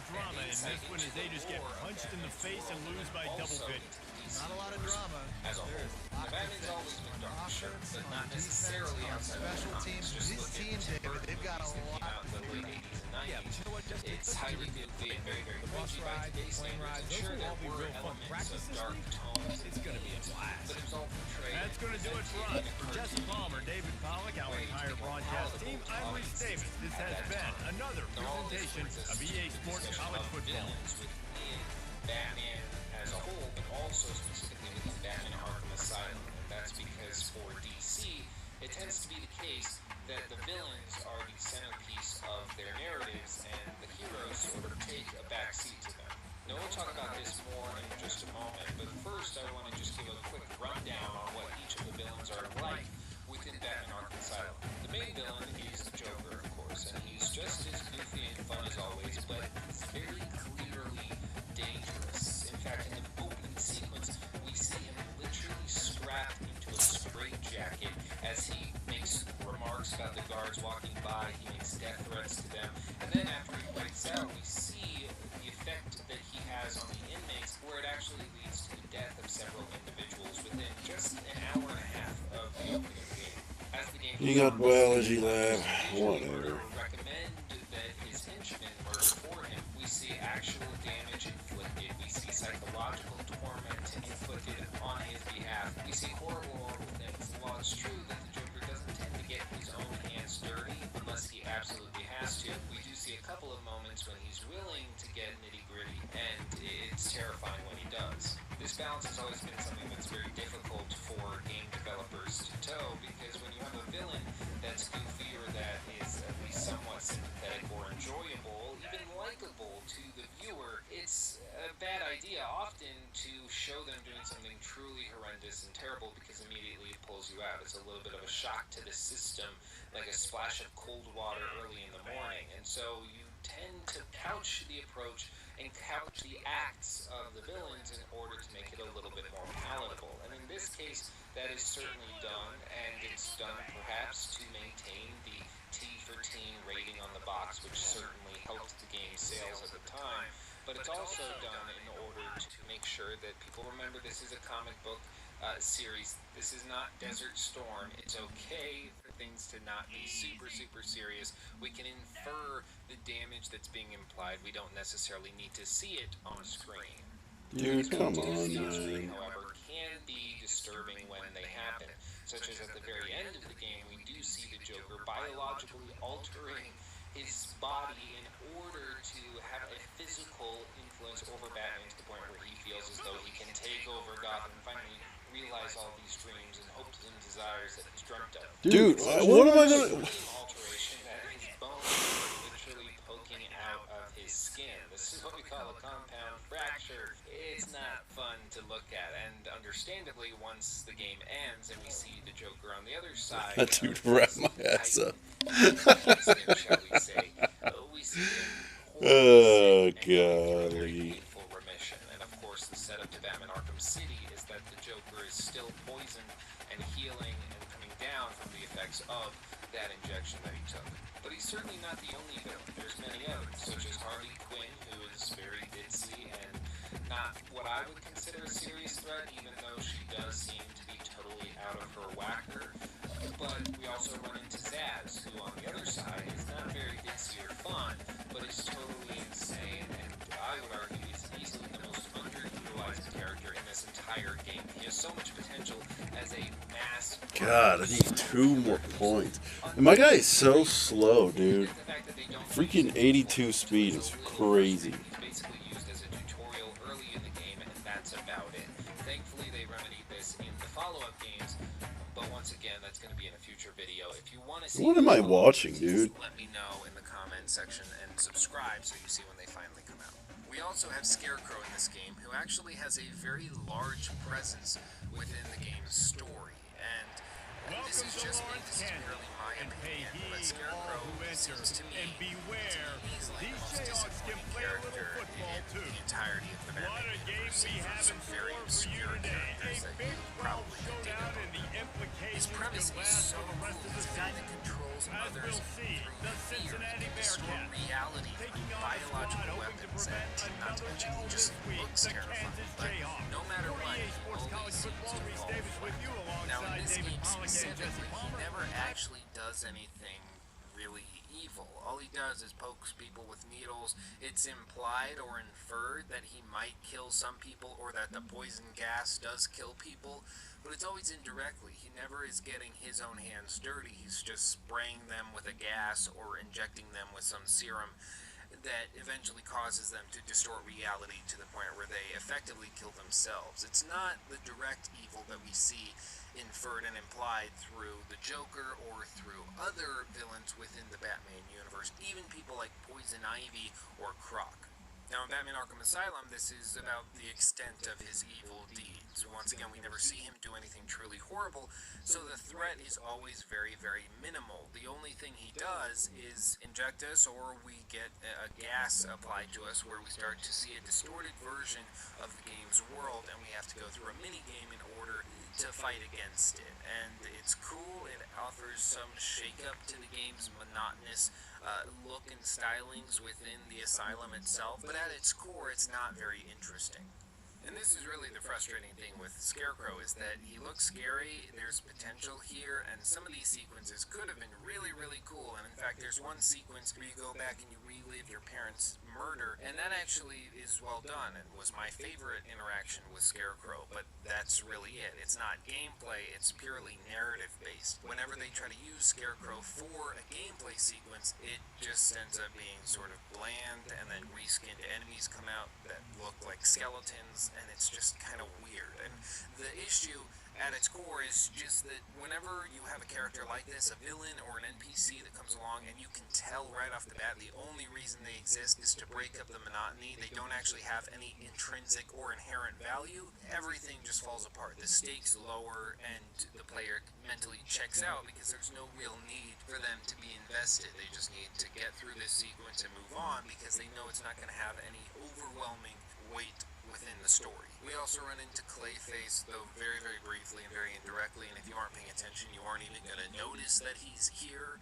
We run into Killer Croc, and once again, he's a mini-boss in a way, where we just run through some tunnels and try to avoid him, but it's really a sequence. Once you figure out the gimmick, it's incredibly easy to bypass, and it loses all the stress that I believe was the entire point of putting him in the game to begin with. And then, of course, we have Poison Ivy, who is just as dangerous, creepy, and sexy as ever, but no one actually holds a candle to the Joker. He takes the cake and is, throughout the entire game, the only character you keep waiting to see more of. You desire to see more, to hear more. He really steals the show. And yes, I know that the Riddler is also technically in this game, but I'm not even going to dignify that with a response because he never shows up and all you do is steal his trophies that he leaves out in the open. It's stupid. But all this brings me to the question, why are villains so important? Now look at a whole new draft class from 2024 NBA draft. I want to take a look back at the 2023 NBA draft. Not just the class, not just the players, but the draft. Crazy how they'll do grades for people after 1 year. And of course, there's only one real place to start here. It's with the first overall pick, but not just the fact that Victor Wembanyama has been awesome for San Antonio. Yeah. Expectations has Finds that cleat, and he's got power after the 29.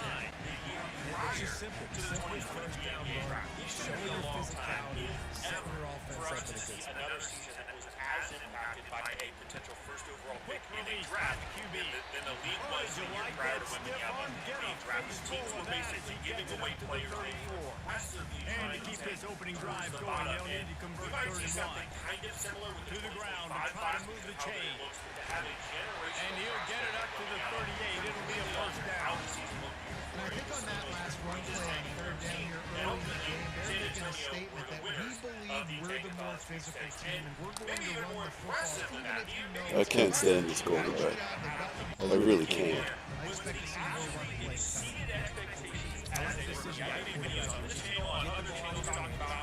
maybe we should lower our expectations offensively for Victor Wembanyama. I felt like the defense was going to be there, his length, his activity level, his rim protection, all that stuff. But I was a little bit nervous about the offensive game. Not that it wasn't going to get there eventually, but like the concept that he was going to go out and average, 20 points a game or something this rookie didn't seem realistic. Dude, my dude be putting people on their ass, man.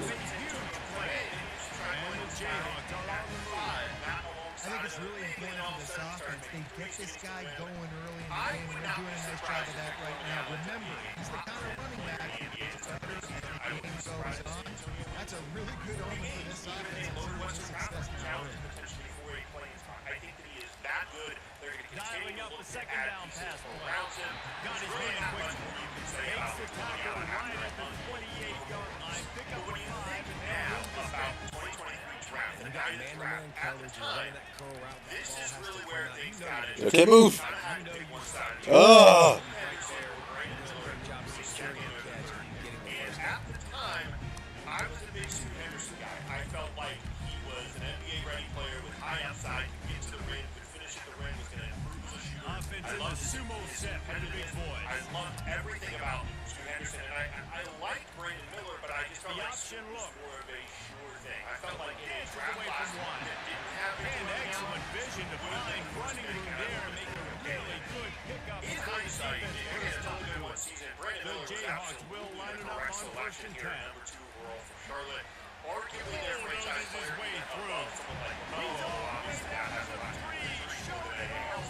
And after a year, summer league first down. If we don't score a touchdown, what happened? Oh, it was only one play. He's going to be a great two-way player as well. He continues to develop defensively. A 10 out of 10. Snap the ball. Trying to get a read on the D. And again, I thought they should have picked second and goal. He didn't get in. Oh my God.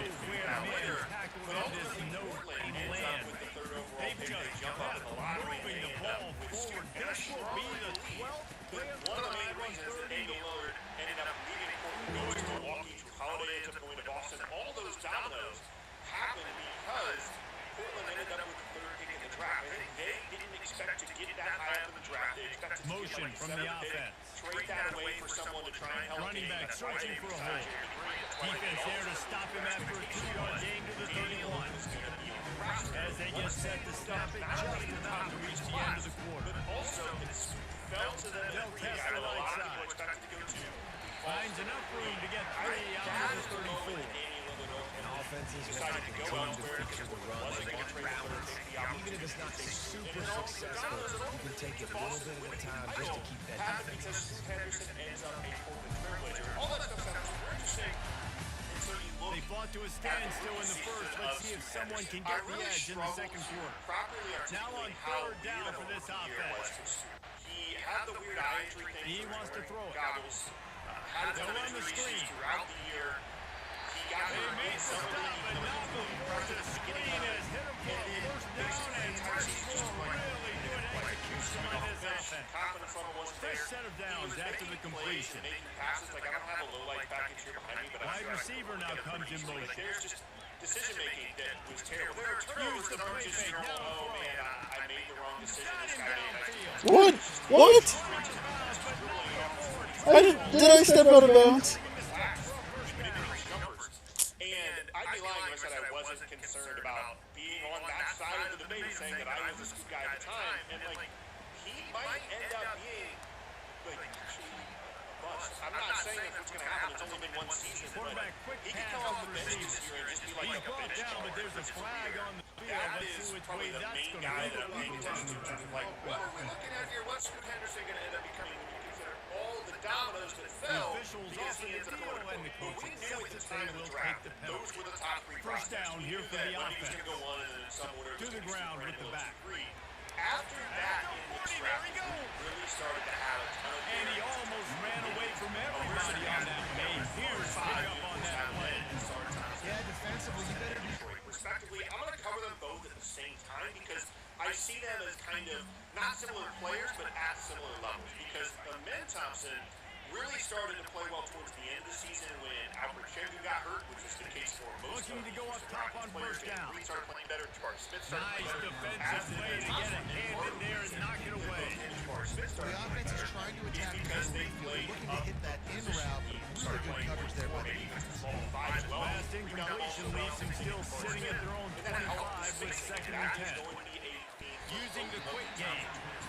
Well, it's a nice job by the defender there, closing the gap with the wide receiver. They're going to complete the hitch pass, but he's able to run right up. They're probably going to end up playing more at the 3-4, maybe even some small ball 5 in a men's case to mitigate these spacing issues, and that is going to be the thing that is going to cap their NBA ceiling. He's going to pass. Now, each of them showed some interesting passing instincts. Each of them could be incredibly good defensive players, but in terms of being real, legitimate, high-level offensive players, the jump shot has to come along for both of them, and they're both in interesting development situations. Passing game. Well, this one's going to try and do here pretty soon. Might get pushed out of rotation, whereas Sark,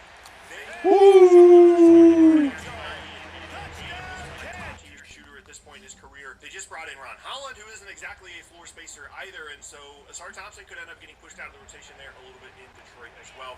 Two guys that I think could be awesome for this class and really catapult where this class looks historically in a handful of years, or maybe be a little bit forgettable. They'll crank up this drive with the pass. Speaking of needing to develop jump shot, Anthony Black, number 6, is someone that I would be surprised if he's wouldn't let him loose, and even though it's a completion, they lost yards. Magic are really good, and not getting a thing done on first down. It's second and long from the 24. They're not just going to play Jet Howard, we're going to talk about later. Using his legs, it's Morris. They make the stop, but not before he takes a chunk out of what they need. Dude, 3rd and 6. And we're down 4. And you're still running the ball. Now they'll run the draw. He is going nowhere. Stop at the line of scrimmage. Around their main guys. You're not going to play a ton. So I would be surprised if he's part of a package for somebody to try and help Orlando win. Stop running the ball! Oh my God, man. It's like he's trying to drive me crazy. Here's the handoff. Someone that I think is pretty forgotten. Runs ahead and powers his way for 4 yards out to the 30. It's the MO of this offense. They really put a lot on the I really like him. He's still incredibly young. When you think about where he was playing at the level of basketball he was playing at 2 years ago compared to where he is now, not only for Washington, but for the Frank national team as well. I think he's going to be really good. There's still some shot creation stuff that needs to improve. Needs to improve as a shooter. But all the physical tools are there defensively. Needs to get a little bit bigger. Needs to get a little bit stronger. But I think as some pieces that get pushed out in Washington, I think Kyle Kuzma's going to get moved. We already saw Denny Avila get moved. I think Bilal's going to be really good. Maybe not like all-star level good, but a really solid, above average starter with some upside for more than that, depending on how the shooting develops for him in Washington. At 8 and 9 now, we get to some kind of high upside front court guys. This coach is an idiot, man, I swear. Respectively, making sure they have good balance, keeping it on the ground. Traded for Pascal Siakam, and he's able to bounce off one long-term future is certainly in question. They're first down now, a lot of options on second and fourth. And for a team in Indiana that had a really successful season, they bring him down, and he's going to not only just Walker's on the team, but also sometimes for the defense, it just takes one play, right, to create some momentum. Obviously, this guy's been eating them up. He's got over 100 yards rushing on the day. Finally, David, to get something positive here in the running game defense. But you kind of know that coming in. He's going to get hit. Such a great back, and he's had a great day. Need to put more plays together like that right now. And that's incomplete. A defender or he knocked the ball to the ground. Fourth down coming up. From the class, they might end up regretting this choice in the long term. And we go right back to running the ball. I can't stand this coach. I can't stand this quarterback, and I can't stand this coach.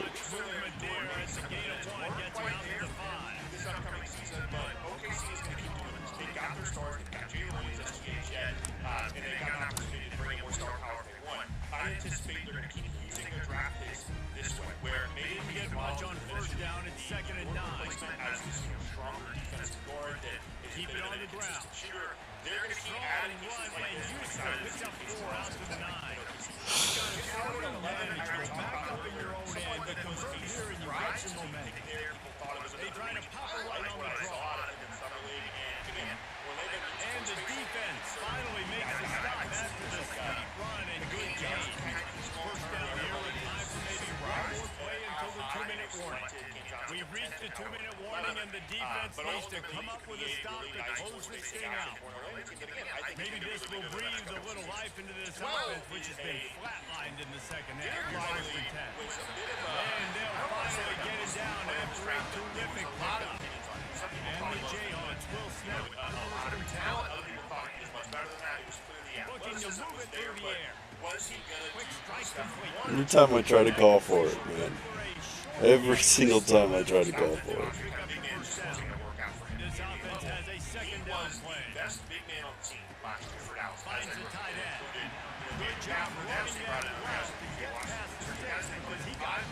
Pat Riley was one of their best players. He looks to continue to improve as someone that can maybe even be a little bit of a playmaker for them out of short roll. They want to just keep throwing. Defensively, he's really good. Rebounding, he's really good. Perfect for Dallas. And if they end up winning a title, Hurry up, dude. We ain't got time.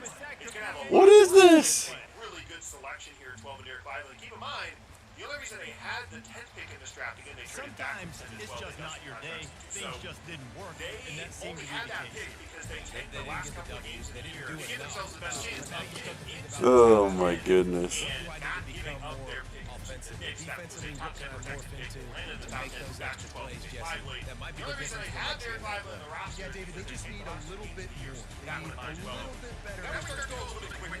14, Jordan Hawkins. I think he's going to be good. I don't think he's going to be an all-star or anything, but with an uncertain wing rotation there in New Orleans, Brandon Ingram up in the air, the other wings that they have, moving out Dyson Daniels, bringing in DeJounte Murray. For a team that at times struggles to find floor spacing, Jordan Hawkins could be the best shooter on the team. Like, Trey Murphy is a really, really good shooter, so that's a high bar to clear, but even though he's skinny, not the best defender, I think Jordan Hawkins is going to have a role moving forward as a specialist shooter in New Orleans. 16, Keontae George in Utah, another top 16 pick here for the Jazz.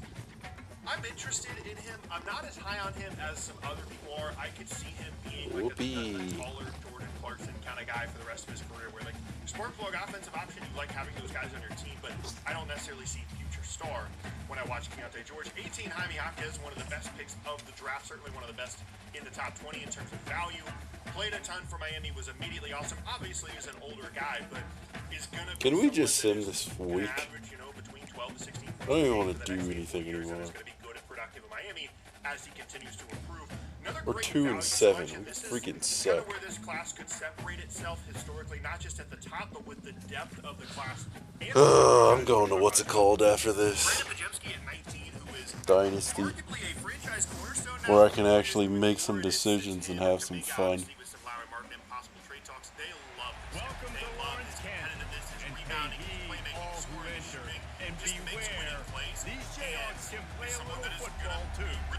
As we wind our way toward the end of another college football season, one of the grand traditions. Well, I don't have to really appreciate it because I already know what it is, though, Skip. And then, second fiddle, that's what it's going to be. But for him to say it and tell me how he really truly felt the entire 4 years that he was here. This is how he felt. You're renting a place in the building, a locker in the building. You're renting a locker in the building. I swear our coach is an idiot. I'm not running that. Not only that, you have an opportunity. Right now, I think about it, I'm not doing While it. the Lakers were down, you had an opportunity to take control Did you? to some degree. Right? You're not gonna Damn. never going to be Okay. But at least you could have got some respect. No respect, zero respect. No matter what. They gone to one Western Conference final in his tenure, and he was like basically the Lone Ranger out there because Kawhi was hurt. Yep. They've gone to 4 playoff appearances and been bounced. Okay, the Lakers won a championship, double or not, in those 4 years. And so when you look at it as a player, and it's from here, all of a sudden you're saying to yourself, damn, we're going to get a new arena that's state-of-the-art, probably the best arena that's ever created. But I don't want to be a part of that. Why have I been taken out of the game? Even if we won a championship, Why can't the play ever be your boy? he literally feels that way, even though he may not be saying that. So guess what he does? He goes to a city. I didn't think that was coming to me. I didn't even press catch, if I'm being honest with y'all. I don't know if they support the Cavs or support the Sixers. But you're in a city that's the brotherly love that loves their basketball team. You're number one in terms of hoops. In terms of hoops, you're number one. You don't have to share any. There's no Delaware team, and then there's South Jersey. There's no team in New Jersey anymore. The next one now in Brooklyn, so you don't have to worry about that. You don't have to share anything. You go to a team where you're going to feel now like it's important. Regardless of what Mr. Palmer has tried to do with the Clippers, they're going to always be second fiddle. No matter what, they can run off 4 championships in a 10-year span, and the Lakers can win 2. And people will be like, yeah, that's how they're going to treat them. The Lakers won none in that span. Yeah. That's what it would be. They're like, oh, the Clippers are getting good. But they're not going to all of a sudden shift from Laker fans The Clipper fans. Remember what I always told you.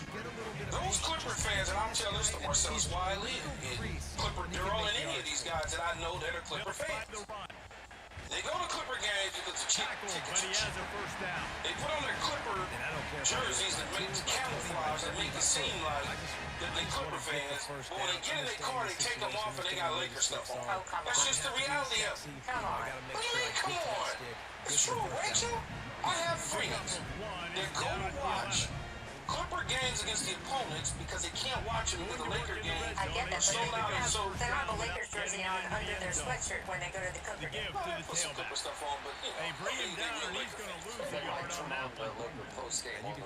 Exactly. And that's what it is. And when you feel that way as a player, you're telling all of us you really are not into the organization. Why would you throw it that late? And I'm hurt. I'm hurt. Oh my God, I'm actually hurt. They're doing flips on where I got hurt.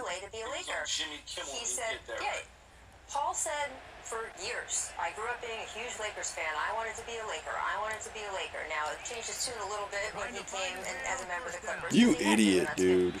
I was wide open, man. But between the Magic Johnson thing, between him growing up, I'm so sick of this Kansas song. song. For fans here in LA when Paul George was moving from Indiana and then in Oklahoma City and all of that. Oh, Laker. He always wanted to be a Laker. So he was set up to get that kind of reaction, no matter what the relationship in the franchises would have been.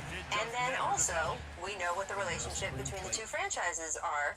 And so he's describing what he felt, what he experienced. He's not sitting there saying, oh, the Clippers are a worse team. He's saying people kept coming up to me and made me feel like I was the B team. Now, do I think forever that's going to be the situation in Los Angeles? I know you do. And look, it could be, absolutely. But the Lakers used to play in Minneapolis. Life is long. I just mean that situations can change. That this league has been around for 76 years.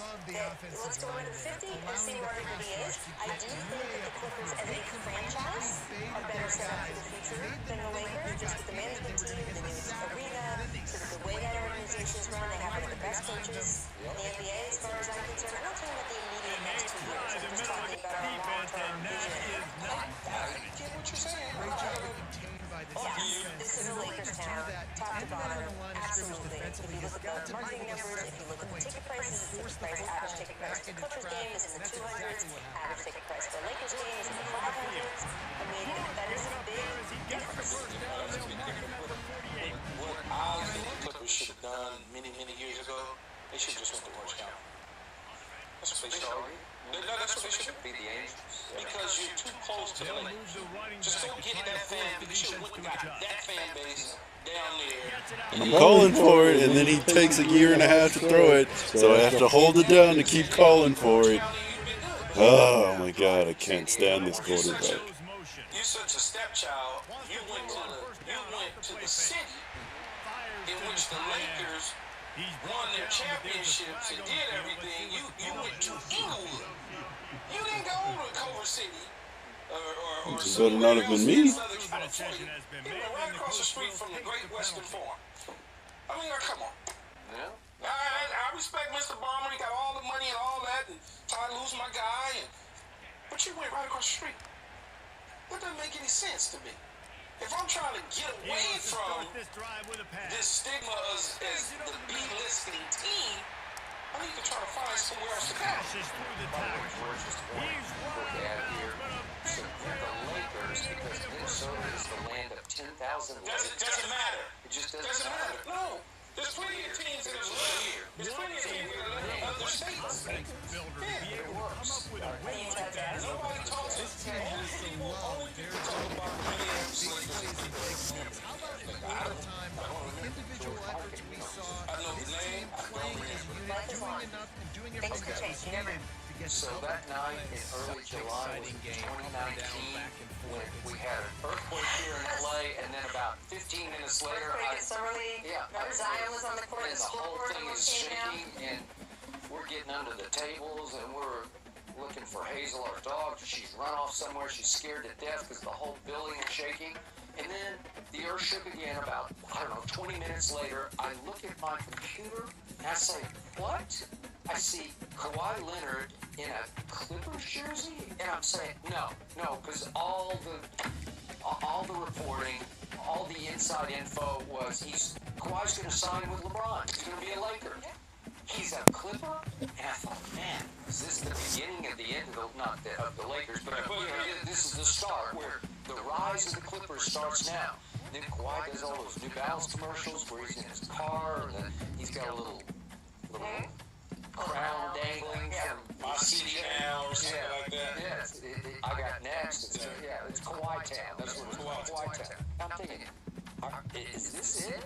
No, it wasn't it at all. Because Kawhi's about as star-crossed as any star who ever came down the pike into L.A. because he's not been right at all. He's been hurt every playoff run. And to your point, they got to the Western Conference Finals and there's no Kawhi. And Paul played great. I mean, I don't know how you could ask any more of him. And Chris Paul came in Game 6 at Staples and just shot the lights out, and that was the end of that. But they feel cursed to me. Now we got this sort of mockumentary about the Donald Sterling years called Clip. It's out there, It's like that's all they got is mockumentary, right? It feels cursed. It just feels like they cannot get a break. Yeah. Except the Mets won a title. At some point, the Clippers will win a title. I mean, it's just the way it is. They'll win one, maybe 30 years from now. They might win one. And I don't think Paul George left LA because he was being made feel he was on the B team. He left LA for that reason. He left LA for the reason that his running mate couldn't stay healthy in the biggest moments. And they didn't offer him the money. It's a combination of things. Right. B team, no money, teammate hurt. It's all a combination. Because if they would have handled the money right, the B team thing could have gotten over with. And maybe even Kawhi being hurt could have gotten over with. But when you mess with someone's money, that doesn't sit well at all. When I know I can get it out there in the open market. And on Paul's podcast, I believe that spilled out a little bittersweetly, where he's still a little raw from how they done him wrong. Well, I'm gonna call it here. That was fun. At times. I hate being on Kansas. I might look elsewhere. But,